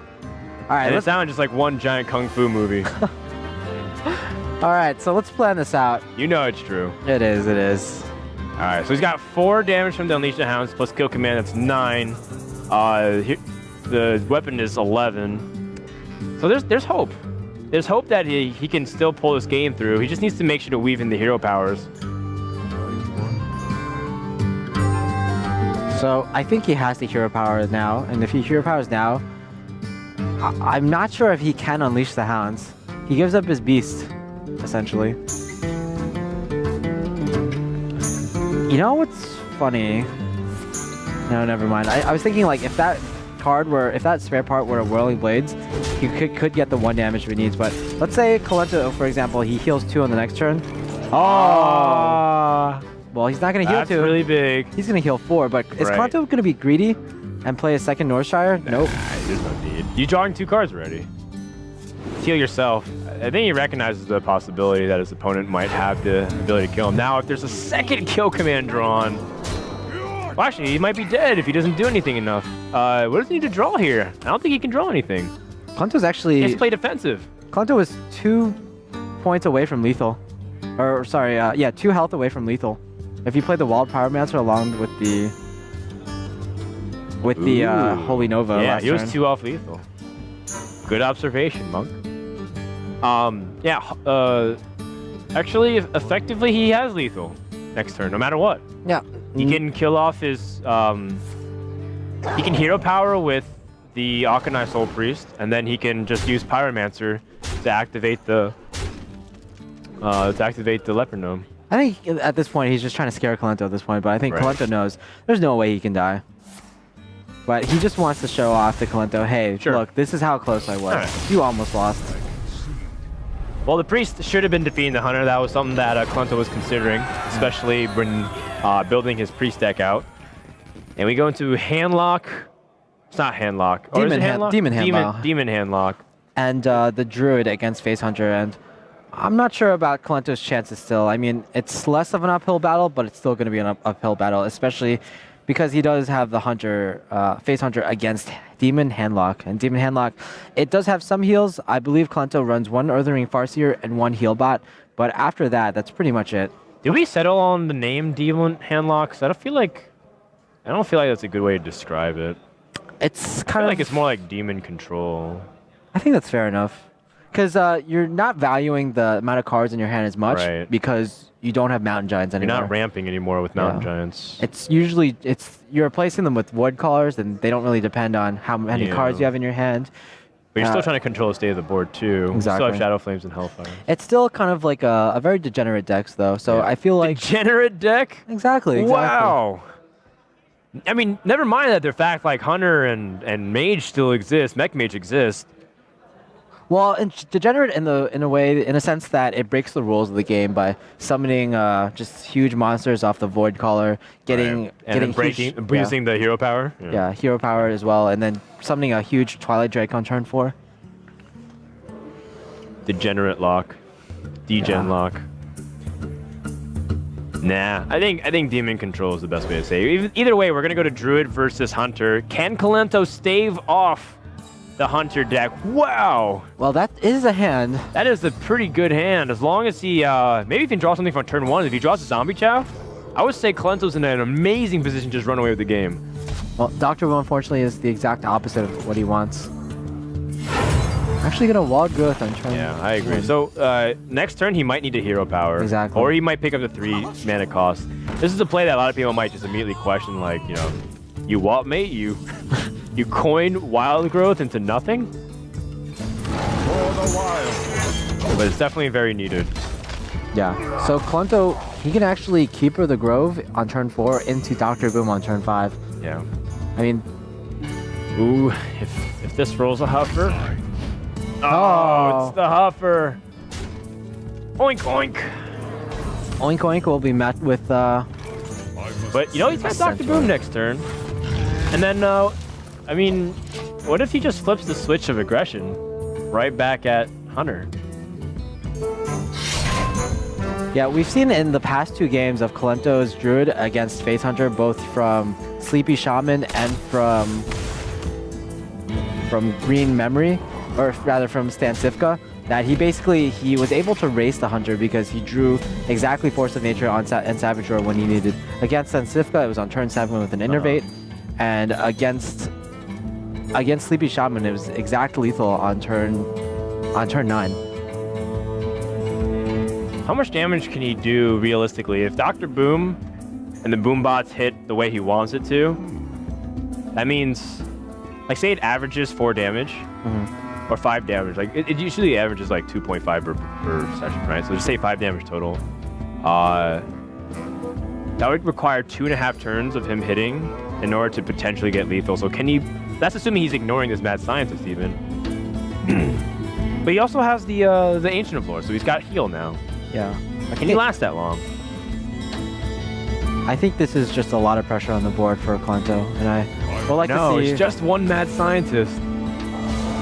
Wow. Innervate Wild Growth? Yeah. Okay. Seems like the most reasonable set of plays.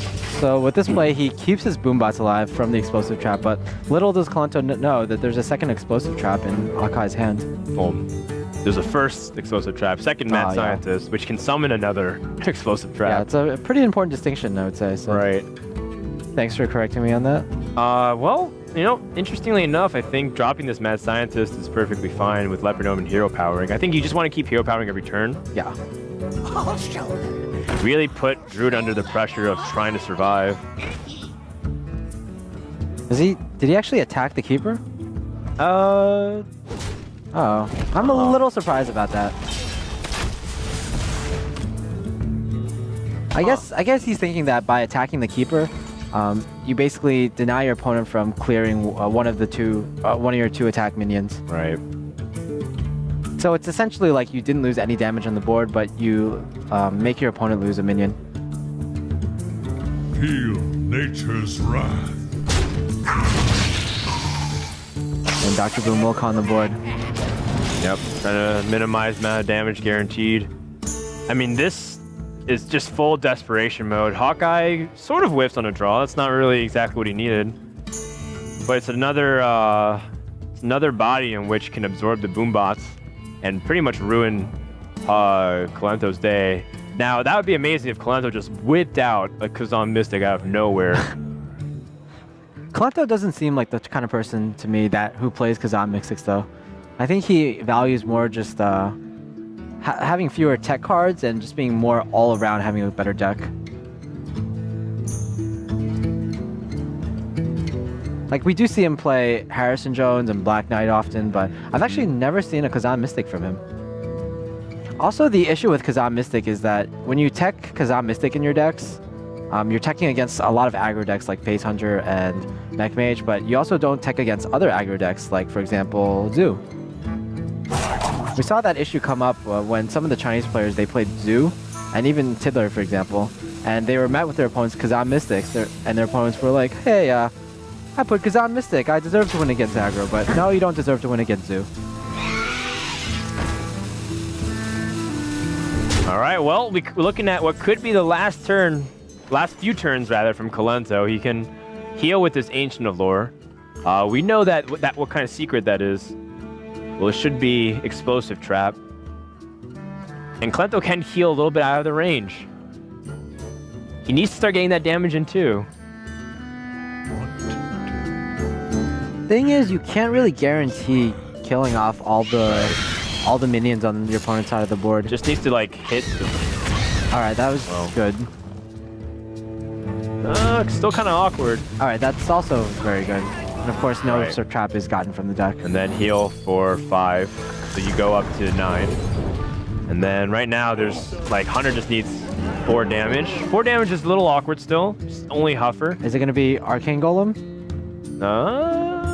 No, he couldn't Arcane Golem and do that with Hero Power. Oh, that's true. So he's gonna save his Knife Juggler. Crazy tense. Gonna put him down to 4 health. Kolento can swipe and clear this. Swiping phase is actually just generally really huge in this matchup. He needs the Hero Power as well. So again, it comes down to the last turn. Can Hawkeye draw that damage? Just basically 3 damage off the top. Again, 3 damage. Can Hawkeye do it? Can you get it? The Eagle Horn Bow? The kill command? Oh! Oh, Hawkeye is 1 damage off lethal. Oh man, that's exactly what he did need. 2 damage. Should he have played the Knife Juggler? He was waiting for the opportunity to maybe unleash the Hounds. But that wouldn't have mattered, would it? Oh, yeah, it would have. The lure would have been forced to attack. He calculated the fact that a Hero Power may come in, so he kept Knife Juggler in case Unleash the Hounds came, so he would have enough damage. But as a result, maybe that could have cost him too. Oh, maybe he didn't think hard enough, and wow. Whoa! That's 2 games dropped by the Face Hunter, and Kolento sends it to Game 5. We're gonna have Warlock versus the Hunter, and I feel like Warlock versus Hunter is better than Druid versus Hunter for sure. Yeah, I don't know about that. I think Warlock does struggle in some instances, but with the addition of Void Caller instead of Mountain Giant, I think the matchup is a lot better. Right, you still have the heal bots, right? Yeah, well, there's only 1 heal bot in the deck, so that makes it slightly worse. You still have a lot of taunts. Still have a lot of taunts, that's true. And Farseer does help. Yeah. You have Molten Giants. Molten Giants can be the big deciding factor. Yeah. I feel like still the issue is just the kill commands and the constant hero powers. If you don't draw your heals, then you can just be in a lot of trouble. Right. And even with 1 heal, like the Earther Ring Farseer, that's usually still not enough. Do you like it better or worse than Druid, though, against Hunter? It's hard to say, actually. I'm not sure. I mean, I'm pretty sure, like, a lot of people are really close to climaxing already, but if Kolento 3-0's Face Hunter in the grand finals of an international tournament like the way he has been, considering that he's so close to dying a few times, I think the chat will collectively explode. Yeah, Kolento Craigasm. Yeah, and then the appreciation threads on Reddit will be like, you know, en masse, like, ah! But of course, if Hawkeye wins, it's like, ah, well, of course he won. He played Face Hunter. Well, we see actually, I think that's a little bit, like, I think that's just injustice, in a way. I think Hawkeye's playing really well. He definitely is playing very well, but I think he looks fairly nervous right now. I'm seeing a couple of ticks in his left part of his lip. Yeah. He looks like someone shot his arm. Yeah, so... Is he okay? I mean, I think it's perfectly alright to be nervous. This 1 Hearthstone game is worth 10,000 euros. Or euros, you're right. Yeah, euros. Oh, almost basically the same thing. Thanks, Greece. Wow, and I can't wait to start this game. Ooh, it's really tense, man. Really tense. I can just feel the tension in that room. Kolento and Hawkeye looking at each other, being like, what's up? Let's play a Hearthstone game for 10,000 euros. Kolento is not even, I bet he's not even blinking here. He's just, Your soul shall look at him. He actually is like no different than how he's streaming. He gets Molten Giant the opening hand. That's already pretty significant, Monk. Yeah, it is, but... Oh, okay. I thought you usually want to keep Molten Giant against really aggressive decks. I've actually heard different opinions from different players. Molten Giant is great, but you kind of want to draw into your Molten Giants. You want other stuff. Exactly. You kind of... it. You need to get board control. Because if you don't, then the Hunter... You'll basically have to clear and also develop your board on the same turn. You just usually can't do that. There's just one of those things where it's like, you know, a lot of times you're hoping you have Molten Giant because you have taunts and you have nothing else to do. But if that's what Kolento wants, that's definitely his call. He's a guy that always plays a little bit against the popular pro opinion too. A lot of pros sometimes would do one thing and Kolento sometimes does another. I think also Hawkeye's Face Hunter deck is really well teched against Kolento's Demon Lock. He has both an Iron Beak Owl, at least 1 Iron Beak Owl, and a Hunter's Mark. So those will be really important to get past Molten Giants. Also, the Owl is good for Twilight Drakes as well. And wow, this is one of the strongest early first 2 turns you can get. Immediately, there's going to be 6 damage being done to face. Oh, man. Kolento Sort of wish Kolento was able to respond to this, but he can't. Hawkeye's just going to put on endless amounts of pressure. Wolf Rider. Wolf Rider. Where's the Knife Juggler going to go? Well, to face. Dude, he would have been able to play a turn 4. Okay, hold on to it. That's a pretty big draw. But I think he's going to Hellfire instead? I'm not sure about not attacking there. I mean, 2 mana Molten Giants, he can get past that, right? He's just really worried. Oh, yeah, he has an Owl. Yeah, he has an Owl, so I guess he was just really worried about Molten Giant Sun Fury, and I'm not sure if he can play around that. This could be the most anticlimactic Game 5 ever, Monk. Could be. Is he going to Shadow Flame the... Oh, he can Shadow Flame as well. Actually, Shadow Flame might be much better than Hellfire. Yeah. You don't want to lower your health anymore. I mean, this game looks... Unless Kolento can draw into his Molten Giant, this game looks fairly over at this point. Yeah, and the worst part is he drew Jiraxxus instead of it, and Jiraxxus is like really far away from being able to be relevant. It might be a heal, but like Hunter will be able to hero power him down way before Jiraxxus will be in play, unless he draws into heal bot. Yeah, I don't know if play. Hawkeye. Well, start charging. So now he charges. That's interesting. Oh? Okay. Oh! Oh, man. But unfortunately, that's not enough. Well, he still can Immortal Coil and play the Drake. Chinese players are getting pretty worked up over this, realizing that there's this pretty insane game.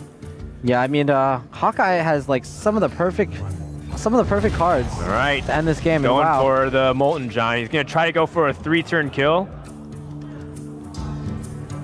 I mean, did Kolento wish a death sentence upon himself though? Because there is a silence.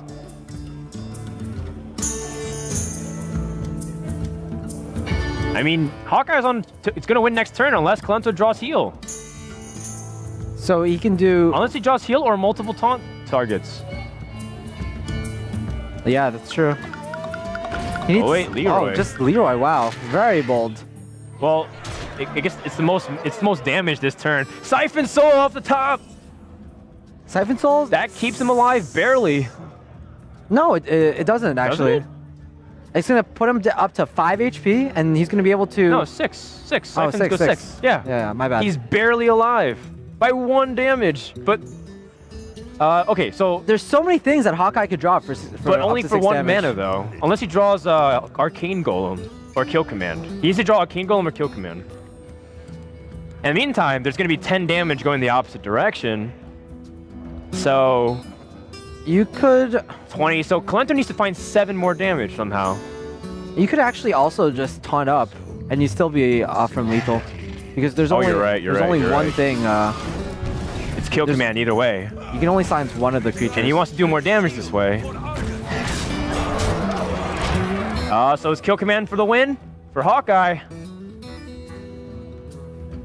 No, Glaive Zook, that's another weapon. Wow, I think... Oh my god! You know what? If Hawkeye had actually Eagle Horn Bone and Hero Power last turn, he might have been able to set up lethal over the next few turns with the Owl and Leroy Jenkins. Yeah, he has to eliminate one of these taunts, right? So he should tack into it. So that way he can silence it in case his opponent heals. Kolento is 3 points off. If he gets Hellfire, he ties. Oh! Kolento draws the Antique Heal Bot, and that is going to lock Hawkeye out of this game. And Kolento will be your International Europe champion in this Netty Season 2 tournament. Oh, Owl's not good at all. Kolento, we definitely see a brief smile from him, and he knows he's won this. The Owl comes down. And wow. Hawkeye's going to do as much damage as possible. It's not going to be enough. Unbelievable finish to this tournament. Kolento wins $20,000, sends Hawkeye home in runner-up spot. You're absolutely right, Monk. I forgot about Kill Command being a potential finish there at the top. I would have been looked like a complete idiot, but thankfully that didn't actually happen. Would have been another day in the office. Kolento completely relieved, and he breaks a smile. You know what? A nice payday indeed. And you know what the overlying story is? Kolento was not even supposed to be at this tournament, Monk. Yeah. Max didn't get his visa. Yeah, Max. Kolento ends up filling in for Max and winning $20,000. He was an invite. Max is looking at this and he's like, wow, I could have won $20,000. Why didn't I get my visa? But Kolento is congratulated by the head of esports in China. And he's going to be awarded the great EU versus CN #2 Hearthstone Trophy. Along with the check and along with You Bunny Girls. Wow, what a great end to the tournament. Really exciting games overall. High level play on both sides. Kolento defeats Space Hunter 3 times in a row. The chat doesn't know what to do with themselves. The photographers are getting all kinds of selfies with the pictures right now, and Kolento is just relishing the moment here. 20,000 euros and a first place finish. And I guess he's going to go over the interview couch. We'll hear from him. Does that mean you're translating again for him, Monk? I am not sure, but did you see how excited Kolento looked? Yeah. I mean, his life is going to be different from this point onwards. Yeah, $20,000, 20,000 euros, just a lot of money to him. And I'm sure it's just one more. The thing is, so you don't have to ask this question, but to him, I already asked Kolento what he's going to do with the money. Yeah. And Kolento said absolutely nothing. He doesn't know what to do with the money. I think at this point... I said, Kolento, what are you going to do with 20K? And he says... Yeah. He says he's going to go home and stream and play more Hearthstone games. Yeah, I think at this point, Kolento has more money than he knows what to do with. Just a couple of months after his win in China, Kolento managed to make it to the finals of the Kingwin Pro League. This league lasted 10 weeks as 20 players fought for a spot in the playoffs. In the finals, Kolento went up against Life Coach, adding another huge name to his list of defeated foes. Let's see how he did it. Alright, welcome back to the Kingwin Pro League Season 1 Grand Finals. We're about to basically seal the league, so... That's the last match. It's the last match of the entire league. Kolento versus the Life Coach, like the culmination of 2.5 months of casting. What I'm really considering is like how long it's taken to get there. Like how much work has been put. It has been 9 weeks of gameplay. Yeah. We had 2 groups of 10 players each. Each of the player had to play against each other player from his group, and then the best players from the first 3 spots advanced to the playoffs. So the first place was seeded into the semifinal, second and third place was seeded into the quarterfinals, and now those players are playing in the playoffs. So that took us 2.5 months, and it was really exciting to cast those matches. It was new experience to me too. It's the first league. It's the first Hearthstone league that we've had that was ongoing and that took so long to really culminate into a finals. Usually you had a lot of best of 5s, best of 7s, double elimination. But a league like this, where every week the players come back with a new meta game, adapted deck lists, that's pretty novel, I'd say, for and Hearthstone. it's also will be something innovative in the future, season, because 5 players from each group that didn't get good, I should say, in this season, they are demoted from the league, so they are being kicked out, you can say that, from this season, and new players will have the opportunity to be a part of the next season. So we'll have 2, I don't know if exactly 2, but few qualifiers that will be opening 10 spots in general for season 2, so that's the opportunity for new players to make their names out here. Yeah, because if you start with 20 players, initially the idea was that we'd get 3 players out of each group out, but then the ruling was changed to where 5 players of each group would get knocked. So for season 2, so more flash half, exactly, like half of the people in the season will be new. You may not know them. I'm sure a lot of the names we'll recognize because a lot of the pro players who may not get re-invited will probably qualify again for the open qualifiers, since they're so consistent. It's nothing to be surprised about. But that still opens up a lot of opportunities for people who don't really have a foot in the scene to become more known in season 2.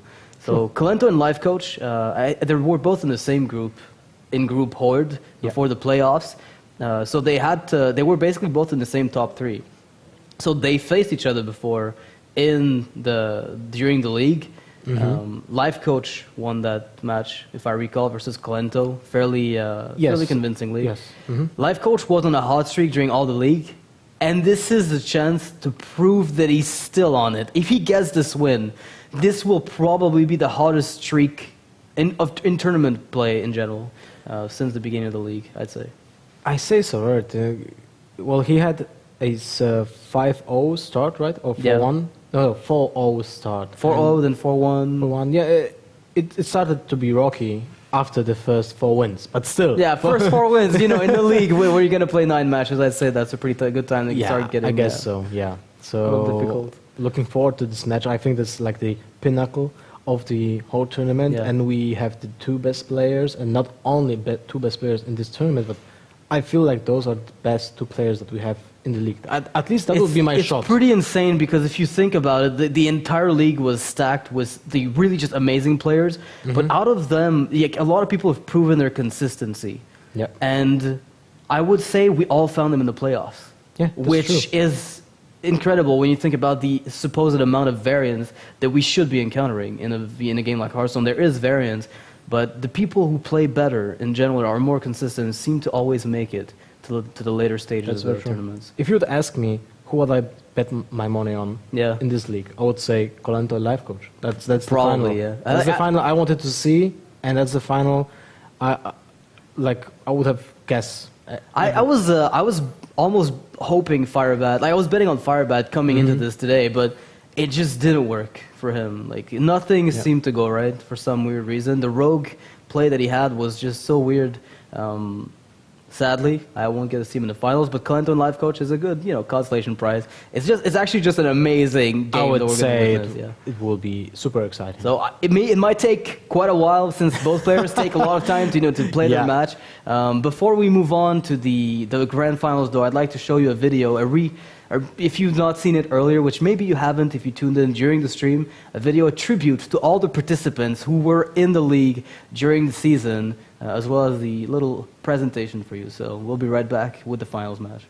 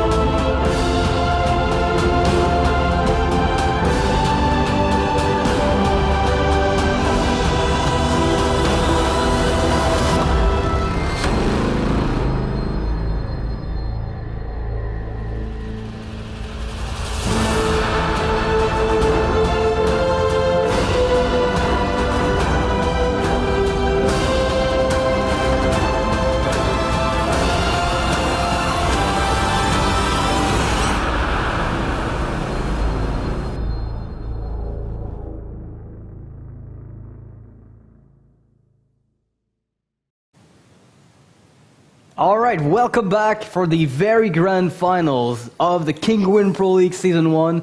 We're about to begin the very, very last match of the entire season. Best of 7. Yeah, it's a best of 7 conquest format. Each player has 4 decks. They've already played those decks earlier today against other opponents. They haven't been allowed to swap decks as a result of maybe able to glean information and adapt too easily to other opponents. So as a result, they'll have the same decks. But I didn't expect Kolento with his lineup. I mean, he's the only player who's brought Priest. You're saying that you didn't anticipate the Priest? Not at all. I didn't anticipate the Priest to win as much as it did during the league. The entire league, the Priest from Kolento has been a great surprise because every single time you think it's going to have a problem with specific matchups, and somehow it wins. Yeah, so, like against Rogue, right? Rogue, Druid. Every time I saw those two matchups, I think to myself, the game is over with the Priest, but then Kolento wins. And I just keep getting...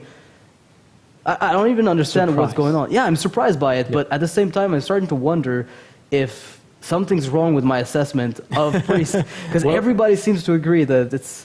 maybe that's why we were sitting here and they're not playing, there, yeah. But like nobody else plays it. So I'm still not sure what's going on. So Kolento is just playing amazingly well as Priest deck. He has to prove something also now, because the first game will be Priest versus Warlock. Yeah, that's a really tough match. Like, let me just not say that it's unwinnable, because that's not a good thing. But it's going to be really tough. It's really tough. It's really tough for the Priest player, because even if you play double Shadow Word Death, I've said that it's not enough to deal with the pressure that Handler brings.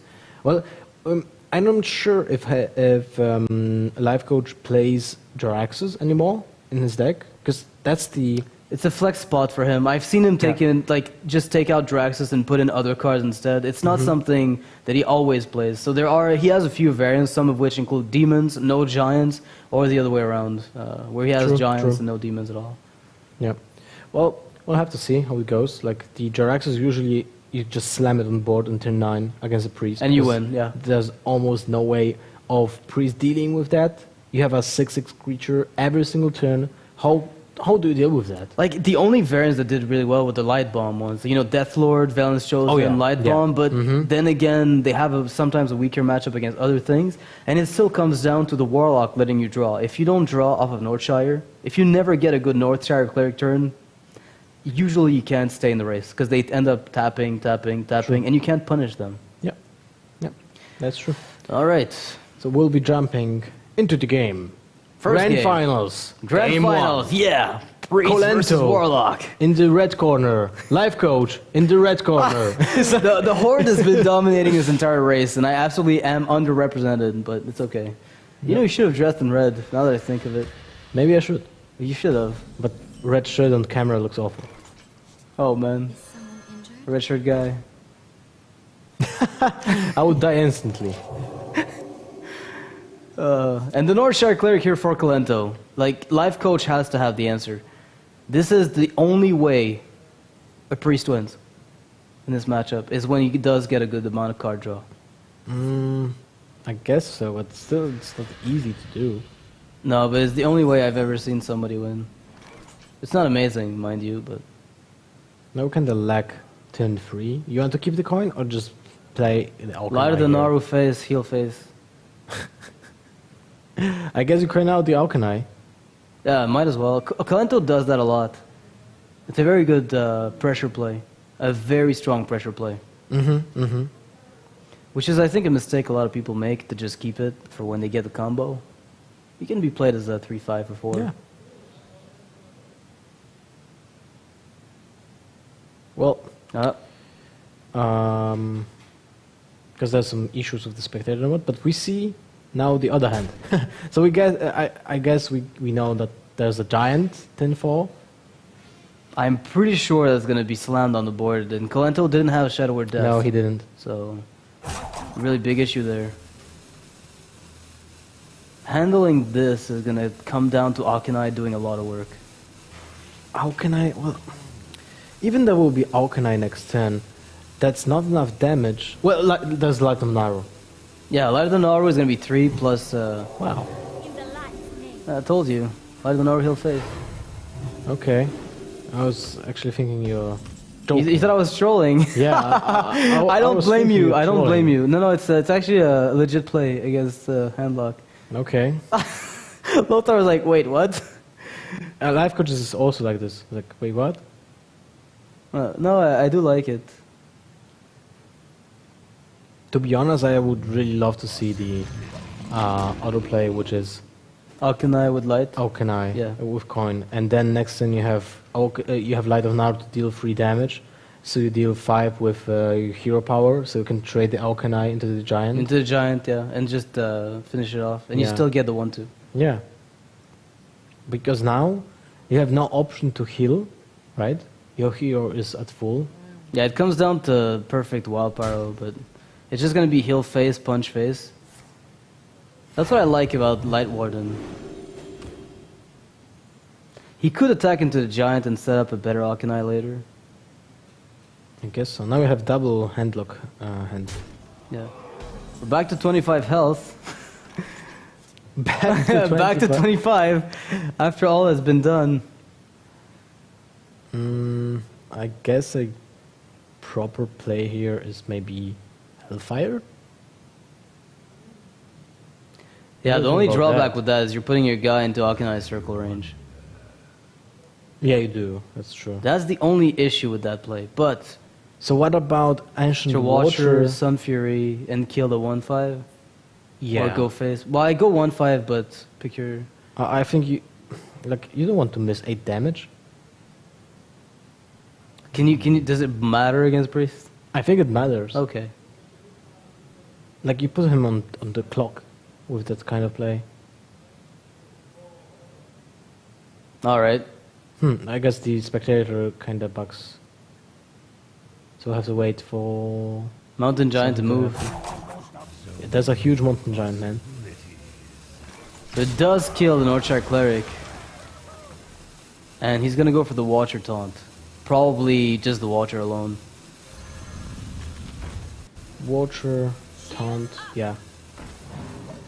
Yeah, as expected. And we see a Hearthstone cursor in the middle. Am I hallucinating this? No, you're seeing that right. Okay. I see it too. Well, there's a big Watcher on the screen. Oh, thank you. It's like an annoying fly, you know? Yeah. It's like sit you there can't and do it does anything. nothing and you're like, what the hell? What's wrong with you, Fly? Right, now Kolento. Not loving the Ancient Watcher. Well, at least he can trade 1 for 1. But there's the looming mountain giant. Yeah. He needs From to have far Shadow Word away. Death. Like, we don't know what he drew in the meantime, but maybe he does have the death now. Remember the times where mountain giants were 12-12? I remember the time where, what was it? The Drakes were +1/+1.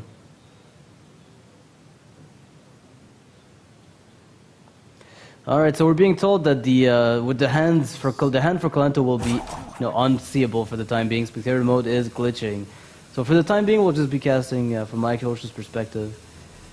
Too bad. It's really Yeah, too a bad. little but unfortunate. it's Oh, kinda- Shrinkmeister. Is it Shadow Word Pain? that turn? Wait, what? No. What the hell? Shadow Madness. Well played. But Can it he can't heal? attack. That kind of, yeah, that's that. It can't attack, mate. Okay, so I guess there will be Holy Nova next turn. Oh wow, it's Kolento. What? What just happened? I think that he has Holy Nova in his hand, if I remember correctly. It has to be that. And Life Coach is just like, okay, something happened, but I'm not sure what. And now, Life Coach can go with Defender of Argus to be out of range of Holy Nova. But there's Alkali Circle at least, so that will take care of everything. That's that, but still. Yeah, no, like from our perspective, it almost looks as though Kolento thought he could attack with the Watcher and trade into the Giant. Well, Life Coach has to know that this telegraphs a Holy Nova, right? Yeah, I think it does. But it's still going to be fine for Kolento. He's very happy with what's about to happen here. It's the perfect board clear. It But was then into it's Mortal but, Coil yeah. into Alkali. But still, it's a pretty good board wipe. It is, that's true. It's pretty hard already to get board wipes against. I don't think Life Coach is really mad about that. It's like, nah. That's ought to happen at some point of the game. And his hand is way too big for this to matter very much. Yeah. So Mortal Coil first, I would say. Yeah. Maybe start you will with get that. the second giant. No, that would be a sick draw. Oh, look at that! Wow. Look at that! Who appeared? Wow, skill stone. I guess you drop it, right? There was no answer to the first one. The first one took forever to be answered, and he will curve into Ragnaros. the Ragnar's next turn, this will be just disastrous. By the way, I really love the sound of the giants, of the mountain giants and fell reavers. It's like the most sound. You can tell they're 8/8s. Now, by the way, I'd like to point out the mountain giant just got mountained, but Ragnaros is mounted. Probably not, but let's say it did. Well, now Ragnaros should have a free kind of way to appear on the board.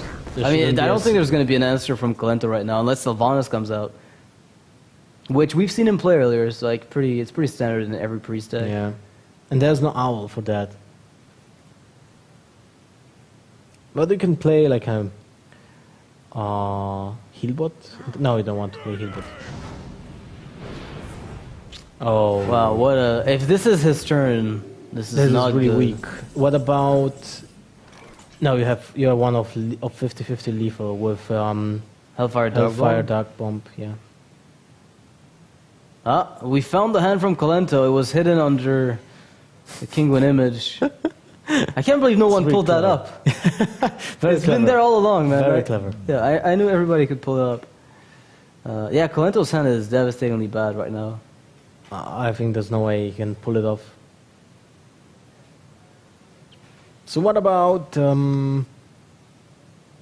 Sylvanas? It's one turn away from mind control, if you're worrying about that.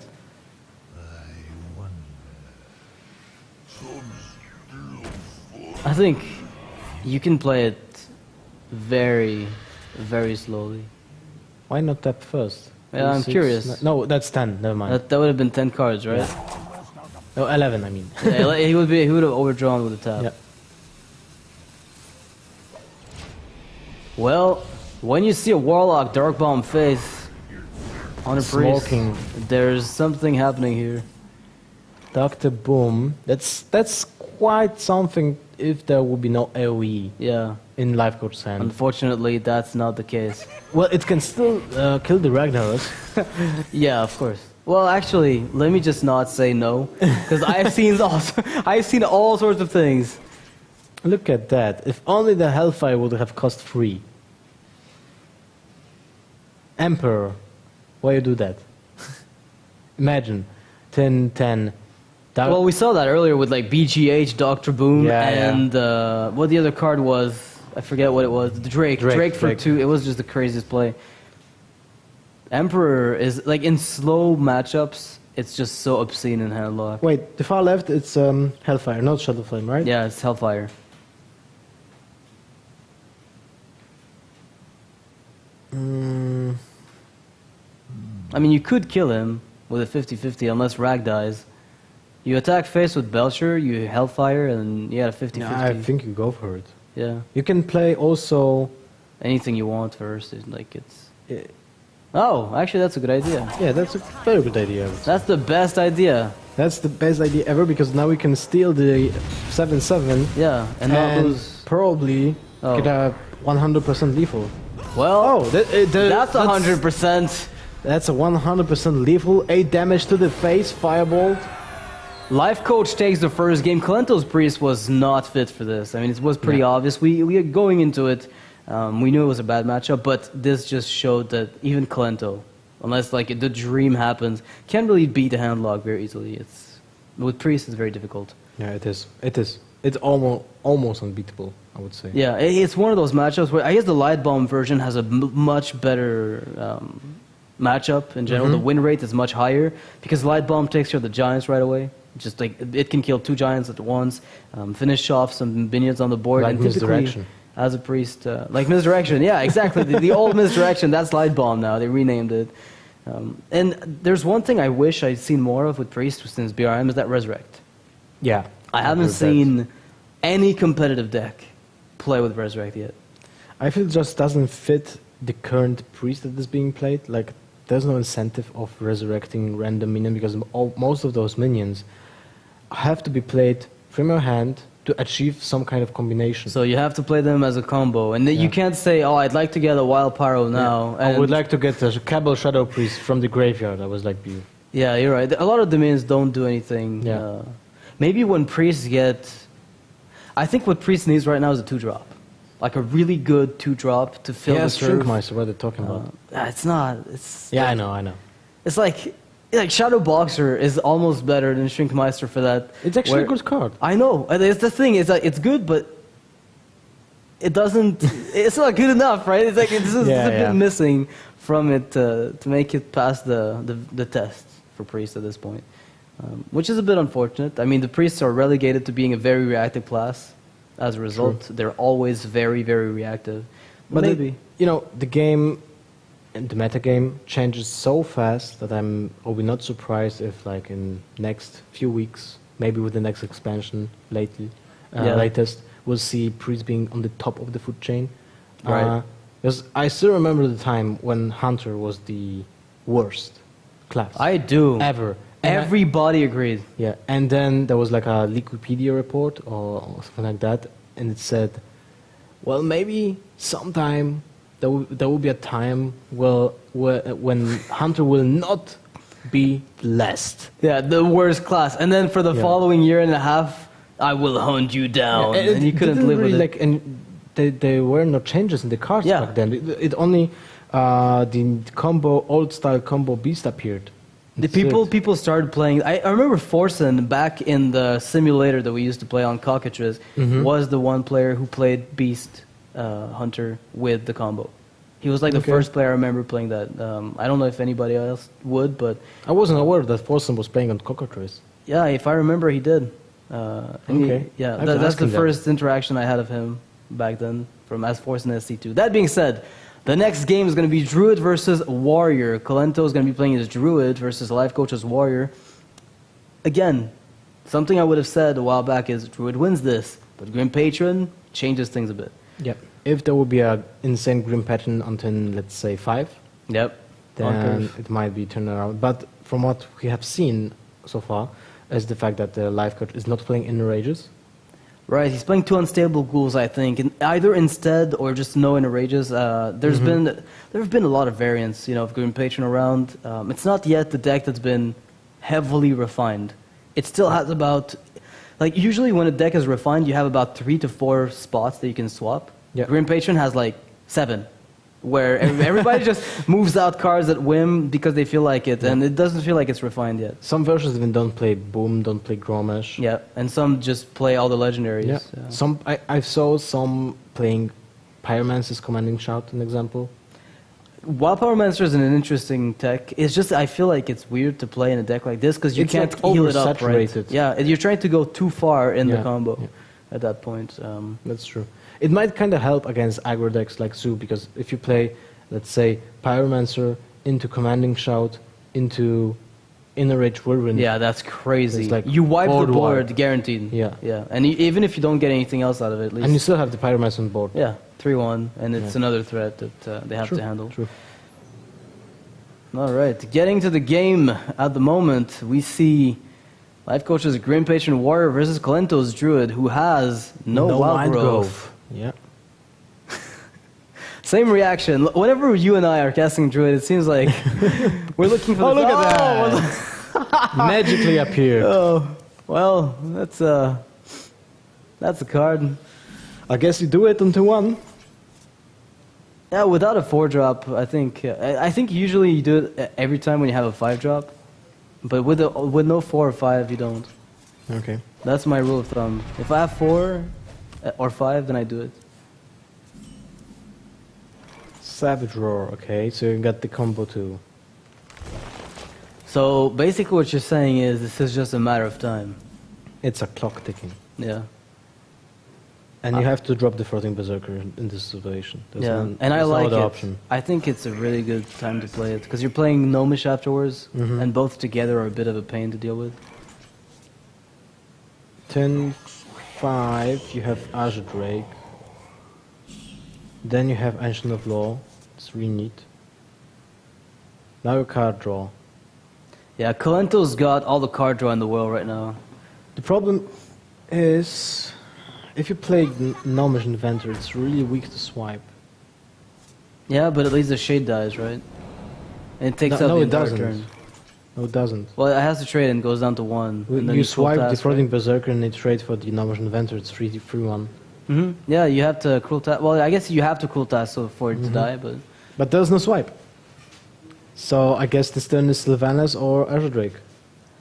I guess Which one do you Sylvanas is not prefer? bad. Yeah, I think Sylvanas is really, really painful to handle. Because you don't want to give away that frauding at all. Yep. But trading it away also feels excruciating.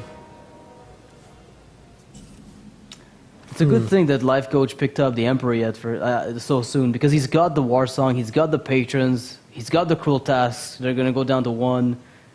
So that's 6 for 8 mana. You go double crew task. Yeah, this with is charge. if he gets this done, this could be just a crazy turn. So you trade for the Sylvanas here. You go with the Gnomish first, double then you trade. sacrifice the Floating Berserker, right? I think so. And then Is you there turn- ever an argument to just punch face really hard? Like you Cruel Task once on your frauding and go no, face you with can't. everything? You I feel like you have to. Yeah, you have to sacrifice the board for the Sylvanas, I think. But if you trade Gnomish and go face for 4, does that accomplish anything? Probably not. Probably You're not. still weak to Wrath Swipe. Same problems you had earlier. The problem is your turn 5 sucks. Yeah. You have nothing. You have no You follow. have nothing. Literally nothing. Unless you want to play the Taskmaster on the board, and that's it. Is he going for it? No, he's gonna trade. Yeah. And the armor up play. Sylvanas forcing Life Coach to slow down even further. Who would have thought? And now there will be an Azure Drake, right? Never mind. Yeah, change of plans, ladies and gents. This could be a very quick game. Yeah, this ends next turn. This ends next turn. There's no way to kill the board, and that deals 14, 19, 21. It's almost going to be lethal, but not quite. 25, 26, 28 damage. Yeah, it's going to be a little off, but So not it's- enough for it to matter. It's not enough for lethal next turn, but it's almost that. Emperor strikes again. I mean, Wild Growth strikes again. Wild Growth and Emperor. And Emperor strike again. Okay. And Sylvanas. With coin. Let's make it a team. What team? Team Ramp. Oh, wow. And Life Coach is going to try. But Kolento doesn't have lethal, right? No, it's He's too off. too off, so... Too off. Could that change anything to the matter at hand? I don't think it does. I think you still just punch face really hard. I think you go with everything and sacrifice the Emperor after that. Or your Shade. I think I'd It's- sacrifice the Shade, yeah. It's like almost no difference. Except you get 5 coins. Yeah, okay, maybe that's a bit Yeah, I think the difference. 5 coins are worth the keep. 4 coins. Then cheap. Right, because you played 2 cards. Yeah. Yeah. I guess you go for it. Like, why are you even worrying about anything? You have. I'm trying to figure out what he's worried about ever, but I can't quite come up with the answer. Well, you lose 7 damage if you trade. What? You didn't do it? Why, bro? I am legitimately confused. Yeah, I didn't see that happening. Like at Me all. neither, not in 1,000 years. What if Life Coach would have the most insane? Yeah, with combos double right now? execute and every board wipe Yeah. in the world. That It's would like have been still game viable. right there, but like he doesn't have it. Fortunately for Kolento. Imagine one Inner Rage here. Yeah, Inner Rage is funny enough. Inner Rage would win the game in this hand. Like it would Maybe actually not allow win him the to wipe the game. board. He will be not out of the woods yet, but Yeah, but he'd be able to at least stabilize. Where right now Yeah. it's not possible. he can kill 2 creatures. Yeah, and get actually you can kill 3 with the Whirlwind, right? Oh no, Cruel Task 5. Yeah, he can kill 2 and then get another Patron, but he's not gonna be able to kill more than that. Yeah. Execute would have been needed and even less mana. So Oh, he wow. needs to go for that. That sucks. He's trying to find the Execute, is my guess. Yep. He knows he's dead with Emperor staying on the board. So he's trying to dig for both executes. Yeah, that is not it. Although Whirlwind and Battle Rage. So now he goes for 1 execute. Yeah. He didn't find it? I have no idea. Apparently not. I don't think he has enough time to do that. Yeah, he's dead anyway. I think he knew it. After 2 turns of Emperor and Druid, I think everybody is aware that they're dead. That's usually the way I go about it. If it lives 1 turn, I'm probably dead. True. If it lives 2 turns, I'm dead. 4 mana for Force of Nature and 1 mana for Savage Roar? Yeah, sure. Probably in a very early phase of alpha, this was how the game was designed. At some point in the past. Good that I didn't play it. Well, I remember Force of Nature used to be 5, so that was already bad enough. But then they actually changed it when they realized how obscene it was.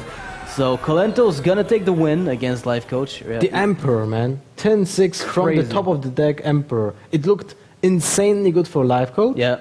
And then just... And one Emperor gets played on the board, and everything just snowballs out of control. So he's going to equalize the series 1-1. Both players are still in this. No questions asked. Life Coach will replay his Warrior in the future if Kolento plays another deck. Now Druid is locked out. Again, Kolento has to win with Priest at some point, and he's not going to do that against Grim Patron. I guess not. And I think the lineup from Life Coach is perfect against Priest. He's got his Druid that also wins pretty well.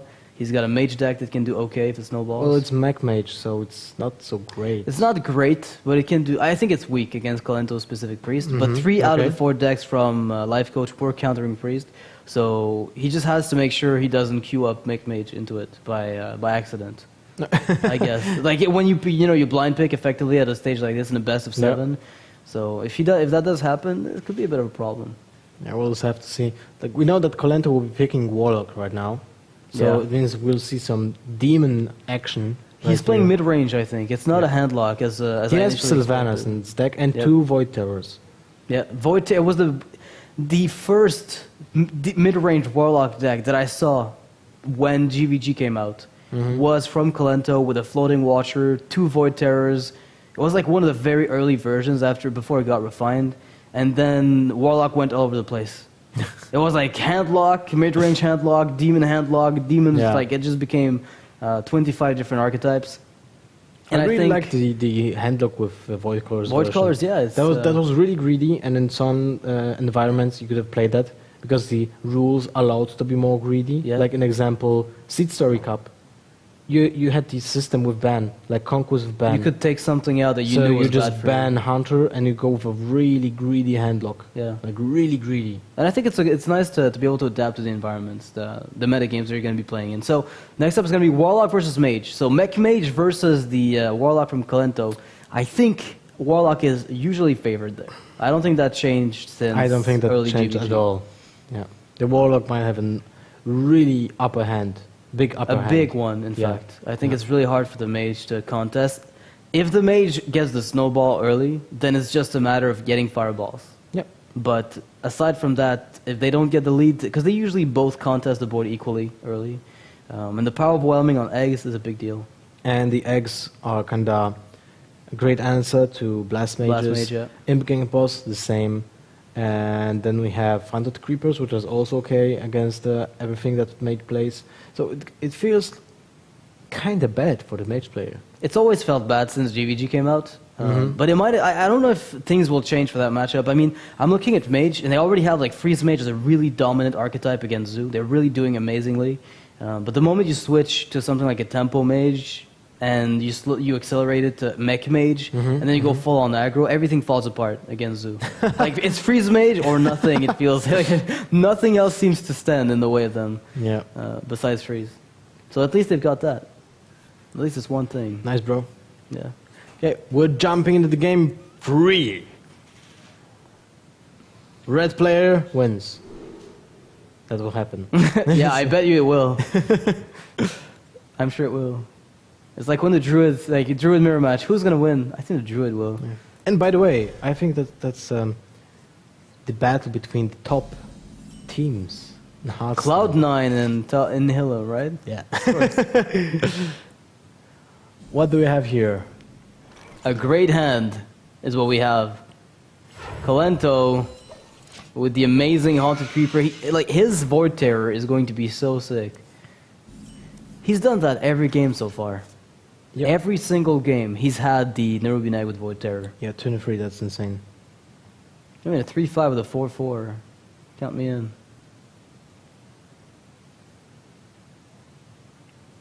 Like, it feels that the Mech Mage is just a weaker Zoo. It does. Yeah, I really feel that way. I'm still trying to come up with the reason why I'd play it over Zoo, and I still can't. It reminds me of... that's maybe the only reason. Yeah. Was it Thais that said he didn't like entities? Or is that someone else? I think that was someone else. Yeah. So you go with the Neutron? Like Warper and Neutron? Probably. I don't see a reason why not.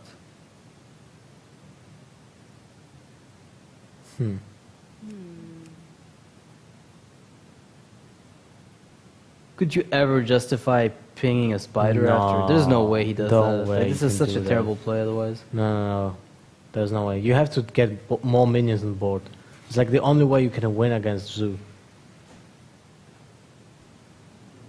And it's not even guaranteed. Yeah. Like, it doesn't even say anything. You have to about get your Blast win rate. Mages when he still lacks a creature that will benefit from the pings. Which is almost never. Yeah. Second Nerubian Egg. That's nice, but you go so with the he's got to Voiter. figure out. Yeah, I was gonna say, like, what's the play here? Do you go for Juggler, Abusive, or do you go for the Void? I think you go for the Void. Okay. 4/4 minion against Mech Mage, I think that's fine. No, it's definitely solid. 10/4 for you will be most likely drop Voidcore and you threaten then Melganis or Doomguard. That would probably be... Like, Like, he no does one play will those. trade for that. No Yeah. one will trade for Yeah, that. no one goes in. Because it's too threatening. Yeah. If it goes wrong, you'll just lose right away. And if you trade, you still trade, so you feel kind of bad. Yeah. So you're not done. And he goes for the Void Terror, getting himself the 3-5 and the 4-4. That's gonna put Life Coach on the ropes. Second Mech Warper, well, it's kind of fine. That's a pretty good draw. But he lacks the mechs, and it's kind of... The thing is, I'm curious to know, what do you play? Like Mech Warper Yeti, or do you ever go just Tinkertown? I think the Mech Warper... Fireball. What about Fireball? What to do? I don't like Fireball very much. Fireball for what? It's like... You have to keep it for face against Zoo. Yeah, if you kill the Nerubian, it feels like you're fireballing a 2-drop. Yeah, you're fireballing nothing. Now, I think Mech Warper Mechanical Yeti full face is just... When you think about it, like the combo of Nerubian Egg into Void Terror, right? Mm-hmm. It feels like the minion that the 4/4 minion says he can't attack the first turn, the second turn. Second turn it comes into play. It is in game, right? Yeah. But at the same time, you spend 5 mana for 7, 12, 16. Yeah, you points get of Ascension. stats. It's crazy what you get from this combo. Yeah. It's like really insane. And the fun part is, it's been... You know, when you start playing Hearthstone for the first time, you see Void Terror, right? Your first reaction is, this is so awesome. I can do something with Void Terror. But it's just never played. At least not very much. So when you do see a deck like this that incorporates it, it does feel pretty cool. Alright, the Juggler. Why Juggler? Get some knives. Oh, thank you. Yeah, that's how you play the game. You just knife everything. To be honest, I didn't like the Juggler. I would rather play the Void Core. Like, if you play Void Core in that board, that board, you're guaranteed to get... No, you're saying, I have a huge demon in my hand. Yeah. It's like, that's what you say. And then you can bluff your opponent. Yeah, he's never going to trade into it. Yeah. And then you get to do no whatever you way want. he's gonna trade. And now... This is going to be a good opportunity for Mirror Entity, is my guess. You trade for the Knife Juggler, right? No, for the 4/2. Well, maybe. I like the Juggler, because the 4/2 already dies to what's left. So first you play Tinkertown Technician. You see maybe what you part. find something good. If you find an example, let's say Prison Coolant, Emergency Coolant, that will be cool. Time Rewinder. Not useful at all. Yeah, not quite now, at least. Might come in handy. It's like the worst spare part for most situations. I guess Hunter's the only ones that are like, yeah. No, against freeze mages. You kill that Right. Doomsayer. And then, yeah. We're reversing switch, right? Yeah, Time Rewinder. Oh, is just Time terrible. Rewinder, sorry, yeah. Yeah, Time Rewinder is the one where you play Archmage, then you return to your hand, and all you got for that 8 mana play was a Fireball. Well, it kind of, works against, I mean, it works with low tips. Yeah. It works with, let's say, Tinkertown Technicians for additional parts. It does work sometimes. Can't say I've been overly impressed with it. Life Coach was leading the board, and then Abusive Sergeant came up. Piled Shredder. Well, you'd play that, kill the Abusive Sergeant, and go face with everything. I think this is the point where Life Coach has to go full face. Yes. This is where you have to turn on the aggressive gears, because you can't start playing defensively. You have no way to tap. Like, it's not like you can draw cards the way the Warlock can. So I guess there's a point, and this is probably the point, where sometimes, or somehow, Mech Mage feels like a War Zoo. Yes. This is like the perfect example. We've reached that stalemate point where suddenly Zoo feels like it's just designed better. Yeah, because of the life tap. It's like, okay, I guess I draw 2 cards at one turn. Yeah, exactly. And the Mage, I mean, they can compensate by having phase burst with frost bolts and fireballs, but it's hard for them to get them and not be under pressure.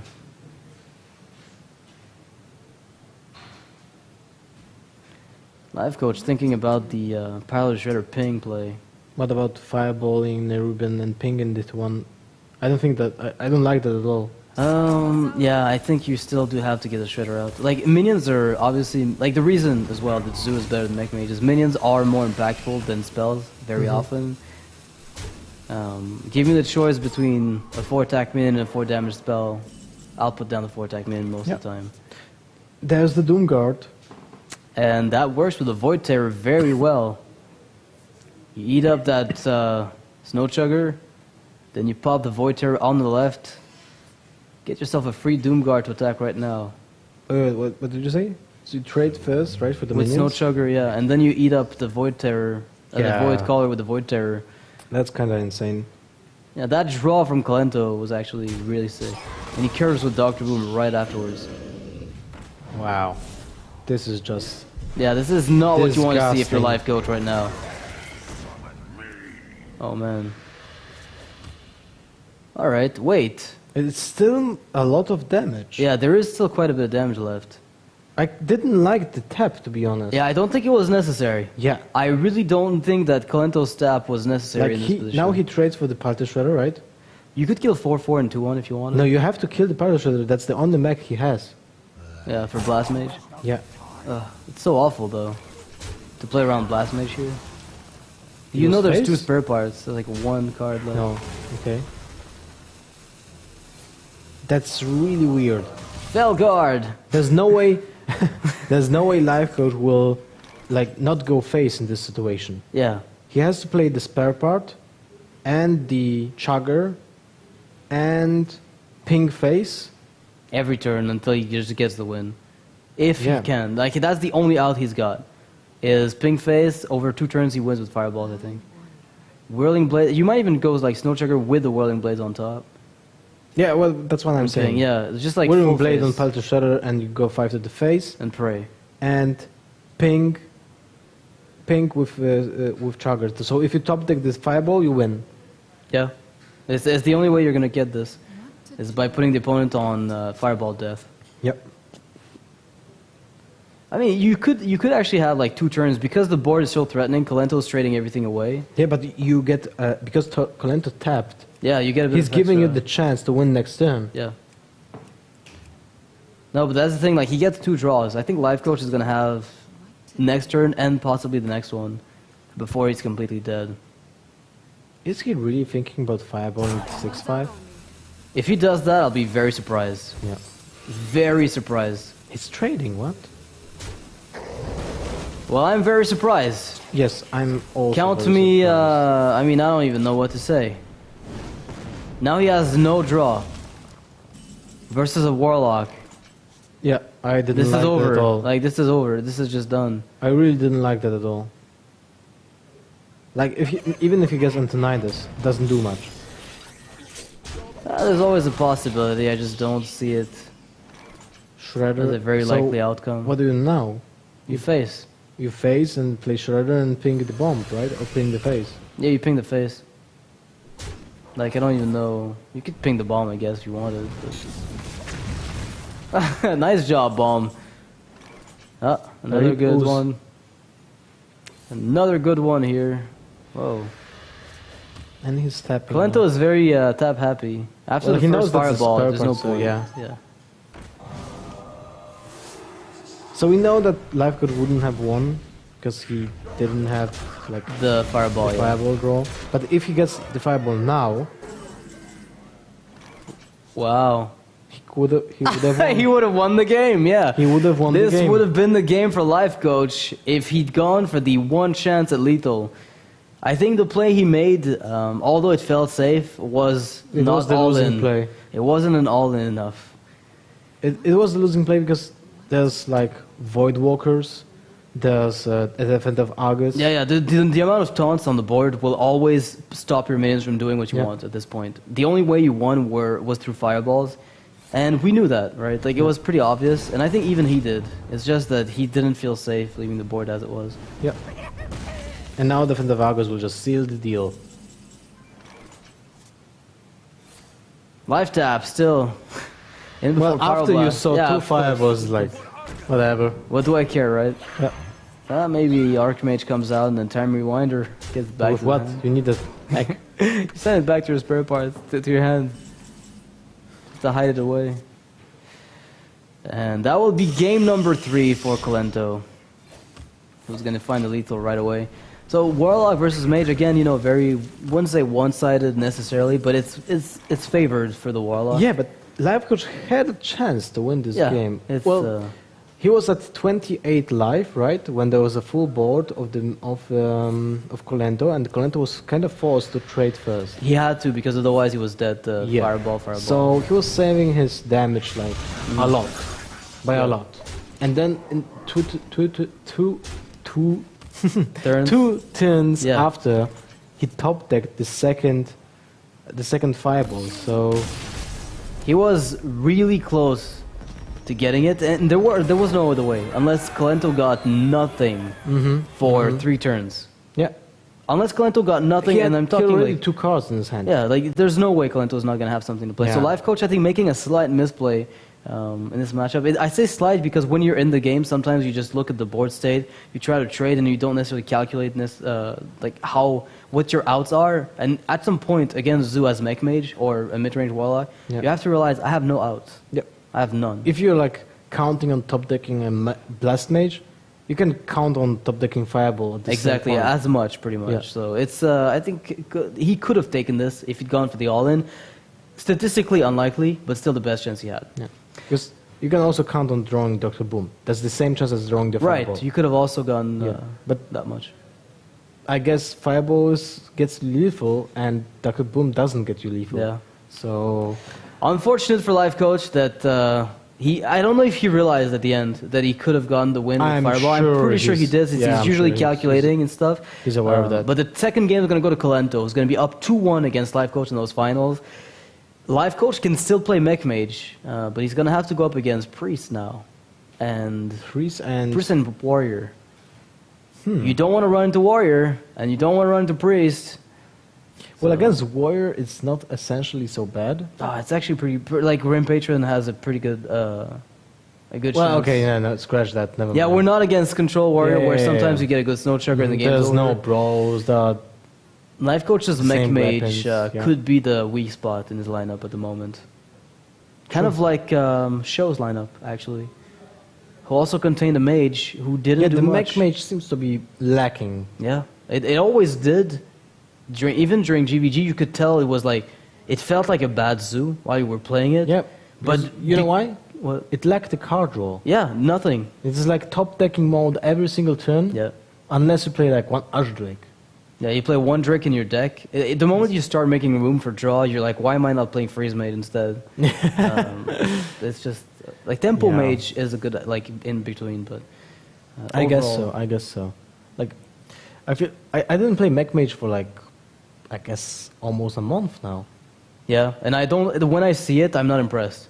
Yeah. I was impressed before Zoo was a thing, like, again. And now that I see Zoo come back in, I feel like Mech Mage did its job for the time that it did it, and it was enabled by Mech Warper and Blast Mage, giving the mage the unfair cards, but I don't think they have the most unfair aggro cards anymore. Yeah, well, the only draw that can punish some players, in other players, is like double Mech Warper.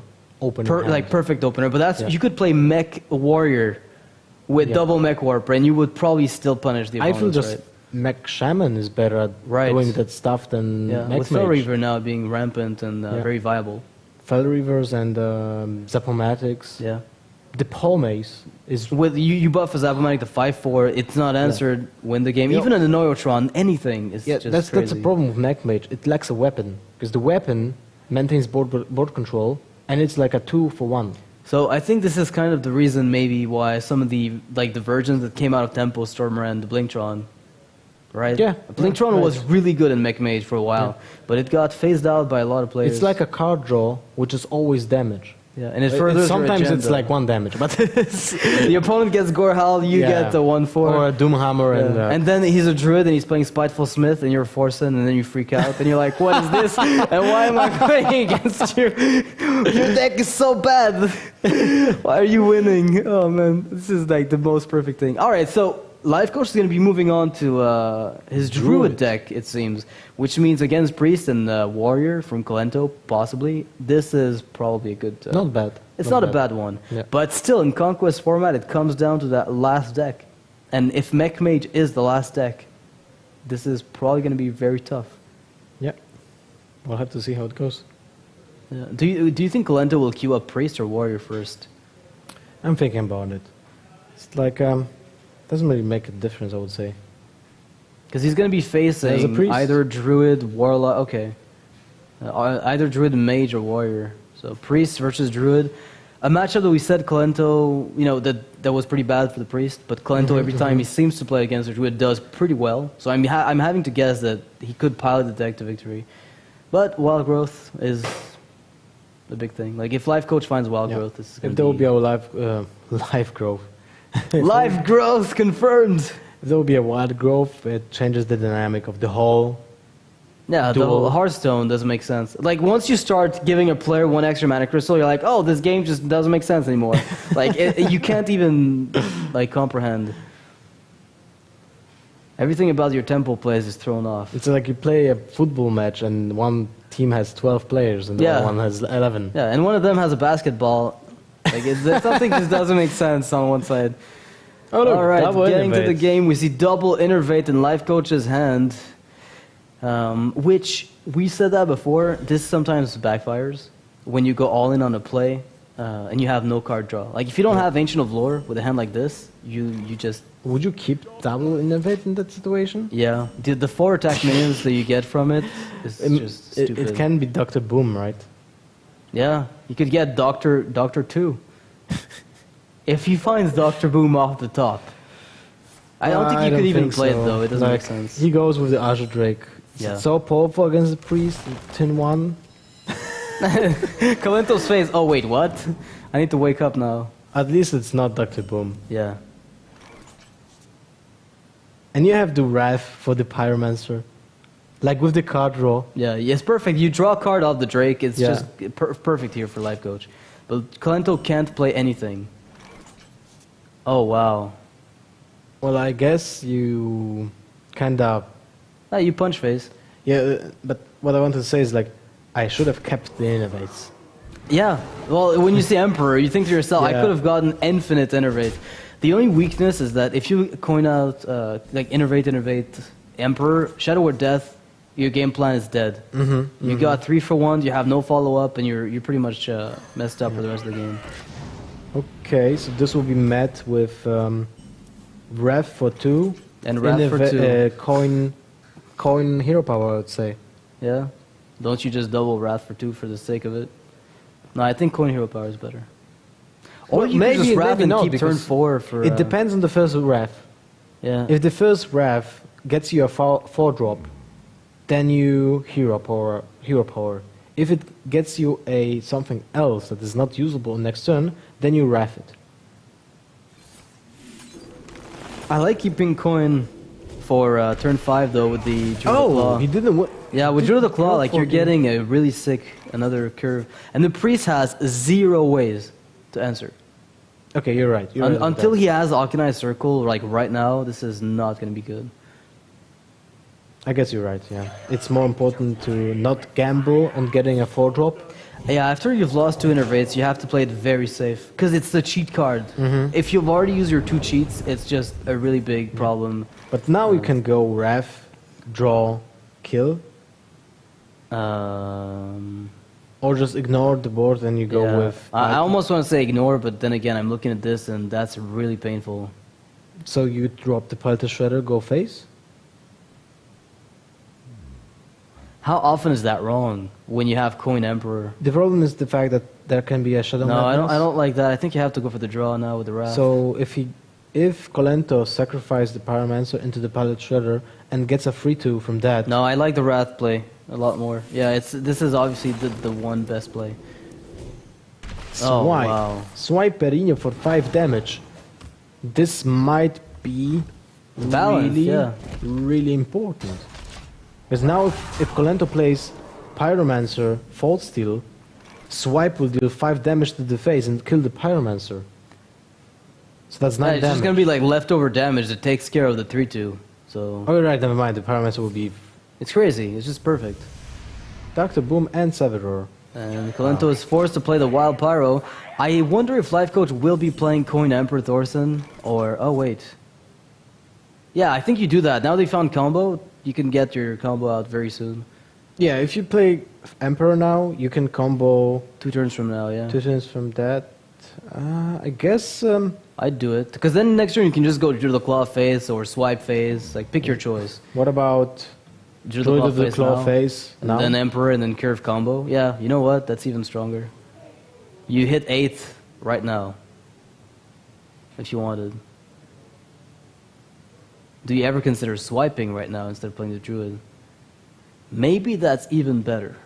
I was thinking, like, the swipe phase was my initial game. Yeah, actually, I think it's the best one here. Like, I'm trying to go overboard with creativity, but just go, like, swipe phase, hit for 9, then Savage War next turn win. Yeah. It's like the most boring play in the universe, but it's the most effective one. Like, what do I do? SM Orc. I guess that's it. There's nothing you can do. Yeah, welcome to Druid, ladies and gents. You just lost to a double innervate Outer Drake in one. The Drake does, what, like 17,000 damage now? You know what? What's even funnier? Not even mad. What? That the Ogre Brute would have almost done the same. Yeah? Ogre Brute would have probably done almost the same thing, aside from the fact that you didn't get the swipe for 5, but it would have been pretty close. So Life Coach equalizing series 2-2 in the grand finals. This is actually possibly going to be a 4-3 in either player's favor. Well, this was a really fast game. Yeah, it took like 3 minutes. Yeah, well, the other one with Druid as well, when Kolento got the Wild Growth. It went like, oh, Emperor, all right, let's play this. And that, Emperor, bam! Yeah, I think Druid is the only class where you find Emperor and you just slam it. Yeah. Like, you think about it in many classes, but Druid seems to be the one class where you know it's so unfair that you have it, that you just have to play it. Like, other classes, it's generally, like, they have very specific combos they want to get, but Druid is such an all-in every single time. Especially when you have this whole combo in your hand. Yeah, 7 mana, 14 damage. There's nothing to say about that. Seems like an okay draw. Yeah. So next match is going to be Warrior versus Warrior, both players playing their Grim Patrons. The mirror matches are very interesting, unless someone gets a Emperor out. I think then it's kind of on one-sided. It's like the same thing as Druid versus Druid when one gets a Wild Growth. Yeah, similar. That's how it feels, because they're both going for the same game plan, and then one of them gets a discount on everything, and suddenly, oh, well, my Executes are free, my Whirlwinds are free, my Warsong Commanders cost me 2 mana, and then everything seems to just snowball out of control for that. My Inner Rages are -1. Yeah, so I get a coin. Yeah, for free. You know what's funny though is when I realized that Emperor actually doesn't, like, it reduces the cost of 0-cost spells to -1. Because when they are more expensive, like somebody plays Lothab. Like I once I had a preparation that like Emperor stayed 3 turns on the board, and he played Lothar, and my prep was 2, and I'm like, wait, this is a coin. I could actually play it, and it actually gave me mana on a spell. So when I realized that, I thought it was okay. That's interesting. That's something you want to know. Yeah, if you ever run into the circumstance, of course. But yeah, so Warrior versus Warrior. Do you think the Warrior wins? I guess the Warrior wins. The Red Warrior. Yeah, the Red Warrior wins. Yeah, Red Sonya. There's no more blue anyway. Well, there's blue on the Cloud9 logo, and there's kind of red-ish hue on Nihilim's logo. Yeah. So what's the last match? We have Priest still on Kolento's side, right? Priest is going to have to go up against Mech Mage, at the very least. If Kolento wins with Warrior, Life Coach is going to have to beat Priest with Mech Mage. Not necessarily, right? He can Kolento queue up beats the Warrior. Mage against... Like, if Life Coach wins with the Warrior now, then he can queue up Mage the Mage Warrior, against the Warrior. Yeah, but if Kolento wins now, Life Coach has to win with Mage. Yeah, that's true. And that's going to be really problematic, because Kolento plays very well when he plays Priest, and Mech Mage isn't really favored, so... Especially when you go, when it comes to a situation when Shadow Madness will net you at 2 for 1. Yeah, usually, and it 3 can for deny 1, Mad Scientist. You can get so much value out of it.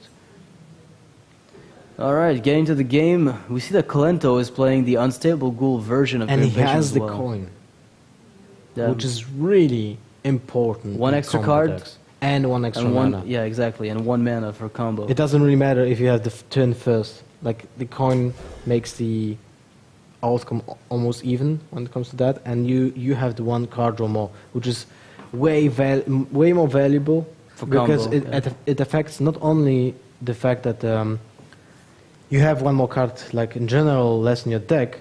I mean, 1 less card in your deck, but also it alternates your game plan from the beginning of the game because you have more cards, so you know what you already what's left, have, exactly. and you know what to do because you have More crucial information. You can yeah. tell the difference in the way you play when you're second, when you're playing combo. I realized a lot of the time you'll be...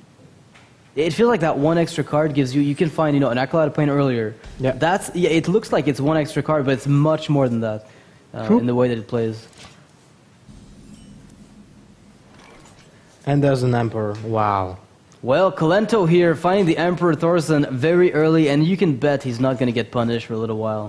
Yeah. And now Life Coach is in a situation when he kept the Battle Rage, so he doesn't want to armor up. Yeah. In this matchup, no one plays a creature until turn 4. Yeah. It takes a long time, so you want to get, your Fire War Axe into something to get 1 damage, just 1. Yeah. But it's very unlikely to happen. I guess you play the Fairy Works anyway. Yeah, just get it out. You're going to get possibly a Corsair next turn. It's kind of a waste because you're losing it to a weapon. Yeah. And in this situation, you didn't lose mana, and you didn't gain armor for the Battle Rage, so that's okay. Oh man, finds the Grim Patron. So, coin Emperor into 2 patrons. That's insane. If he finds a Warstone Commander in the meantime, this could get very nasty. You don't want to play the Dread Corsair anyway. No, I don't There's think no he plays reason to play the Dread Corsair. it. No, you're just feeding it to the weapon. And giving him Battle Rage value. I remember the day where Battle Rage was so useless that nobody really I was wanted to playing play it. I am not hearing you. I was playing Yeah, Battle but back in the Aggro Warrior days, right? Yeah. Those days are long gone. The Life Coach is thinking, do I armor up? I guess so. Or do I armor up? But well, that's the that's the awkward situation in this deck. If you armor up, you can't Battle Rage. So, You have to attack into something that has more than 2 attack. Reminds me of the question that people were asking when Hearthstone came out. They had no idea, but do you take damage from weapons that are on the opponent's side? Like the armed enemies? Do I take damage from them? No, it's like represented by the the weapon being closed, of right? being closed, the weapon, yeah. I bet there will be a weapon that will be open during your opponent's A turn. shield, probably. Might be. Yeah, a good shield for warrior Like where a it deals... thorn, like Thorn Shield. Yeah, Thorn Shield reflects damage or something. That would be really nice to see. It fits very nicely. Now Life Coach gets the Acolyte out, but it's not really that big of a deal for the Warrior because he draws as much as he can. Draw one card here, one card there is good enough, especially when you've got the Emperor like Kolento does. I think Life Coach is going to be forced to play his Gnomish Inventor. I think so. You have to play it. You kill the Acolyte, you play the Gnomish Inventor. That's it. He will need to find the Emperor to contest this. And now the problem is that he can't deal with the Gnomish Inventors. Like, okay, I have Fury War Axe. Do I use the Unstable Ghoul right now? He has like... No, there's no way he can kill the Unstable Ghoul and play an Patron. But yeah, he can play both. Yeah. So that's not a big problem like I thought it I guess be. Kolento just plays Gnomish Inventor here, right? Yeah, I guess so. You just keep drawing until you can get turn 5 Emperor and just get a really solid... Or maybe you wait until you find the combo pieces you want to play. Before you play Emperor. Because that is literally the card that's going to seal the game for you. Well, you have half of it. Yeah, but you're missing... Like, if you can get cheap Whirlwinds... I don't even know if he runs Inner Rages, so maybe those Whirlwinds will be even more important. I like how you said cheap Whirlwinds when they are free. Yeah, but like when they're 1 mana in Grim Patron, it's always expensive. It feels expensive sometimes. There's the Execute. Oh man, 0 mana Execute. Feels strong. Strong. Sorry. I forgot the nerd language. Strong. Strong. Yeah, strong. Too strong. Too strong. Too strong 5-me. Yeah. And alright, same thing. I guess you just... Well, Death's Bite probably makes more sense with Dread. Yeah, Death's Bite. Do you like Grim Patrons? Do you even play Dread? I don't think so.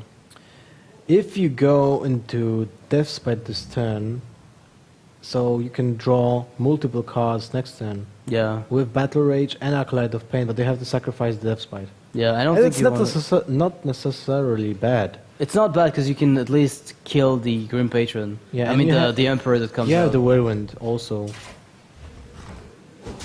No, I don't mind this. Life Coach is just gonna hold on for a really good Battle Rage.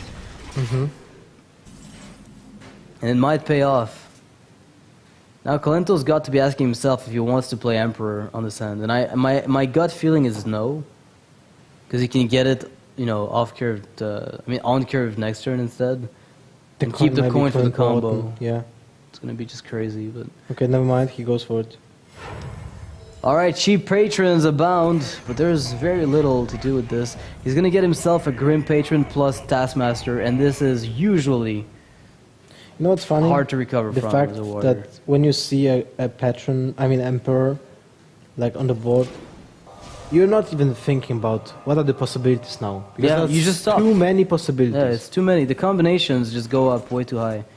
Oh, that's a good card, I would say. But still, you go first with the Battle Rage. Maybe I trade my Gnomish away, like slam the 5/5. Trade away Gnomish, then attack face with Acolyte on board instead of Battle Raging. It nets you only one card. Only one card, yeah.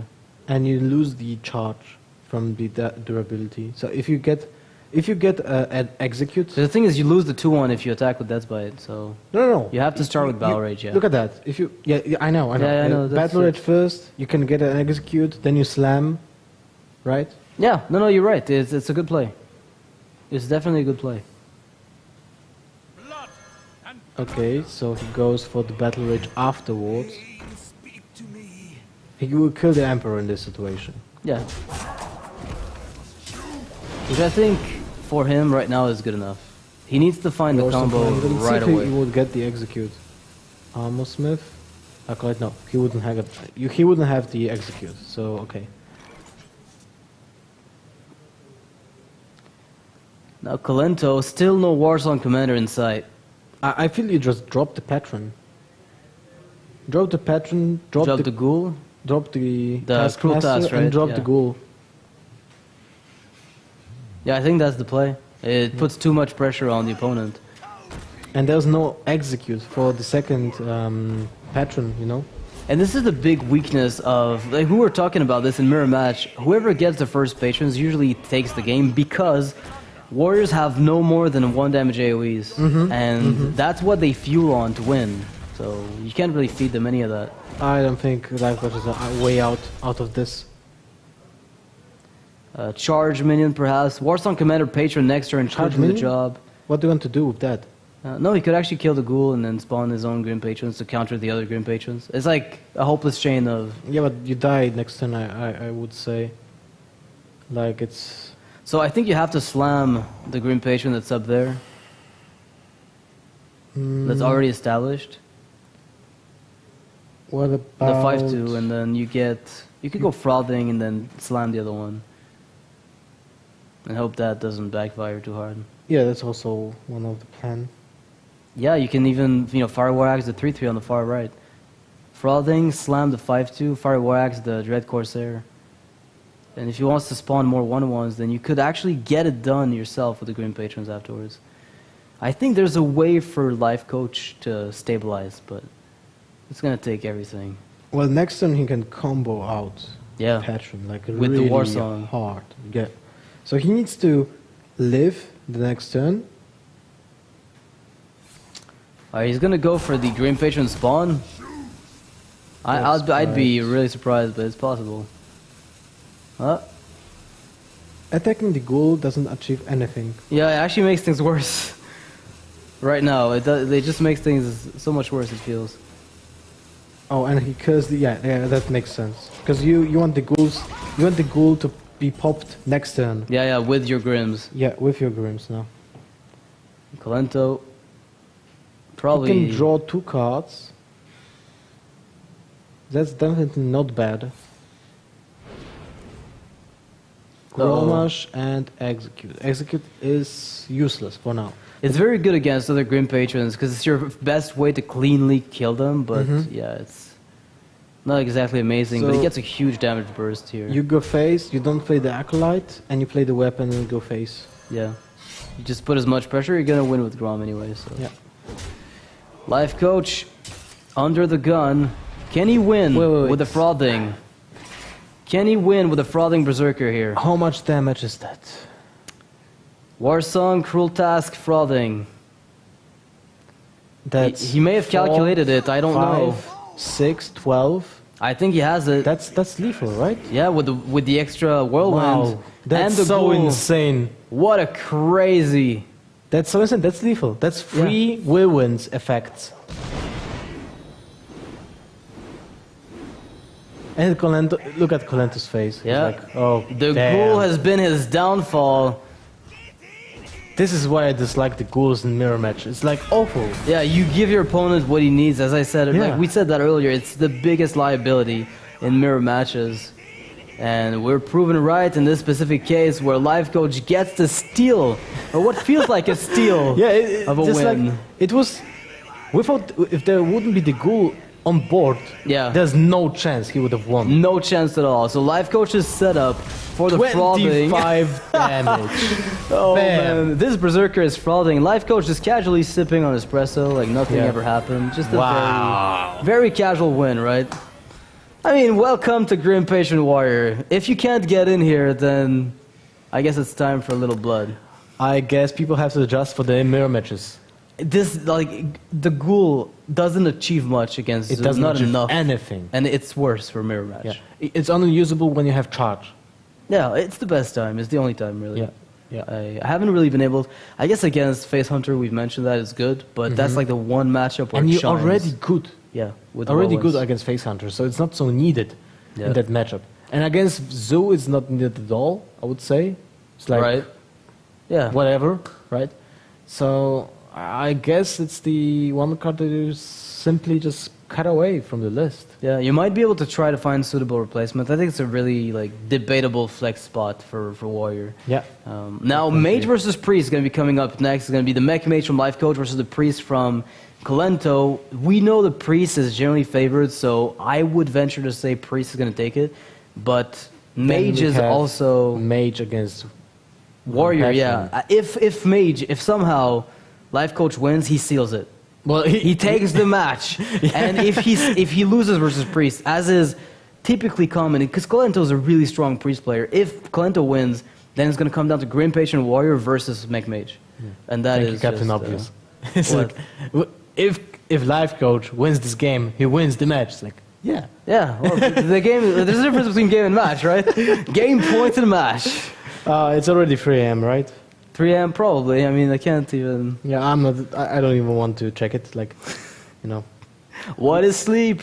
We cast for 8 hours, I think now. I haven't really taken a break, and yeah, I have to say it's been a few hours, and I've been awake since like 8 a.m. So I'm literally going around the clock right now, and you can probably tell from the casting. No problem though. You'll forgive us. I'm sure you will forgive us. So this might be the last game of the match. It could be, yeah. If Kolento doesn't get his early, like, the ability to counter the snowball effect of Mech, because like, we complain up against Mech Mage about how it's it's worse than Zoo, and it may be all that. But once it has a foothold on the board, if you can't just take it away, there's no way you're gonna win. Like the damage output per turn is just crazy good. Yeah. If Kolento lacks the early game cards. Yeah, he's got so many though. He's got Shadow Madness. He plays Shadow Word Pain, double Wild Pyro, Shrinkmeister as well for the combinations. So. But this time, Life Coach has the coin, and this is also important. Like when you play Mech Mage, you kind of want to get the coin. Mech Warper makes that a lot better. Even. All right, so 2 Snow Chuggers. Okay, that's pretty. I guess you. I think you keep Circle for Alkanai. You just want that as Kolento. Yeah. As Life Coach, I would say you only keep the Snow Chugger. How often do you throw Dr. Boom and Spider Tank back? Pretty much every time. Dr. Boom always, but Spider Tank. It kills the Northshires. Oh yeah, that's a good Wild point. Pyros, Yeah, that's a good point. It dies to Injured Blade Master though. I have no idea if Life Coach threw that back. Like it looked like he would throw that back, but I'm not sure. But he has a Cog Master, turn 1, which is really a great help. Yeah. There's no Holy Smite in Kolento's list. As far as we've seen, I haven't seen one yet. Yep. A very popular card to put in Priest on Ladder, but not right here. I guess you have to go for it, right? What feels awful is you really want to get an amazing coin turn, and it's going to mean that your coin is going to have to be a Blast Mage on turn 3. Most of the time, that's how you look at it. Shrinkmaster is not bad. That's a good way to counter the early game. Yeah, just trade. Oh, wow. Okay, that's a better coin play. If he wants to go for that. Do you play Spider Tank or you just go for Snow Chugger? I think you play Snow Chugger to trade. Yeah, I think I like that a bit better because every other play you have is going to make your turn 4 a lot weaker. You can't allow Priest to have an option to buff his creature with Power Word Shield, an example, right? Yeah, of course. You have to trade. That's pretty obvious. But I kind of fear that Life Coach will go face now. No, he's no contemplating too much. Like I've seen that before. It's like we actually cast that game when Life Coach was really punished by not trading. But he trades now. Yeah. There's a few games that, like, a lot of people make the mistake sometimes of not necessarily evaluating well. And I think a lot of players, the way you pinpoint how good they are at the game is when they make those decisions. How well they actually decide to trade at times that otherwise would seem like they're not worth it. So now you can play around Shadow Madness. Yeah, I guess you've got the answers. So I guess you would play the Palette Shredder, right? I think that's probably the best option. The only way for it to really get punished is Shrinkmeister Cabal much later on, and you've already seen one Shrink. If you play the Spider Tank and then there's the Shadow Madness, you lose the you lose the Snow Chugger, and your Spider Tank is being frozen for 2 turns. Yeah. Do you lose that much though? Is that big of a deal? I think so. It puts it in Nova range, so yes, it is a big deal, I guess. But it passes the turn from Kolento, gives you back the initiative again. Uh-oh. Oops. Yeah, indeed. I still think you Shadow Madness this. Yeah. twin form might be too good for the mech mage to ping a 3/1 creature. It's like most of the time it's the perfect. Yeah, perfect it's just a turn. perfect time. 2 drop plus that. There goes the freeze. He's gonna stall a little bit until he wants to get the Akanai clear. That circle of healing with Akanai is the most important clear in the priest deck. Yeah, now we drop just the Palette Shredder and pass the turn. There's nothing else, I would say. And for Kolento, it doesn't look great either, because if... I like his hand, though. He's got Sylvanas into Dr. Boom. Like, these hands really... Why would you play that instead of Palette Shredder? Uh-oh, the overextension is going to be really heavily punished here. He's going to even be able to get the Power Word Shield on the Akanai. Yep. Wow, that is going to stop a Mech Mage dead in his tracks. That looks like a game for me. Well, it's not quite over. I mean, there's always a possibility, but at 28 health, this is going to be an uphill battle for Life Coach at this point. Now he has to Frostbolt it and play Mad Scientist. Then next turn is Sylvanas, and you have no out on that. Yeah, you have to trade away into Manatee, but you're not going to be fed too much.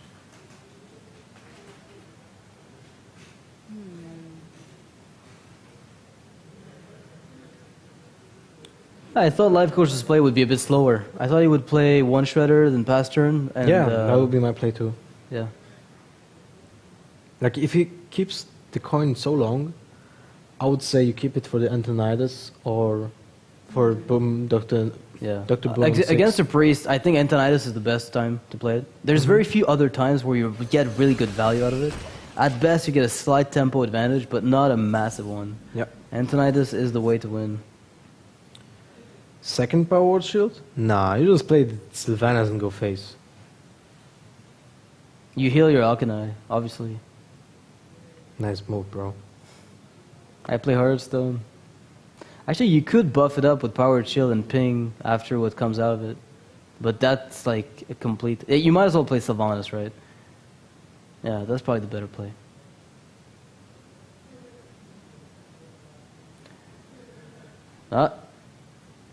And Kolento disagrees. Okay, that's interesting. So he wants to trade. Probably. And then he'll... Oh, wow. That's a huge whiff. Yeah, Life Coach with the worst possible card. Almost. And back-to-back Mad Scientist. Yeah. Not good at all. And he lacks the mech. No mech for Blast Mage. Mad Scientist will give 1 rare entity, probably not enough to really be useful. Now, Life Coach throwing away a Frostbolt. It's gonna get negated immediately.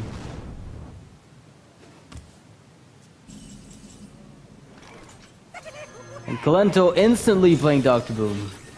I don't blame him at all. Playing Dr. Boom? Yeah, well, at least the Ancient Watcher might eat the bombs. Yeah. I guess it's actually, like, it's not the absolute worst card then.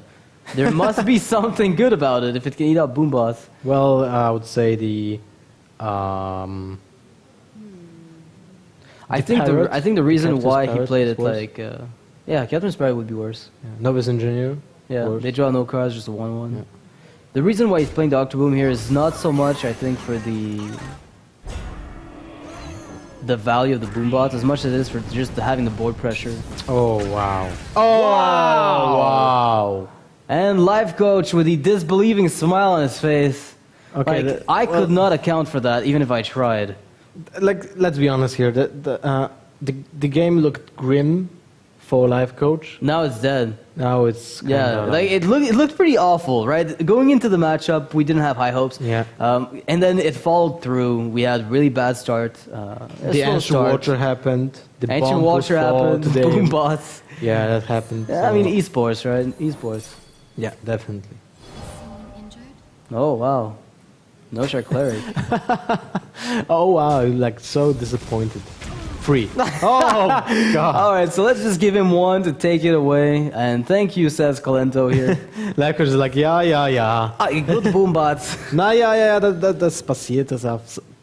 Manchmal das passiert. Oh man. I don't speak a word of German, but I'm sure the chat understood some of that. I guess you know few words, but those are banned in Germany. Okay. Well, Life Coach just conceded and is going to save himself and Kolento some time. Equalizing 3-3 for Kolento here. Last game. The very last game of the entire KPL. This will come down to this. We know the last matchup, Mech-Mage versus Grim Patron Warrior. Yeah. We've seen this earlier. It seems to be favored for the Grim Patron Warrior, but by how much of a margin, I couldn't tell you. It depends a few factors, of course. Like, first of all, if there's an Emperor.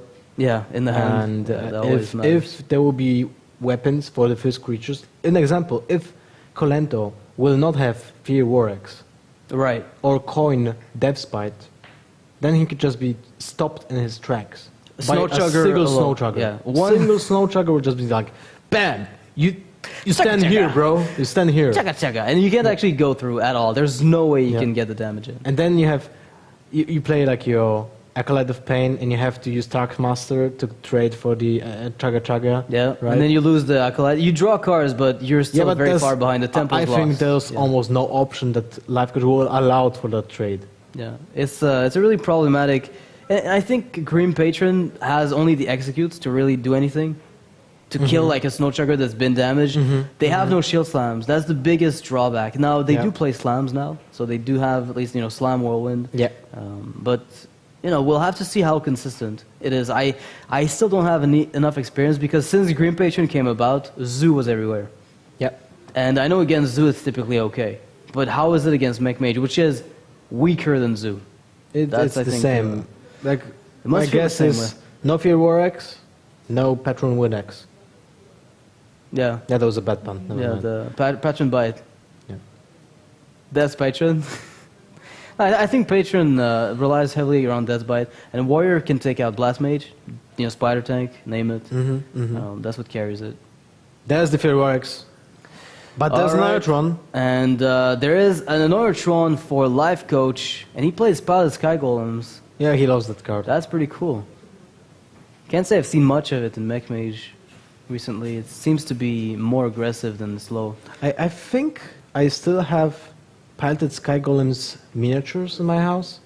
Like from the World of Warcraft miniature game. Okay. That was like a board game. Okay. Collectible. I don't remember. I don't even know Really that. cool one. Really cool one. Mechanics of that were really cool. Because they reflected on like a time mechanic. Like you actually spend time forecasting like spells. in-game time. Okay, Yeah. I get that. That's pretty nice.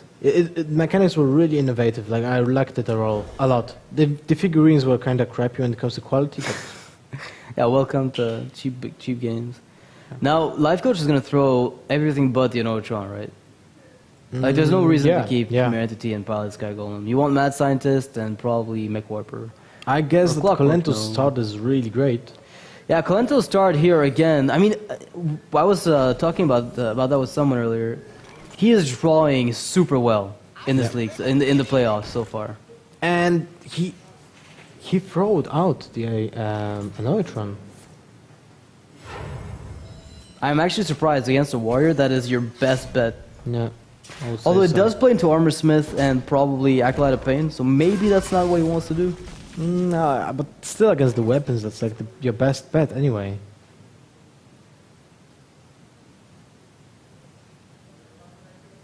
So now you have to drop Mech Warper into Clockwork Gnome, right? So you're losing the Mech Warper, you have no card draw against the Fire War Axe. I mean, what's the choice? You have to do it. Just try to get damage in as fast as you can. If you don't play anything, you don't get damage in. Yeah, this is just going to be problematic. And at least you will get, well, the fact part, right? The Taskmaster will just seal the deal. There was a chance. Although, if the Spider Tank comes out, Kolento then doesn't have an answer to it. Like, if Spider Tank follows up and then there's a good cure from Life Coach and Kolento whiffs a bit, I think Life Coach could still get it, but it's going to be really problematic. When you think about this, like, Life Coach just will lose 2 cards to half of a card, right? Yeah. Each time. Yeah, pretty much. How can he... He just plays the Clockwork. doesn't want to overextend into the axe. So he's going to try to probe for the cruel task. I don't like this, to be honest. Like, what's the tin free? You play Spider Tank naked, Yeah, right? and you lose it to And you cruel lose it to task. Taskmaster and Warwick. So it's kind of worse than playing Mech Warper and Clockwork Gnome. Because then Unless Kolento trades the War Axe away, but I would be don't surprised think against so. Mech. Yeah, There's against no Mech. way. You build the board with well, actually, maybe he will play the Armor Smith and trades. Yeah. Yeah. We know that better is the Taskmaster, but on paper it might seem to that the Armor Smith would be better. I'm not sure. It's late. The armor is actually not too bad to stack. It's just that you have very limited armor generation at this point. Yeah, I think the Taskmaster is way better. Yeah, against Mech Mage, you want to have a board. You want to be able to kill off the Anotrons with something. Yeah. And without that, you're not going to go anywhere. So now you lose the Spider Tank. It's fine. Oh, wow. goodness. Floating Berserker. I think I'm just putting that down right here. Yeah, you Yep. do. It's like such a big threat.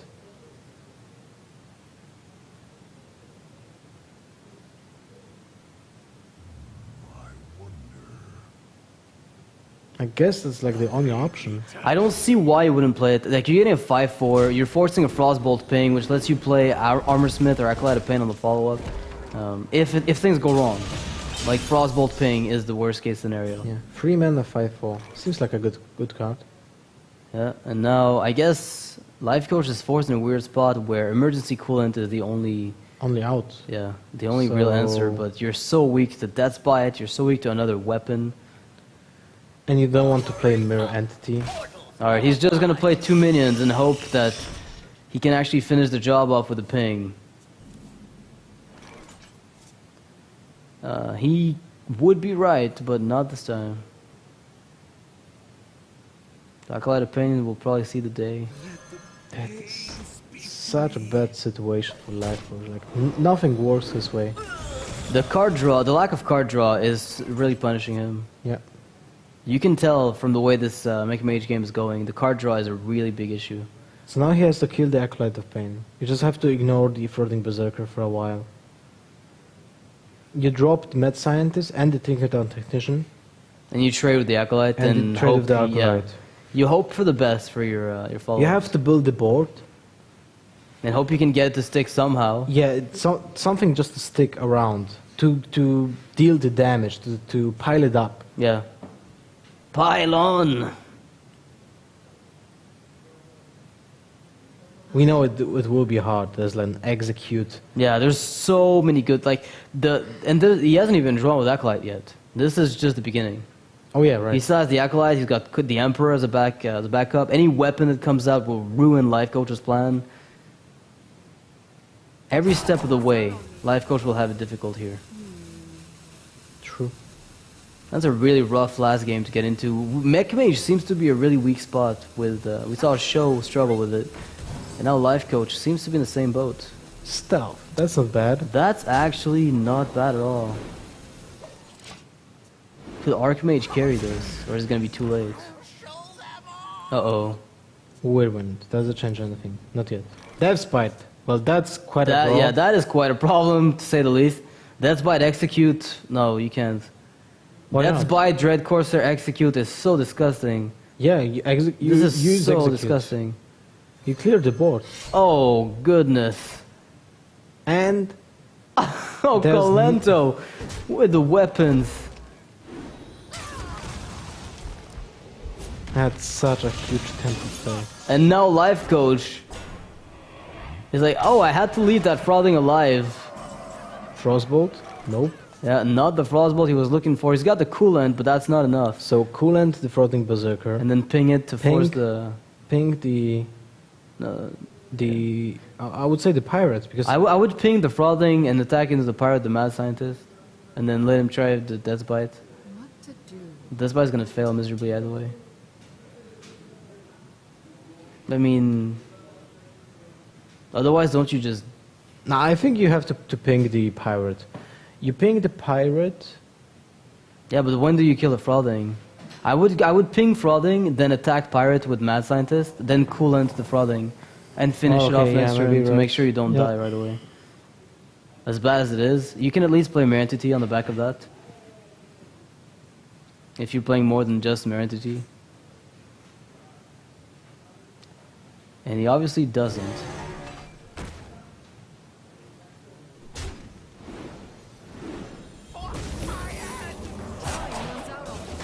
Armor Smith will come down. Yeah, probably. Second Death Spite. Not really useful right now. I mean, you almost don't want to proc the first Death Spite? Yeah, because then your Frothing dies. Maybe you just play Emperor, let him trade. But there's Mirror Entity. Yeah, it's such a pain because you have to play around Mirror Entity. So Armor Smith attack the Yeti and then trade into. Frothing's gonna do nothing almost. There's still a chance that Life Coach gets this. If he gets like Dr. Boom on curve next turn, this could be the card that turns it around. Like a good Dr. Boom here with the possible Archmage backend on the back end. I don't feel like attacking into Armor Smith does achieve that. Well, what it does is that your Death Bite won't kill your 3-1. Well, your Dr. Boom draw will not achieve anything because you have to ping the Frothing, yeah, so you don't die. Because that's like 19 damage. So what does he need actually? There's got to be one thing that helps. Oh! And the now unremovable That's like Frothing Berserker. Immovable object. The unstoppable force. Yeah, that was actually items from World of Warcraft 2. Yeah, I remember back in Alterac Valley, you could fight. You had like a shield that was called hammer and a immovable. shield, right? Yeah. Yeah. That was the name. And there's nothing you can do about that floating berserker now. I mean, you can ping it to help, but oh yeah, sure, that helps. if you could reversing switch it, that would be great. But Yeah, but you lack the reversing switch. now Kolento is like, this deck is ridiculous. He draws all the weapons. All of them, yeah. He needed exactly Yeah. weapons to do really well against mech. And this is exactly what he wanted. Those give him the early game that he wants, allows him to remove the minions that the mech mage is trying to set down for tempo purposes. And now, the possible only way the Life Coach wins is if Archmage comes down with Finicky Cloakfield. Yeah, that's true. That's the only thing I can see here for him. Nope. That's That is gonna not happen. it. Snow Trigger stealth? No, you can't afford stealthing this. Colento's dying from laughter. I wonder why. Like because of the frauding, like 119. Who saw that coming? I definitely didn't. It's like the super gold shard footman. It's like a super warbot. Little Wow. warbot guy. With enrage single Yeah, time. exactly. It's like Every single time. Yeah. From each creature. Of course. Super enrage. Super rage. Super troll. Trolling is a art. Yeah. Trolling is an art. A art. A art, of course.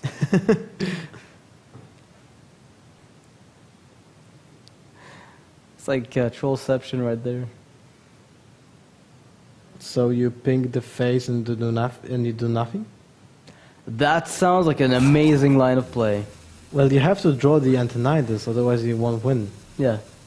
But even if you do, I don't even know if you... I mean, it's the only out. Yeah. So you have to take it. Although, does he win next turn anyway? He's gonna go for the Finicky Cloakfield and a Chugger. The little Chugger that could. The little Chugger that could. I don't think it can, but... He's the last hope. Oh, look. Another amazing card for Kolento. Yeah. Oh, this is getting completely So you absurd. mirror entity on that, then Yeah. you play Emperor, and then you attack face. And then you Whirlwind. And then you Whirlwind, and you have 5 1,000 plus armor. 5, so that's 10. That's lethal. Probably. Wait, 4 plus... But the Corsair is taunt, don't forget. Yeah, I'm counting the damage. That's 4 minions, 5 minions, 4, 6 minions, that's 12, so you have lethal. That's exactly 18. With the taunt? Oh yeah, I forgot. Oh, never mind. Yeah, that's what I was telling you. I'm like, you know, sorry, Draco's sorry. has the taunt. Yeah. That's the big deal. Sorry that happened. Hello. They're both exchanging really polite words. Very well-mannered players. Well, that's gonna be it for the grand finals. Life Coach is gonna fall down with his Mech Mage, a weak spot in his lineup. Yeah, definitely. Lost to Warlock, lost to Priest, lost to Warrior. 3 decks back to back, just completely obliterating it. And we had the exact same situation arise with Show, who had the exact same problem. Mech Mage was the weak deck. I would have to say, in this current metagame, there's definitely an argument to be made that Mech Mage doesn't work at the moment. Yep, doesn't work at all. So I don't know what, maybe tweaked a little bit would do better, or if it just has to be thrown out the window right now with the advent of Zoo. You just play Shaman instead of that? Yeah, Mech Shaman or Zoo, pick one. Well, he was playing Handlock. But that's it. Yeah, that's Kolento's it for the KPL Season 1. Is the grand champion is going to be Kolento. I almost want to say it's a surprise, but at the same time, I'm like, you know, it's Kolento. Everybody knows how strong of a player he is. But Life Coach could have won as well, and I think Life Coach could have won as well. So congrats to Kolento and to Life Coach. Kolento is the first champion of Kinguin Pro League Season 1. Yeah. So he will be the defending champion in Season 2. In Season 2, reinvited. Yeah, of course. And Life Coach kinda unsatisfied, I bet. I hope so. I mean, he has to understand the variance hit him, but he's definitely played a good game. And sometimes the draws don't work, and the decks you bring don't do as well as you hope. So Kolento, you will be getting this trophy, I think by mail, in parts. Yeah, but in parts. It will send whole, but we can't guarantee its arrival state. But yes, you will be getting this trophy, and congratulations to Kolento for the league. Everybody, I hope you enjoyed the entire event, the 2 months long event, more than that even. All the games that were played, a lot of it, amazing matches. Today's game were, like, the start was a little fast with 4-0, 4-1, 4-1, but then it started slowing down and we had a lot more in-depth games. It escalated. Yeah, into the final match, the grand final, 4-3. So best of 7. Maximum amount of matches, we saw them all. Yep. And yeah. Doesn't get better than this, so thanks for watching, guys. We hope you enjoyed the first season. We will be back with Season 2 a few months from now. There will be an open qualifier, 5 open spots in each group for Kinguin Pro League Season 2. We'll keep you up to date on that. You can visit the website at any time. We'll probably make announcements on that link. .net/Pro League. You can check all the deck lists, all the matches that happened so far, and finish the whole league. And also, after this broadcast will end, we will have a rebroadcast of the matches from the players from today. So if you missed something from the early games, don't worry, you can watch it now. Yeah, it'll be just rebroadcasted right away. So thanks for watching, guys, and until the next time, have a nice one. Next up, Kolento had to go up against some of the best names in Europe as he made it to the finals of the WCA EU Pro Qualifier, facing Life Coach once more. Sit back and enjoy as once again 2 of the best minds in Hearthstone clash. This will be a best of 5 format. First place prize will be taking home €7,000. Before we begin, do you have any words for your opponent? Hey Kolento. Nice to meet you again, and I'm looking forward for our games. Okay, then I hope we both make no mistakes, so luckiest wins. All right, gentlemen, please shake hands. To your stations, good luck, and have fun. The clash of the titans, Kolento versus Life Coach. Cloud9 versus Nihilum. This is it. This is the dream final. 2 of the best players in the world are going to go at it for €7,000 now. And these guys are in top form this tournament, especially Life Coach, not losing a single game during the round robin. After 5 days of struggles, not losing a game, that's really impressive. But you know, on the other hand, Kolento is the DreamHack Winter winner. He won so many tournaments. He won Challenge though. He was everywhere. He was playing in the US, in Asia, in Europe, many, many times. So I think both players are on the same level.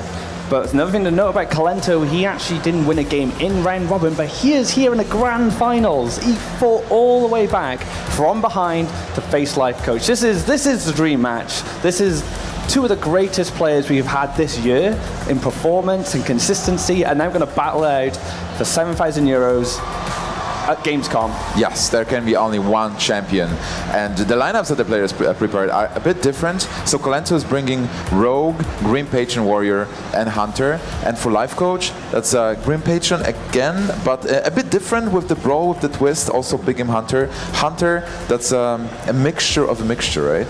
Yeah, it's like a mid-range hybrid. Kolento's even bringing the web spin in his hybrid hunter, which is very strange. And then he has his signature Druid. You know, Druid has been a deck that's stuck with Life Coach for a long time. Big Malfurion fan, Life Coach.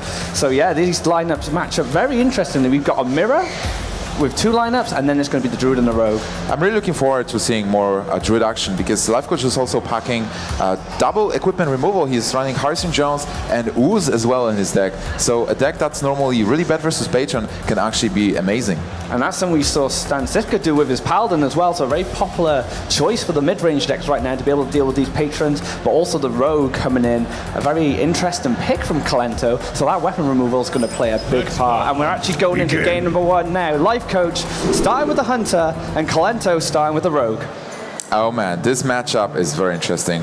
Normally you can give an edge to the Hunter, but with those two guys being on the same level, hopefully not making any mistakes, because there is pressure. They've been fighting for 5 days to be here in this grand final, and some good money is on the line. They will be going to China, but you know, it's the tournament win. And at this stage, if you are on the top of Hearthstone World, you want the win, you want the title.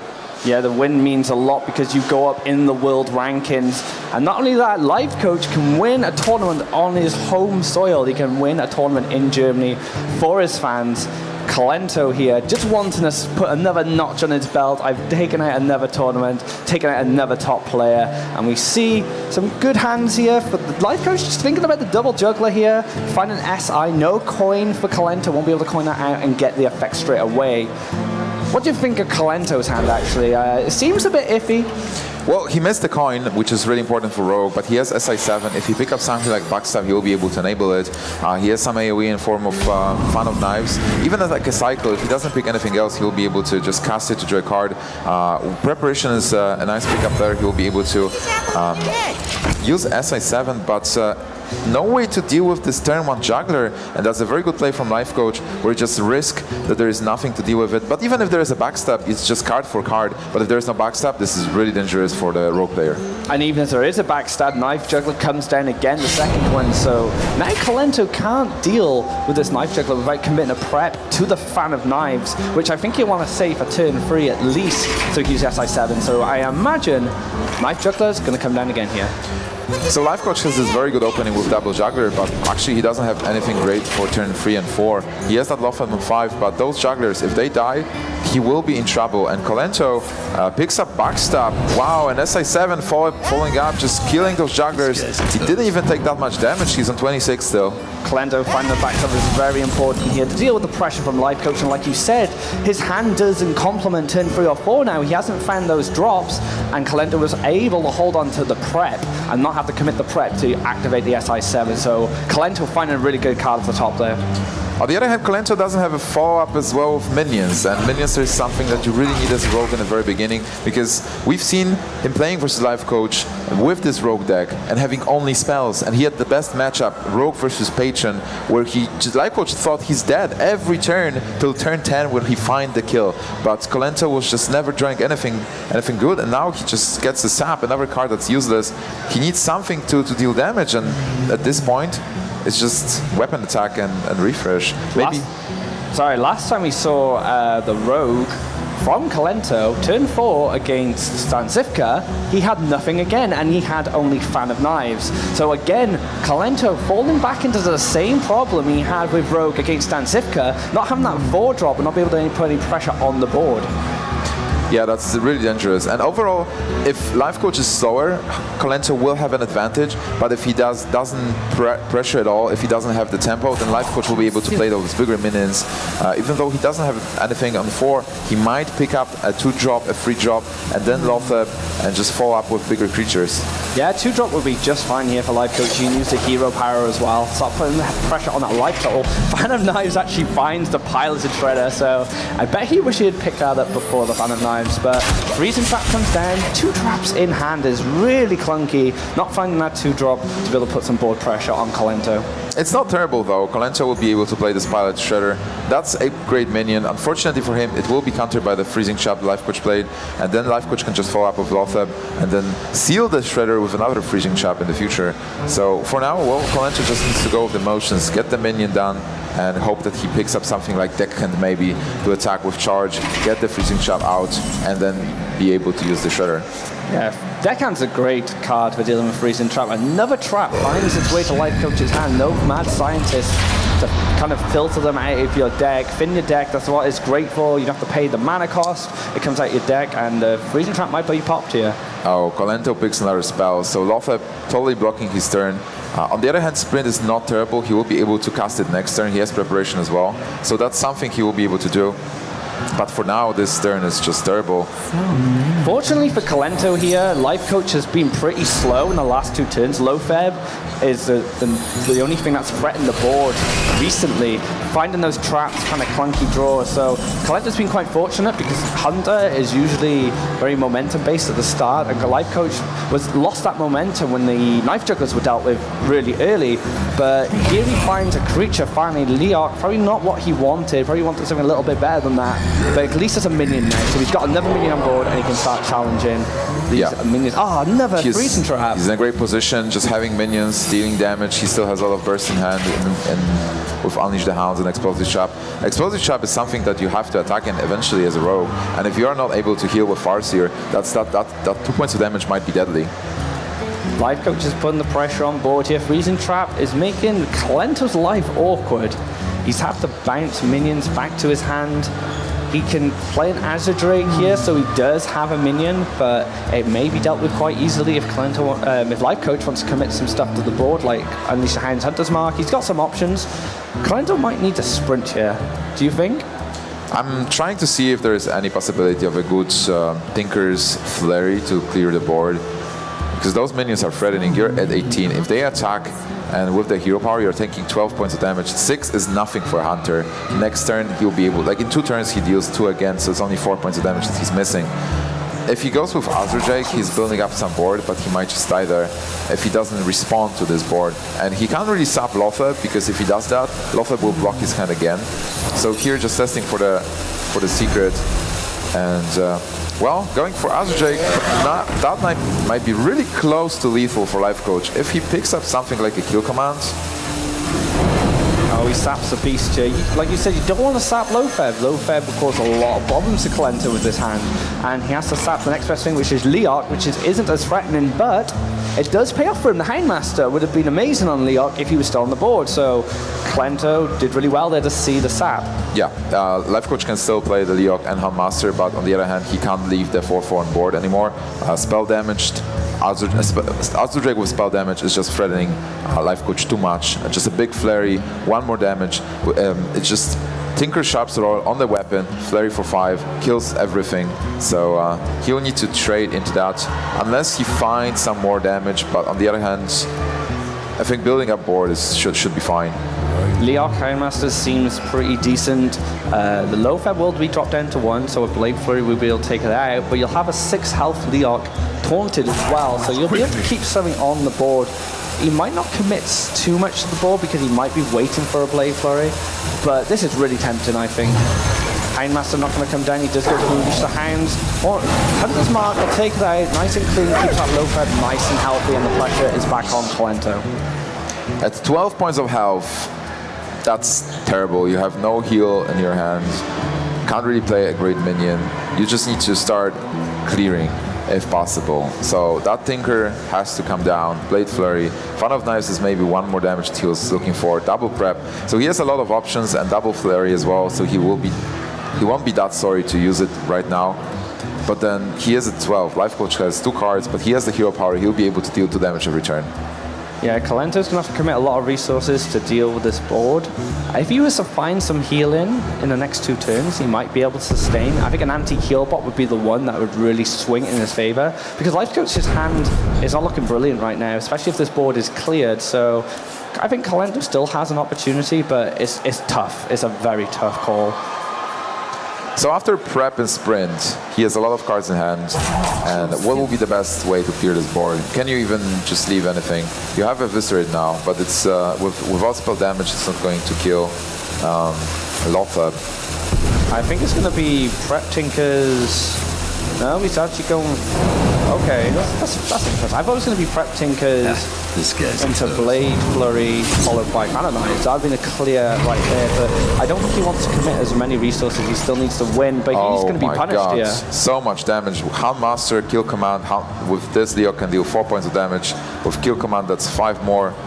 9, leaving Kolento at 3. It's 7 mana, so he won't be able to use Hero Power, but he is going to have a big board, and Life Coach can relax as well. He doesn't have to go for face. He might kill the 3/3 just to play around Flurry, especially after that sprint. He knows Kolento has still a lot of options, but putting Rogue, just dealing 9 points of damage this turn, putting Rogue on 3. So how is Rogue going to recover, clear the board, and heal himself as well? I don't think he can really with the preparations being used as well, because he's going to need to use Heal Bot or something, which costs 5 mana, or Farsia, and then he's going to have to find some room in his mana pool for spells. And with those preps gone, he can't really cheat any spells out, so it's going to be tough.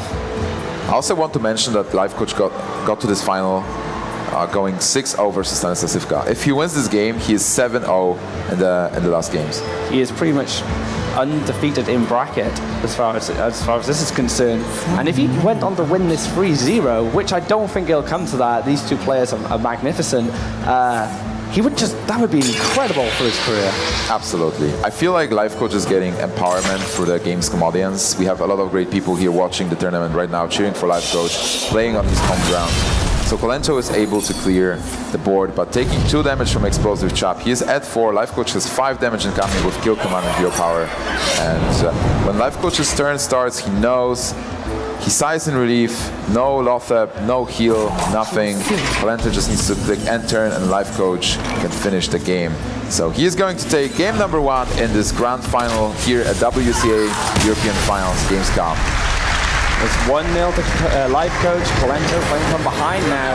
Going to have some work to do to get back into this series, and Life Coach is potentially one of the toughest opponents he can face in the world right now. Also, for him, it's great that Hunter got a win. There was a possibility of Hunter running into another Hunter, having a 50-50 mirror match, which was not really good for him. But now Hunter is out, so he needs to win with Druid and Patron, where Patron is actually good versus Patron. He did check out a lot of cards there, and Druid is very interesting. This Druid deck for Life Coach, well, you always have to be a bit afraid when you go against Life Coach playing that class. Because he has so much experience of it. He's been using it for a very long time, months even at different events. It's been a change in deck. It's evolved with the metagame. Now it has 2 weapon removal. I remember back at Gfinity, it was using Nourish to take advantage of Forest-on. And speaking of the Druid, he's queued it up into the Patron Warrior. This matchup has become very interesting over the last few weeks. Druid versus Patron is very intricate. Patron, normally, when there is no weapon removal, or not that much weapon removal, what Patron can do is try get Death Spite, try get Inner Rage. You play Patron on 5, you Inner Rage Patron, you get 2 Patrons, and with Death Spite attack, you get a couple more Patrons. How is Druid going to react to that on turn 5 or 6? Where you have Swipe? Well, you swipe 1, you get another, you get more Patrons. You have to double Wrath and maybe trade your minions into them. But most of the time, Patron wins with just getting up of Dwarves. But what Druid can do is try to set up a board before Grim Patron Warrior is going to swarm it with everybody get in here, and then just kill whatever happens. It's a very tough matchup, and as a warrior, you're looking for executes, you're looking for card draw, Acolyte of Pain, Death Spite, Patron. And this weapon removal that Life Coach has packed in here definitely helps slow down the deck. And like you said, you don't really need Warsong Commander against Druid. If you can get off an Inner Rage or a Whirlwind effect on a Patron board on 5, it can be really hard for the Druid to deal with. But if you remove that weapon, on your turn 5 with Harrison or Ooze, it slows down the deck, and then the Druid can recover and start outvaluing the warrior with their minions, and they have the Savage Roar Force of Nature combo threat as well, so they have their own combo that can finish the game as well. Yeah, it is a race. So looking at Life Coach's hand, he missed the ramp elements. There is no Wild Growth, there is no Innervate, but he has Wrath to react early. Keeper of the Grove is a nice pickup. Shade on Extremas as well. Now he has to think, do you want to coin Shade or do you want to wait? You might want to just hero power, play Shade on 3, then Keeper on 4, Druid of the Claw on 5, and if you pick up an Ancient of Lore, you will be able to play it on 6. But he decides to go with the Shade, a bit more aggression, be able to trade in the minions. On turn 3, Warrior normally plays Acolyte of Pain. If you're able to kill it in one blow, that's worth it. Another thing with Shade as well, which I've been noticing watching Ty's play against a lot of Druids, is these Shades can build up to a point in stealth where a warrior just can't deal with them. They get 2 or 3 whirlwind effects on some of their turns to set up some stuff, but that won't kill Shade that's been growing, and that Shade definitely helps threaten the Force of Nature combo, but they can be used to trade as well. They've got a lot of utility, these Shades, when it comes to Druid, and that's why it always finds its way into mid-range. Absolutely. Unfortunately for Life Coach, Kolento had Inner Rage, so he was able to cycle it to draw another card, and now Acolyte has free attack, so you don't want to lose your Shade into it. He will use the Wrath instead. And his Shade's going to grow as well. Yeah, he's just waiting. Shade is an excellent tool to kill those patrons that are being spawned and to counter that strategy. What do you think about Kolento's hand? Kolento's hand, he's got the draw element, but he's got no targets right now. The shield block can come down, he can draw a card of that. He could play Armor Smith and just armor up, but I guess he just wants to draw now. He needs to find as many draw mechanics as he can. He does find another Armor Smith, but those slams would be great if Kolento would play a minion that wasn't stealth, but we're sure to see one coming up. Maybe Innovate Druid of the Claw will come out. It's a bit awkward because you leave 1 mana, but at least you can start putting pressure down. Yeah, definitely. I think before turn 5 you want to have the Druid of the Claw on board, and it should be absolutely fine. On the other hand, Kolento is undamaged. This will hurt Battle Rages in the future. You want to have at least 1 damage on you before you start armoring up. Interesting choice of Shield Block and Green Page Warrior. Not everybody runs the card, because it doesn't really work with Battle Rage, but on the other hand, if you expect a lot of aggressive decks that are going to attack you and chip in your health, that's a cool card where you get draw and then some health. It helps against Hunter as well. Yeah. Patron versus Hunter can be quite 50-50, and having that extra health gain and getting the card draw as well will definitely help against, like I said, the more aggressive decks and Hunter, which is always in lineup. So I think we had a Hunter in every lineup for this tournament from each player. And a lot of players were using the shield block, so they kind of knew people are going to bring Hunter. It's too good. But here, it looks like Slam might come down. Oh yeah, absolutely.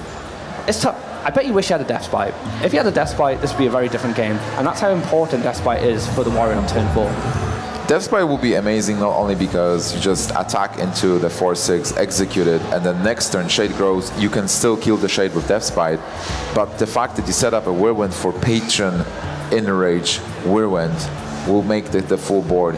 He has no Death Spite for now, so he will need to slam probably the 4/6, then execute it and see what's going to happen. He will have 2 mana left. On turn 6, I see Green Patron, Inner Rage, Whirlwind, and he wants to set up the board for that. Ideally, if he is able to clear both of his minions, he will do so. Slam into an Rex should be really good for him, or even a slam into a weapon. He won't be able to play a Death Spite, but if he was to find a Fiery War Axe, again, he wouldn't be. Actually, he can mix the Whirlwind here to clear in the board. Very interesting here. Both Whirlwinds are coming down, so he doesn't feel he actually needs them to be able to set up a strong Patron board against Life Coach.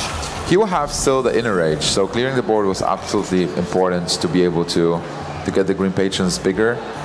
But that was a huge commitment. He's only left with 5 cards, only Slam as the draw card, and Life Coach just follows up with another Druid of the Claw. Druid of the Claw is excellent against Patron because it's got enough health to kind of survive, say, a Patron with Inner Rage, and it can tank a lot of their minions. For us, I'm probably being the only one that can really challenge it, but even then it doesn't take it out. So Druid of the Claw definitely strong against the Patron specifically. And we've seen Ancient of Wars fall into Druid decks now to help counter Patron. So these big tournaments are definitely a good idea if you expect a lot of Patron when you're playing. For now, Life Coach doesn't even need those Engines of War. He's in a great position. He's pressuring Kolento, so Kolento cannot pull the trigger. If he goes Green Patron Inner Rage, that Green Patron is going to die, and the damaged one is going to get killed by Keeper as well. Clear board. He is looking for stuff. He got the Death Spite. That's a very important pickup here. He kills the Druid of the Claw, and now he has another Whirling effect that will work with the Patrons. That Death Spite was an amazing pickup from Slam. Not only did he clear the board, like you said, he's setting up for Patron, but he also managed to do 1 damage to himself. So when he finds those Battle Rages, he'll be able to draw 1 card regardless if he has nothing on board. So it gives him a bit of security if he needs to cycle through his deck. And again, he's got a big Patron turn coming up, and with Armor Smiths and Draw Mechanics, so he's got a lot going on. And the weapon just and ready. The weapon. So he can challenge a minion as well. Things are starting to look up for Kolento here. Yeah, if you play a tempo BGH on turn 6, you don't feel good about it. So Life Coach definitely not happy, especially because it's just going to get cleared by Death Spite. This might be almost the end of the game if Kolento pulls the trigger. Green Patron, Inner Rage, attack into that BGH. You put 4 Patrons on board, and you're in an absolutely great position. You even gain some armor with the Armor Smith. And he still has damage shaken, so those Battle Rages will still affect him. But like you said, this could be over. Druid finds it really hard to deal with these Patron boards. Force of Nature is a card that can help you clear them, but the free attack, the free health ones are going to be tough to clear, and the Armor Smith just makes things really awkward, because he's going to gain armor if you decide to clear. Life Coach, oh my god, he picks up Savager. This is exactly the card he needed to clear this board. This might have been the only chance for him to kill all the Patrons, and suddenly Kolento will be just with 3 minions on board. This is what he did last time as well when playing versus Kolento's Green Patron. He just was a couple damage short of lethal on day 1 of the tournament, and he used the combo to just clear the Patrons. So Life Coach is weighing up, does he want to give him 4 armor and clear all the Patrons, or does he want to deal with the Armor Smith and say maybe leave the 5-1 alive because it can't spawn any more guys? So Life Coach kind of weighing up how valuable armor is to Kolento and if it affects his game plan. And looking at his hand, he doesn't really have a minion yet. I think it's fine leaving the 5-1 on board. This guy is not going to spawn any more Patrons, and Life Coach still has Keeper. He has another Force of Nature. Actually looks like he wants to get rid of all the Patrons instead. Just playing safe here. Armor Smith's going to give Kolento some life, but if Life Coach is in the part of the game now where he can start dropping some heavy hitters, so if he draws into them, Kolento could really struggle. Yeah, Life Coach absolutely needs to get Ancient of Lore as fast as possible to draw cards. Kolento just going with the motions. He picks up Unstable Ghoul, I believe, which is a great card combined with Double Arm Smith and Acolyte of Pain. He will be able to draw other cards eventually. He still has 1 Green Patron just ready for whatever happens. Azure Drake is a great card. You will be able to put something on board. You draw a card out of it as well. Yeah, Azure Drake's a good pickup. Not as good as Ancient of Lore, perhaps, but at least he'll be able to cycle his deck a little bit and maybe find some options. Next to no, Kolento does have Grim Patron, and if something comes down that this Unstable Ghoul can challenge, we're going to see some more Patrons, and things are going to get pretty frustrating for Life Coach. You might have to commit another Force of Nature, or maybe a Keeper of Grove. It's going to get hard for him. Absolutely, but you have to play a minion. You just need to go with Azure Drake. I don't see a great way to clear this. If you cast Force of Nature and Shapeshift, you're still giving your opponent so much armor. It's just incredibly awkward. These minions don't look very threatening. They've only got 1 attack.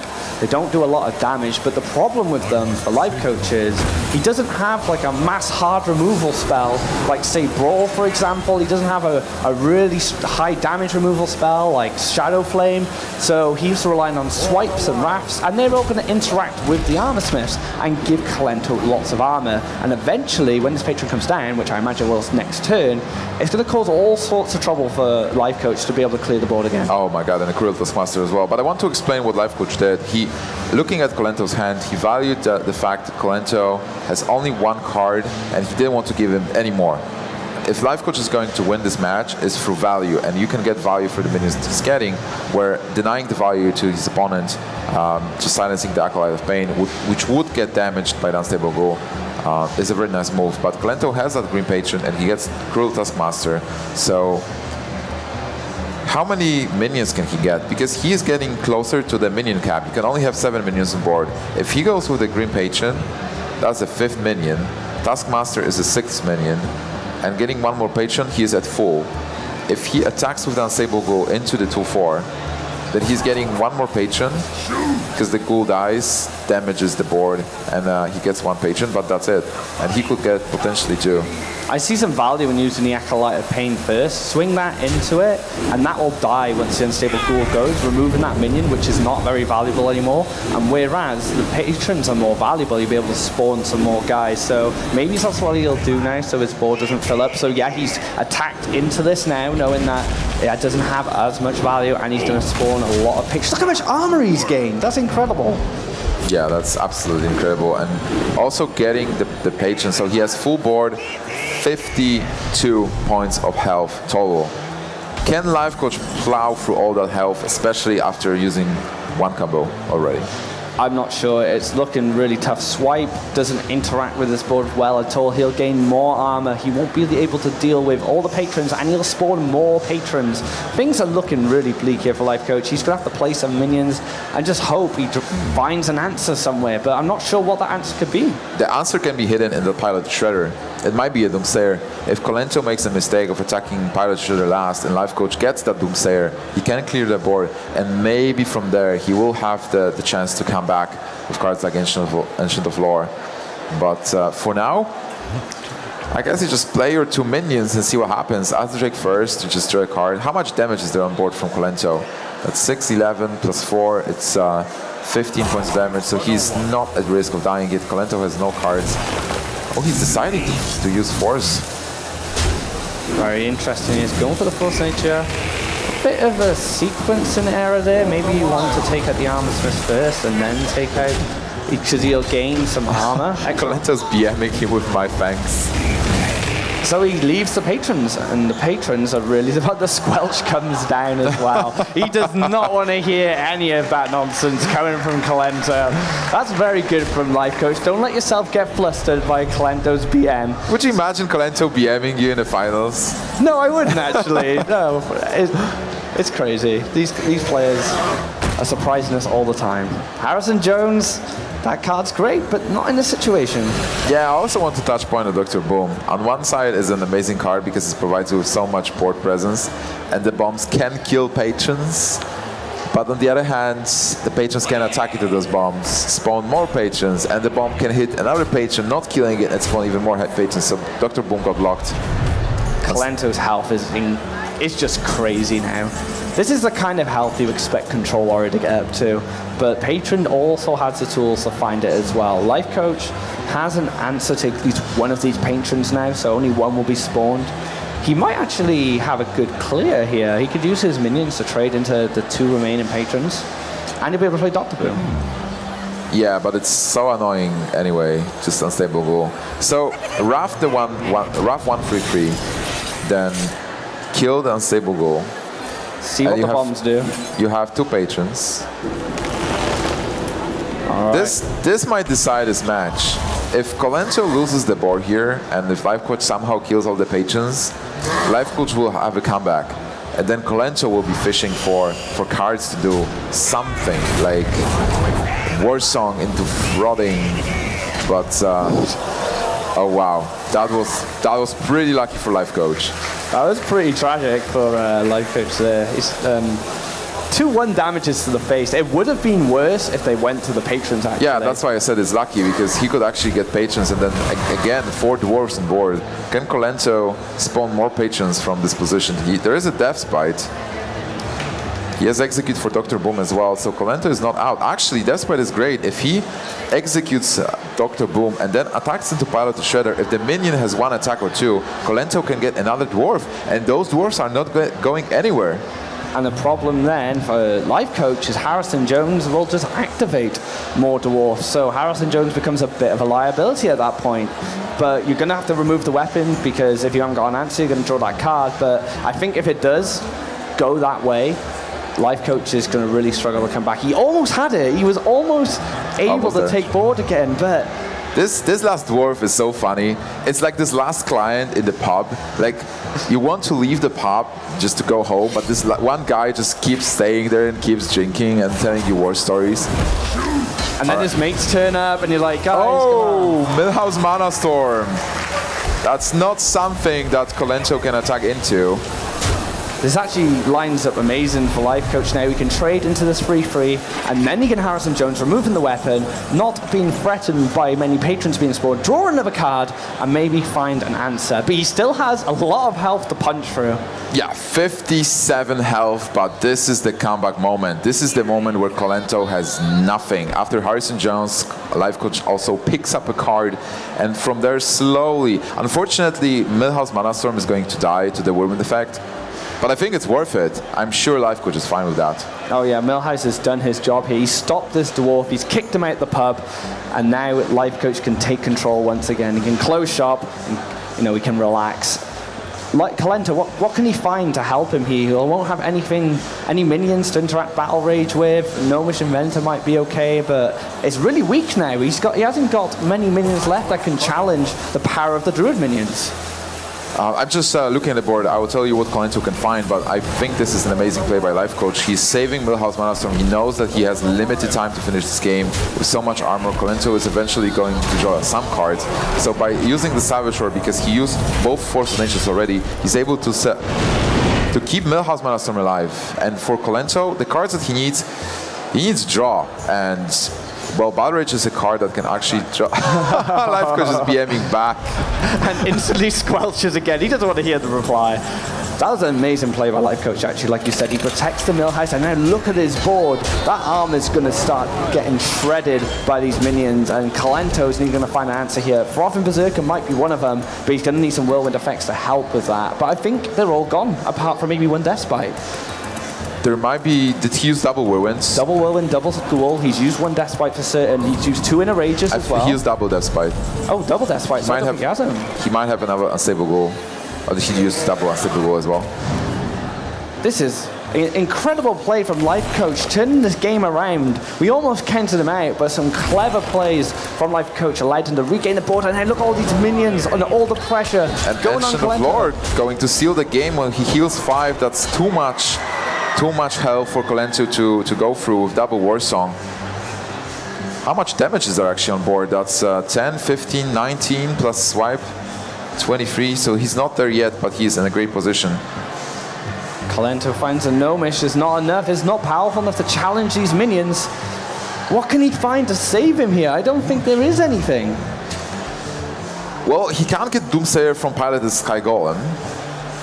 If he gets... Well, he gets 2 draws. He gets 1 card from Gnomish Inventor, and then he's going to draw into another card. So he needs... Oh, a Battle Rage. But Battle Rage is not drawing him that many cards. He might even need to cycle it right now. He might even need a War Song again to clear one of these minions to stay alive. But if you do that, you pretty much give up. Like, that's one of your only win conditions here. You absolutely need a War Song in your hand. If he gets a weapon, that's 3 points of damage, that's something. So he'll hope to actually kill Life Coach maybe in 2 turns. With double swipe? Spellfire swipe. Spellfire swipe. Wait, it's actually, that might be it. That's 10 plus 9 plus 10 from hand with double swipe. And that will be Exarch lethal. That's even more with the hero power, so Life Coach is going to take game number 2 versus Kolento with double swipe, hero power. What an amazing comeback from 9 points of health. Looked terrible for Life Coach, but somehow he miraculously did it. It took the game. Life Coach is the comeback king of this tournament. We had a Druid Patron matchup in the round robin stage, and Life Coach survived on 1 health. Kolento could not finish that game, and he managed to come back and win with 1 health while Kolento had run out of cards. And look at that. Kolento looked like he was in the driving seat. He was going to win that series. Some clever play from Life Coach, and he took that game. That's just incredible play from him. He's 8-0 in the finals, from upper brackets, like even from the round robin to upper brackets to the grand final, 8-0. If he wins the next game, he'll be 9-0 and he will be our grand champion. This is the moment where Kolento has to make a stand or he falls down. And he lost 3 games in the round robin. So can he actually make a stand and win versus Life Coach? Not only will he be the grand champion, undefeated grand champion. It's not very often you can call a tournament winner an undefeated win where no one has taken any games, especially in Hearthstone. There's a lot of variables, RNG, draws. It's very hard to accomplish that. So if Life Coach can win this game, not only does he win the tournament, but he achieves it on such an amazing level. Absolutely. So we are going to see Green Patron Warrior from Life Coach that has 1 Tech Brawl and 1 BGH versus Rogue. And this is supposed to be a very good matchup for the Rogue because so much AoE removal, Blade Flurry being buffed, minions that contest the board early, Rogue just steals the tempo, and Green Patron playing from behind will be a similar situation where Life Coach was pressuring Kolento with the Druid. You know, Kolento's had some trouble with minion draw with his Rogue over this tournament, and now he's found some early minions, some nice pressure here. But Life Coach has the Fiery War-Axe sitting there waiting, and Fiery War-Axe is an amazing card against these Rogues early drops because they all are 3 frees generally, and even the Shredders are 4 frees. There's only Azure Drakes and Lofed and the Violet Teacher that don't get killed by the Fiery War-Axe, and Death Flight deal with them exceptionally as well. So Life Coach is, although his hand looks a bit strange, that Fiery War-Axe is the big card in that hand. Absolutely, and also Life Coach decides to armor up. Sometimes in this matchup you can skip armor up because of Battle Rage. You just want to have full health so that the Rogue attacks into you. But he has that Fire War-Axe, as you said, and if there is a coin SI7, he will be able to, or even Farsi, he'll be able to kill it and then drop down to 29, so Battle Rage will be enabled till the rest of the game. Yeah, Battle Rage is important for the Warrior to find that one, even just 1 point of damage on their own health. They increase their card pool, because this deck's all about drawing cards, finding that combo and finishing them off. One card that probably won't have much of a role, but it can still, is Brawl. And Brawl is actually my favorite card in this deck. We've dubbed it the Phantom Brawl. It's never been played in this tournament, but everyone is afraid of it. Yeah, it's actually amazing that we haven't seen the Brawl being cast at all. But you can't overextend. Normally when you play versus Green Patron, you can play as many minions as you want because nobody plays Brawl. But here, knowing that Life Coach has it, you have to limit yourself to 3 or 4 maximum. Phantom Brawl. What? It's like a mind game card. It hasn't actually found any play yet, and just planting the fort into the players' heads. Does he have that Brawl? Can I commit more to the board? It's a scary card for a deck that doesn't usually run it. Absolutely. So for Life Coach here, I think he can slam the minion. Slam is some damage, but his hand is not great. He doesn't have a turn 5 play. And also, if he cycles slam to something else, it increases the value of Thaurissan. It might seem weak in the sense that you normally would kill the minion with just a weapon attack, which you might still do. Because you're playing versus Rogue, you want always to kill the minions. Definitely not using Whirlwind. Whirlwind is for something else. So he stopped drawing cards. Maybe even Battle Rage if you feel like your hand is terrible. And especially with Thaurissan in hand, you want to increase the value of the cards. Because when you play Thaurissan, you need War Song, you need Whirlwind, Patron Frauding, if possible. And even though Life Coach didn't find what he needed with that slam, he does push himself to another draw. So he gets basically another draw and another chance to draw a minion. And he does find a Throbbing Berserker here. Throbbing Berserker, we've seen what this card can do. It is a crazy card, lots of burst damage. Well, it's also a decent bodied minion, you know, it can contest some stuff. It can help him regain the board. So Life Coach here is probably going to consider how he's going to answer the Shredder and the Farseer. That Frauding is an amazing draw because of Thaurissan. So now Life Coach has almost all the combo tools, maybe one more Whirlwind effect, and then if he accumulates all of them, he can just wait a bit till Rogue opens, just place a couple of minions, and if there is no Lothab, Life Coach will be able to win in one big turn.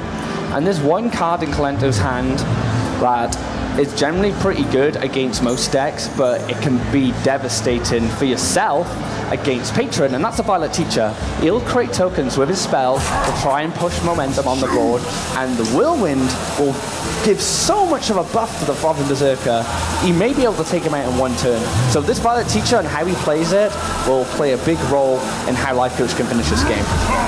This is a very difficult turn. Attacking the Pilot Shredder makes a lot of sense. You want to set up the board for the Brawl, and Pilot Shredder is never good when you Brawl, just gives another minion.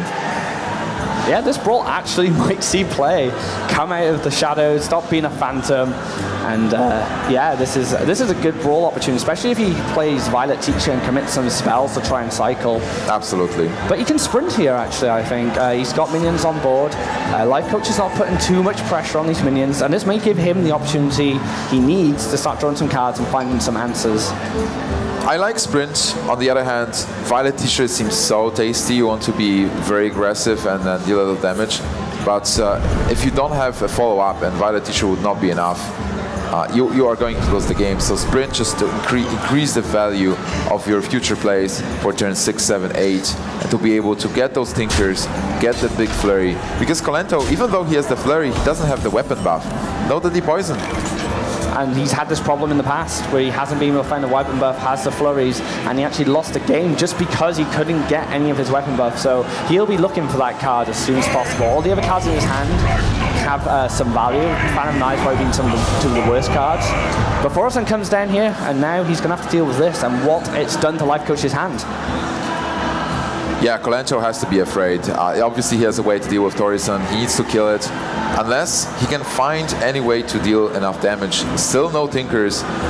If you look at this board, he has 5 damage, so he needs only 14 more, but without Tinkers, he will not be able to produce that much. So he might be forced to trade in Thorison and then try to develop a board on his own. But now, as you said, after Thorison, Life Coach's hand is really unpredictable. Yeah, he doesn't know how much reach he has with his hand. Once you've reduced your hand with Thorison as patron, it extends the amount of damage you can do because you can squeeze in more spells, more minions, make the Throbbing Berserkers bigger. So it becomes a really scary, even at 30 health, it becomes really scary for Kolento. And Kolento's now going to have to be careful what he commits to the board. Yeah, he already plays around the Green Patron Warsong combo. He sequenced Backstab before Violet Teacher to not produce the 1/1 token. Because as you said, the 1/1 tokens, they just give Life Coach patrons, and after Thorison it's just 4 mana patrons, 2 mana Warsong. It's scary, and Kolento, very well played from him there. He knows how dangerous these 1/1 tokens are to himself. They're not, although it seems like an advantage, it's not. It's really scary stuff. It increases this Throbbing to crazy damage, and the burst you can do from your hand is out of this world. Life Coach is actually in a very interesting situation because he has only 1 Whirlwind effect and he needs to draw cards. He needs more Whirlwinds and he needs to deal with his board as well. I believe this will be a Taskmaster execute. With the Taskmaster he can execute the 3/5, attack into the 2/2. Oh, he's going for the Whirlwind execute. That's so much damage coming from Life Coach already. So. And the Butteridge as well, so Life Coach not only doing a lot of damage, but replenishing his whole hands. Even if Kolento was to find an answer to this board with a Blade Flurry, Life Coach has just drawn so many cards. He's potentially drawn a card, he's potentially drawn another combo. So it's really scary stuff to let a Patron Warrior draw that many cards. Kolento obviously can deal with this board easily and draw some cards while doing so. It can even be like Falna's prep fan, but I think that's good. I mean, these fans are pretty useless outside of spell power, but he's actually found a way to use them without having to use a Blade Flurry, and he can cycle as well, so he might find a Tinkers, which is a very valuable card in dealing with these patrons. So yeah, Kolento actually finds a way to deal with the board and actually find some other answers for any future threats that Life Coach produces. And Life Coach is already at 15. If he decides to kill this 4/4 with the Death Bite, because he can clear the board, that's really important to clear the board. But every weapon attack, he takes blowback, he takes damage.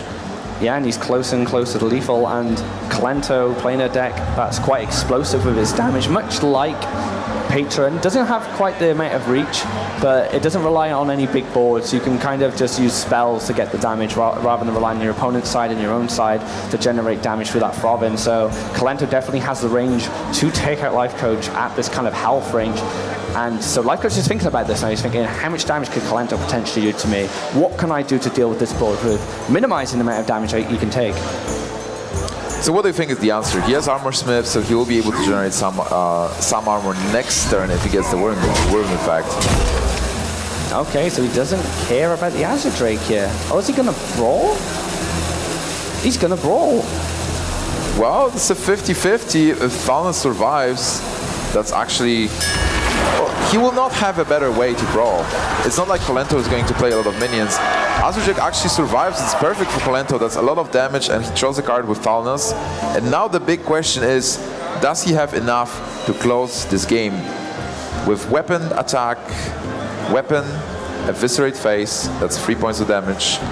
Then Tinker, so it's 7 plus 3, 10. Is he 1 damage off? Oh. It seems so. As far as I can see. 6, 7, 10, 14 points of damage. He may be 1 damage off, but he has Low Feb. Low Feb is a very powerful card against Patron and against Rogue, stopping those spells coming out and stopping combos. So he can set up kind of a kind of safe Low Feb and put a lot of pressure on if he chooses to do that. Or he could take him to 1. And he can actually remove the weapon as well, but you'll have to choose between removing the weapon and dropping the Low Feb. It might have value to put Life Coach to 1 anyway. With so many cards. But yeah, Kolento is in a great position. He's really close to finishing the game. Removing the weapon is a smart choice. A card that not many players play, Sabotage. What can you tell me about it? Do you like it, the Sabotage card? Well, Sabotage has kind of had mixed results for Kolento, but when it's worked really well. Even though he didn't get the combo effect there, destroying a random minion, it was still very relevant. Destroying that weapon just puts Life Coach quite far out of reach for finishing off Kolento here. So you could have played Harrison Jones instead. You could have questioned why not Harrison, but that extra removal from the combo, it seems pretty decent, especially against mid-range Hunter. I think he found it great use of it. So a nice little flavor pick from Kolento. It's nice to see some of these cards come in and try new stuff. He must have tested it and found that he liked it. A Life Coach in a dire spot. Just drawing cards to see what he can get. If there's anything to save him here from those 2 minions and possible buffs and burst in Kolento's hand. But it looks bad. 5 mana, he can armor up to 13. Armor Smith not doing much. Enrage, he can spawn patrons and hope that Kolento doesn't have anything in his hand. This Green Patron Enrage. Going for Battle Rage. What is he looking for? Shield block, perhaps? Execute. Execute is a great pick, yep. He still leaves that 1 minion alive, and we've discussed time and time again, leaving 1 minion alive on the Rogue side is devastating. He's going to find a target for Tinkers here. He should have lethal, I imagine. So weapon, eviscerate face for 2, that's 3 points of damage, then plus 6 with Tinkers, that's 9, that's 12, so he's 1 damage off. Is there any other combinations he can use? Double eviscerate doesn't really achieve 6 much. mana for weapon, right? 6 mana to have weapon and Tinkers, which is not enough. Doesn't find it here. Looks like he's just going to Blade Flurry. And and Fanon Knives. Is that what I just saw? Oh no, and the Eviscerate. So he's going to clear board here. Right? Yeah, oh, no, he's going to win the game. Oh, yes, he's going to win the game. He had deflect.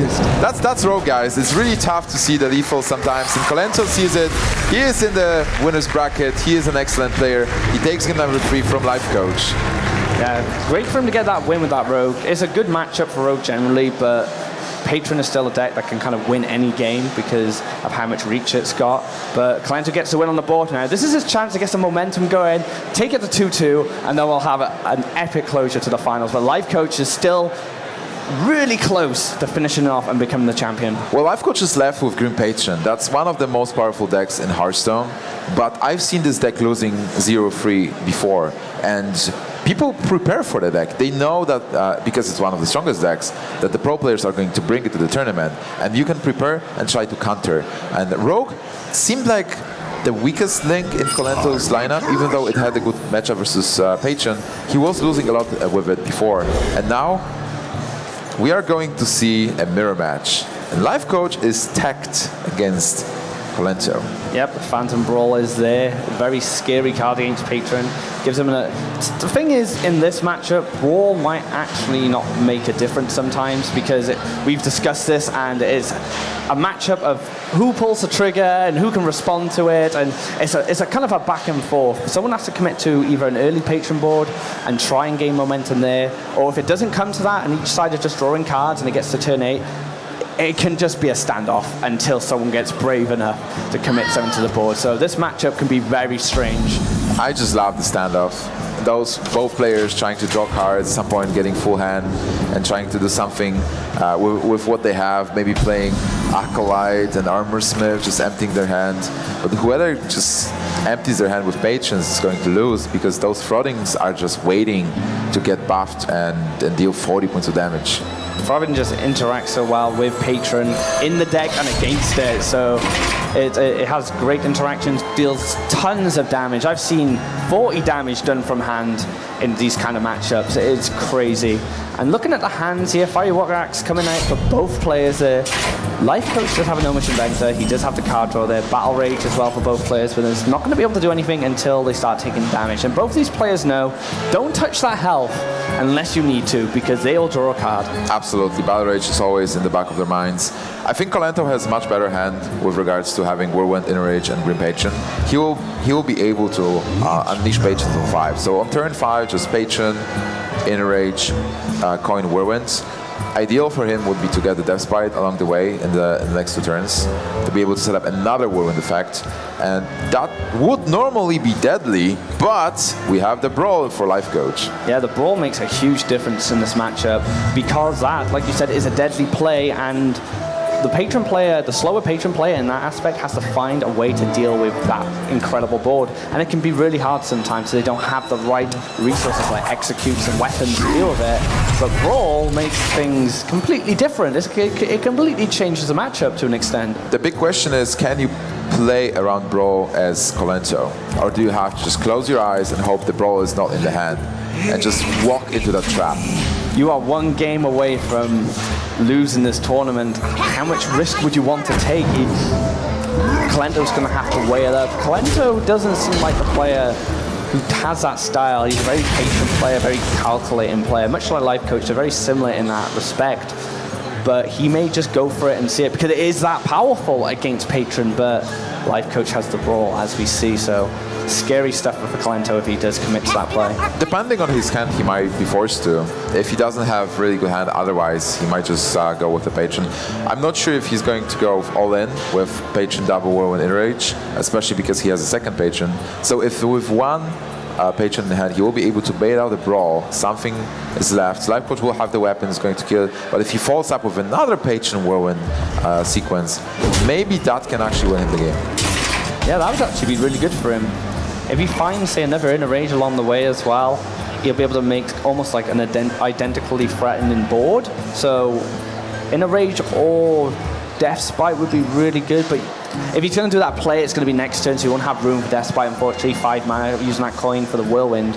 Meanwhile, Life Coach actually picked up both Death Spite and Patron, so suddenly for him, the turn 5 Patron is also available. He doesn't have the Inner Rage, he doesn't have other Whirlwind, but it doesn't look bad. At the moment, he can even attack into that 2/4 and Battle Rage for 2. Yeah, he could.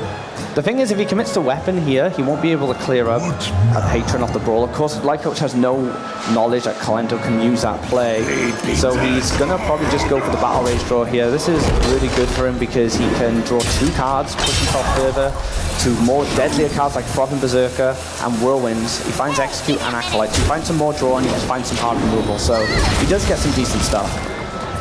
Even without the weapon, if Kolento pulls the trigger here and gets a couple of Patrons on board, the Life Coach still has the Frothing Berserker. So in an event where Frothing Berserker survives the Brawl, but everybody is getting in here, and Kolento ensuring that Frothing is actually going to die. They're using Inner Rage and coin Whirlwind. Everybody is getting in here. He is getting 4 minions on board and clearing Frothing Berserker in one big sweep. Brawl is more than certainly going to come down here. We're going to see what this Brawl was put in here for. Deal with these Patron boards. He also has an Execute, so he can actually clear the board as long as the 5-1 or the 3-2 survives. But Life Coach might actually find another play here. He's going to think through all his options.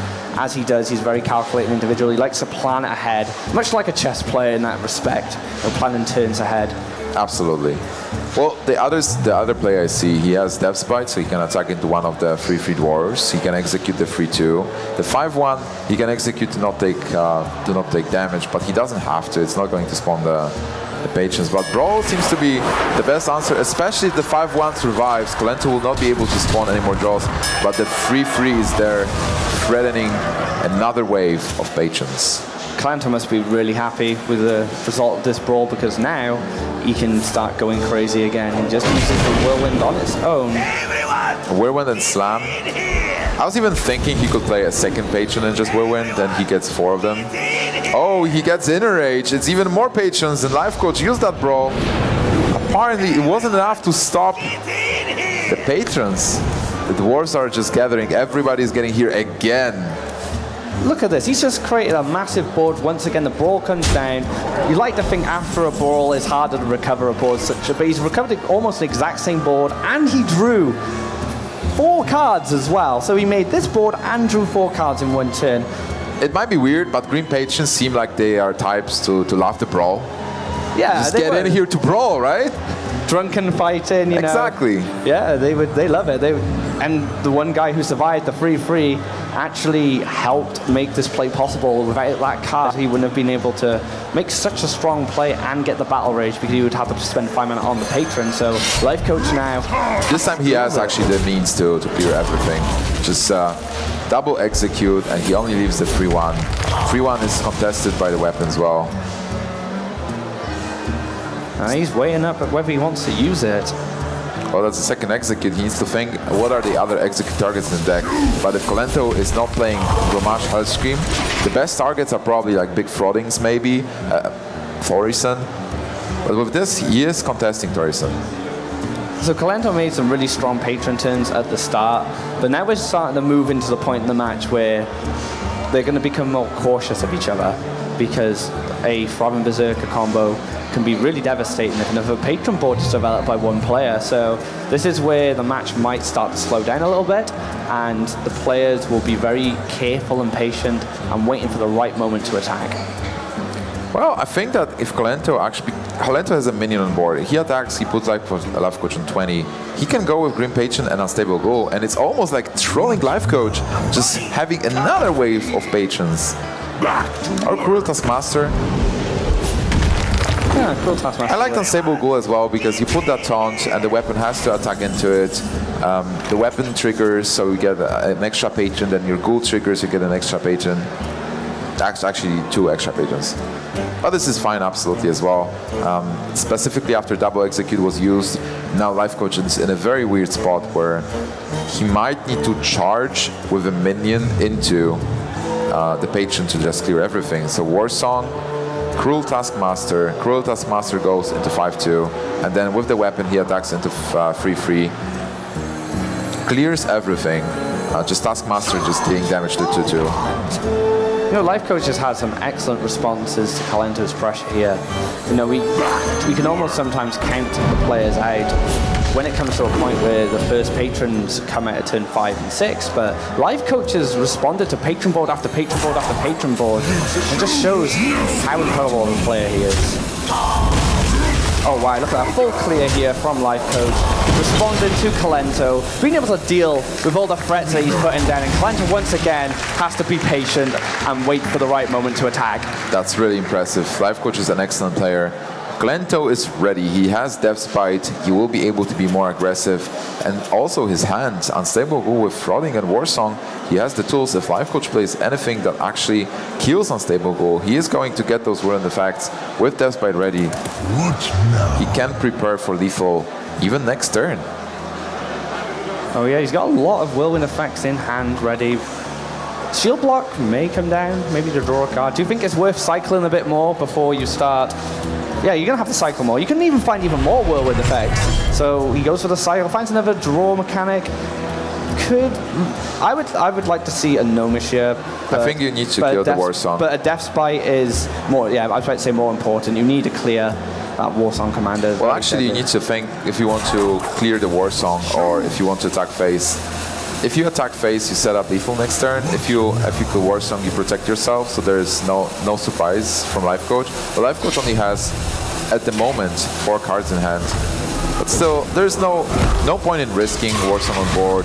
Patrons can come out, you can take a lot of damage, and then you will not be able to seal the game. So Life Coach here has a slam, nothing to interact with. He can't even slam his own Acolyte here. He'll only draw 1 card. Looking a bit strange here. He could Armor Smith and slam his own Armor Smith if he desperately wants to draw.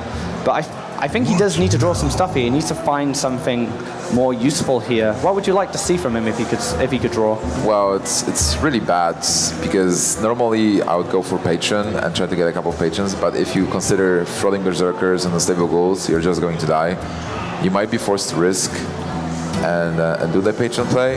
You also have the slam, so if you go for patron whirlwind, you're getting a second patron, draw a card, then you can slam the patron that you got.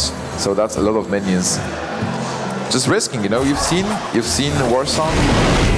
Was there Warsong? There was no Warsong yet, I think. We haven't seen a Warsong. We haven't seen a Warsong from Kolento. So he is taking the risk and hoping that there is no Warsong and no frauding, or if there is a frauding, there is no Warsong to accompany it. 3 minions on the board, is that enough to win the game for Kolento? He has 6, 8, 9 mana, 1 mana off to play double go, but he has double whirlwind effects. I think that should be enough. Yeah, that should be able to close out the game for Kolento. He's probably just working it out in his head here.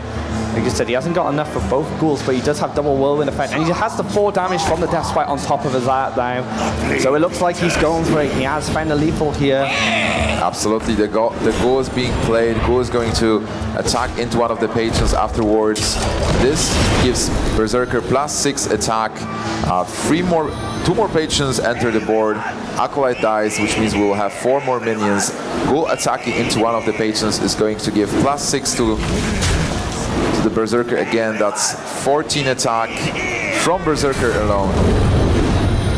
Kolento finds the win here. He ties it up 2-2. We're going down to the last game. The tournament match that will decide who walks away the champion here. Kolento, the only player to take rounds off Life Coach in this bracket so far. And we are going to have the final game, which is going to decide the match. 2-2. Well, I hope we are going to be at this point. What is the matchup we are going to see as the last game? So it's going to be Hunter from Life Coach. Yes. Versus Hunter from Kolento. So Mid Hunter versus. Wait. No? Life Coach lost and he was playing Patron. He needs to win with Patron. Yeah. So Life Coach is bringing Patron again. He lost with Patron 2 times. He needs to win just once to take the tournament. If he loses to Kolento, it's only because he lost with Patron 3 times. So Patron versus Hunter. Kolento's Hunter is a weird mixture of an aggressive Hunter with web spinners. So I think Kolento has a slight edge, but it's really a 50-50. Maybe 51 to 49% matchup. It's really close. It's going to come down to if this Hunter can get a good, strong early board and put a lot of pressure on Life Coach. So when it comes down to stuff like turn 7, turn 8, turn 9, if he does commit to a patron board, Hounds can finish him off with a kill command. A lot of burst damage being available to him here. This is going to be a really tight matchup here. Both these players are going to have to fight really hard to get the win. It will be really interesting to see because Patron plays versus Hunter a bit differently than the other decks. With other decks, Patron just tries to draw a lot of cards and accumulate a big hand, then drop Torison and unleash the combos. Versus Hunter, you're looking for Fire War Axe, you want Floating Berserker, and you play Floating Berserker's tempo card. You just slam it on free. It's a minion. It's going to trade into other minions, and it has to be dealt with. You're looking for Armor Smiths, Unstable Ghoul, just to stop the onslaught, stop Hunter from dealing damage to you.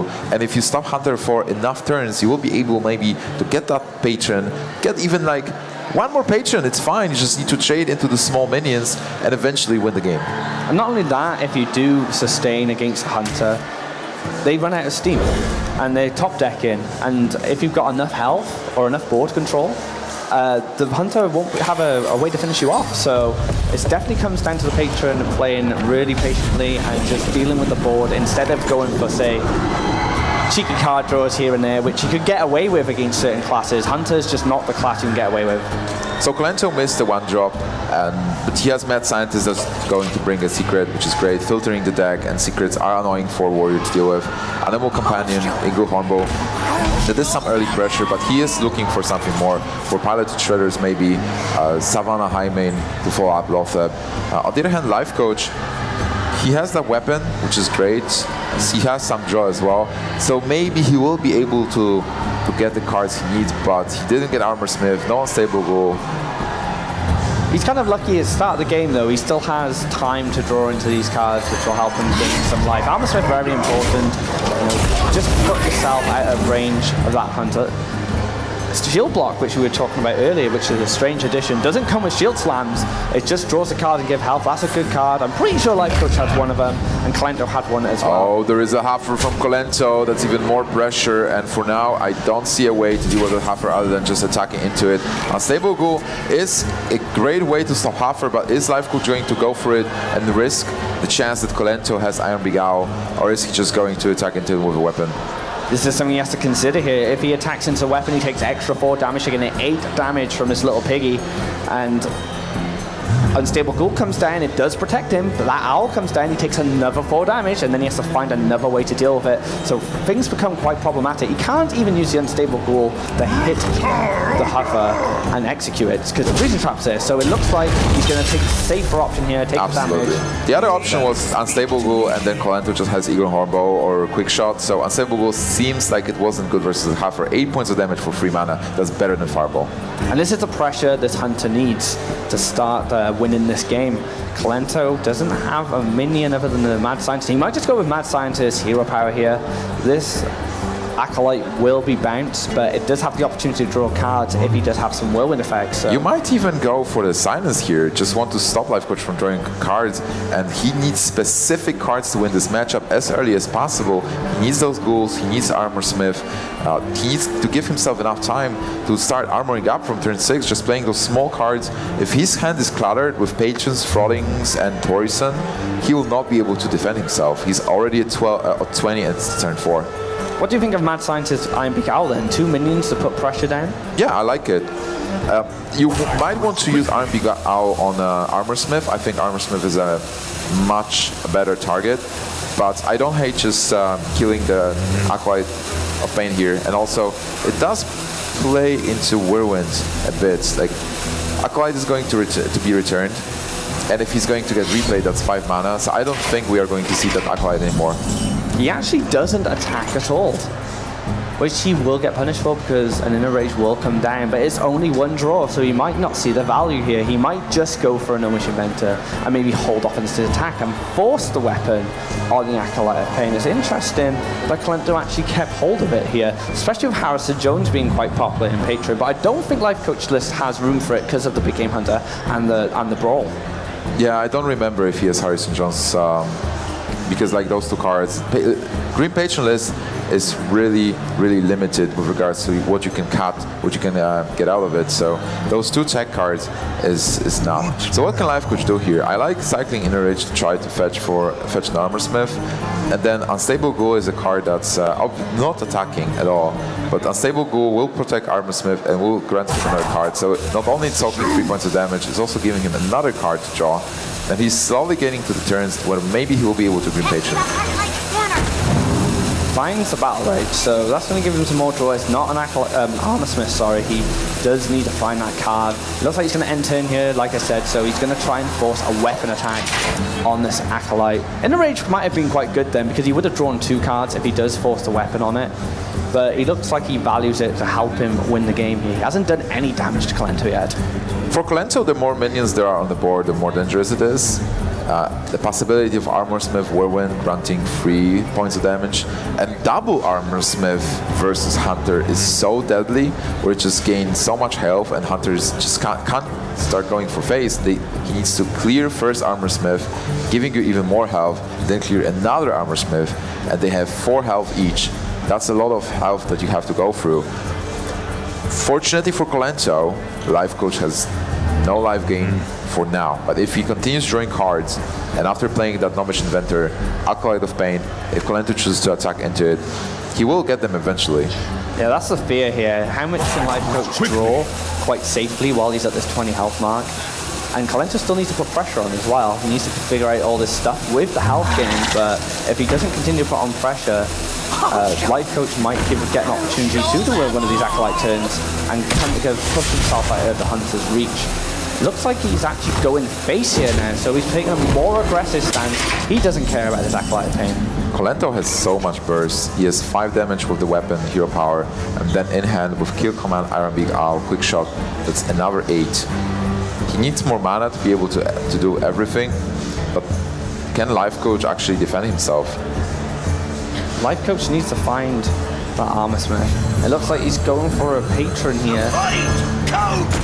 Inner Rage coming down. Coin Whirlwind is an option as well.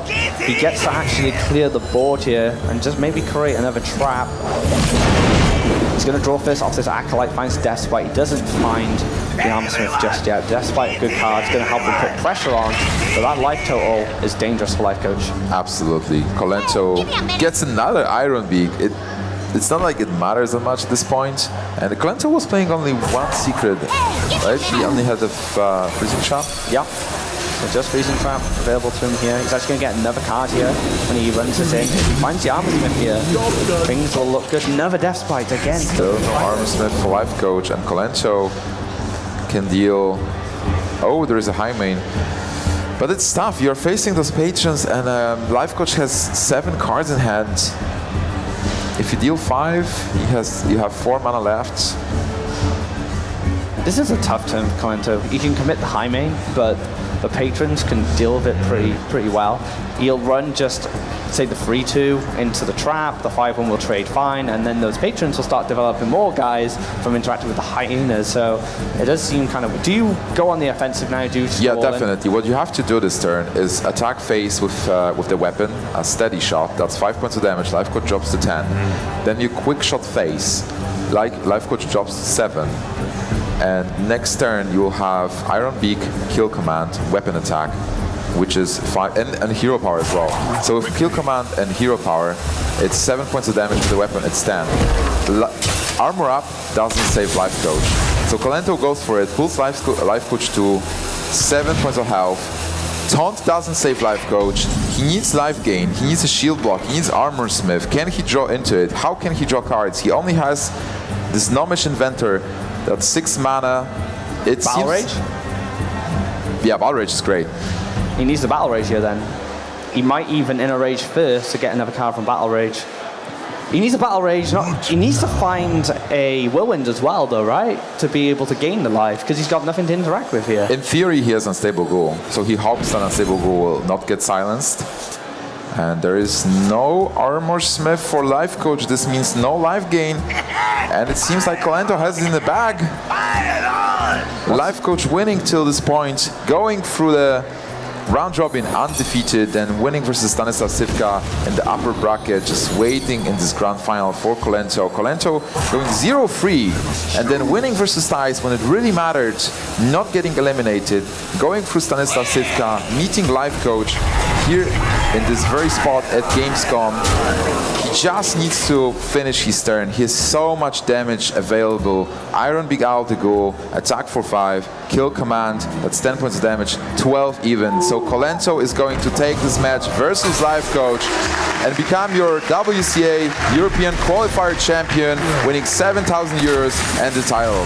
That's incredible work from Kolento here. Like I say, coming from behind in the round robin, finds his way into the grand final, and he takes it, becoming the champion.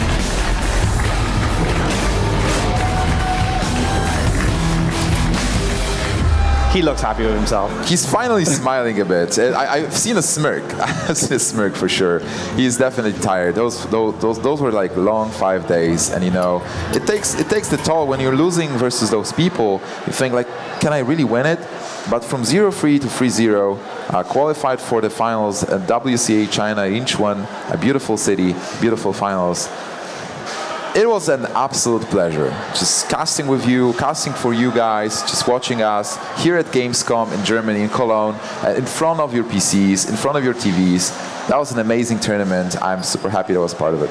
Same here. This is my first time at Gamescom. It's been a fantastic event. We actually saw some of the best Hearthstone played I've ever seen, ever casted as well. We've had some really close games, some exciting matches, and fantastic players. And this has been a tough tournament for them. They haven't played a lot of games in one day. They've had to spread over 5, and that might sound quite easy because you get a day, you get all this rest, but you have to wait, and it takes a toll on your endurance. You know, you get tired, you get fatigued. But Kolento coming from behind, 0-3 in the round robin to win the whole tournament is incredible.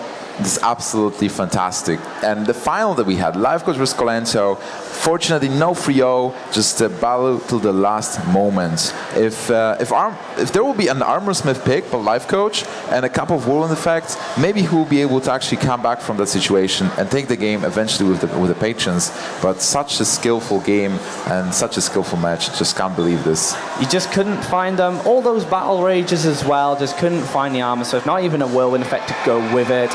And Kolento was able to take it. And he saw that opportunity to find lethal as well, like you said, with a quick shot. So well played from both of them. Everyone's played fantastic this week. So what was your favorite moment? Of the whole tournament? Of the whole tournament. The 1 health Druid game. The 1 health Druid game, when Life Coach came back from 1 health. He had that Druid Claw down, and Kolento didn't have enough damage to take out the Druid Claw and finish him off because he armored up. It was just the 1 damage he needed. He had no cards left in deck. That was incredible. What would you say was yours? My favorite moment was the Druid game in this match, where I thought Kolento has it in the back, and Life Coach somehow from 9 health actually turned it around and plowed through 52 points of health. But I think we are actually ready for our winner, Kolento. We have some questions for him, and my watch has ended. Thank you very much, gentlemen. I'm joined once again by the WCA Ambassador of Europe, Grubby, to present the checks and certificates for our top 3 players of Hearthstone. Please welcome to the stage our 3rd place player from the Czech Republic, taking home 1,500 euros, Stancivka.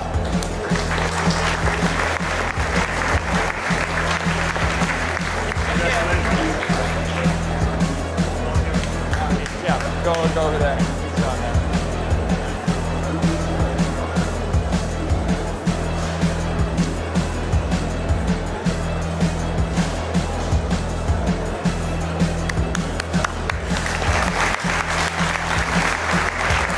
And in 2nd place, taking home 3,000 euro, representing Germany, Life Coach.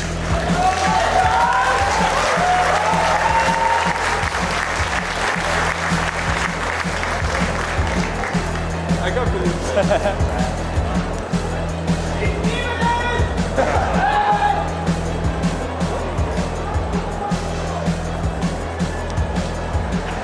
And in 1st place, taking home 7,000 euro from the Ukraine, Kolento.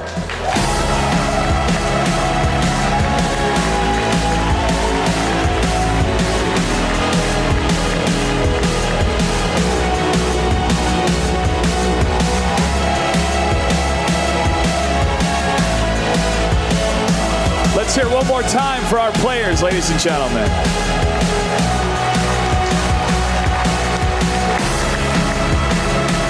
Congratulations once again, and best of luck at the finals in China. We're going to take a break. When we come back, the final series of the WCA 2015 European Pro Qualifiers, Heroes of the Storm. Stay tuned.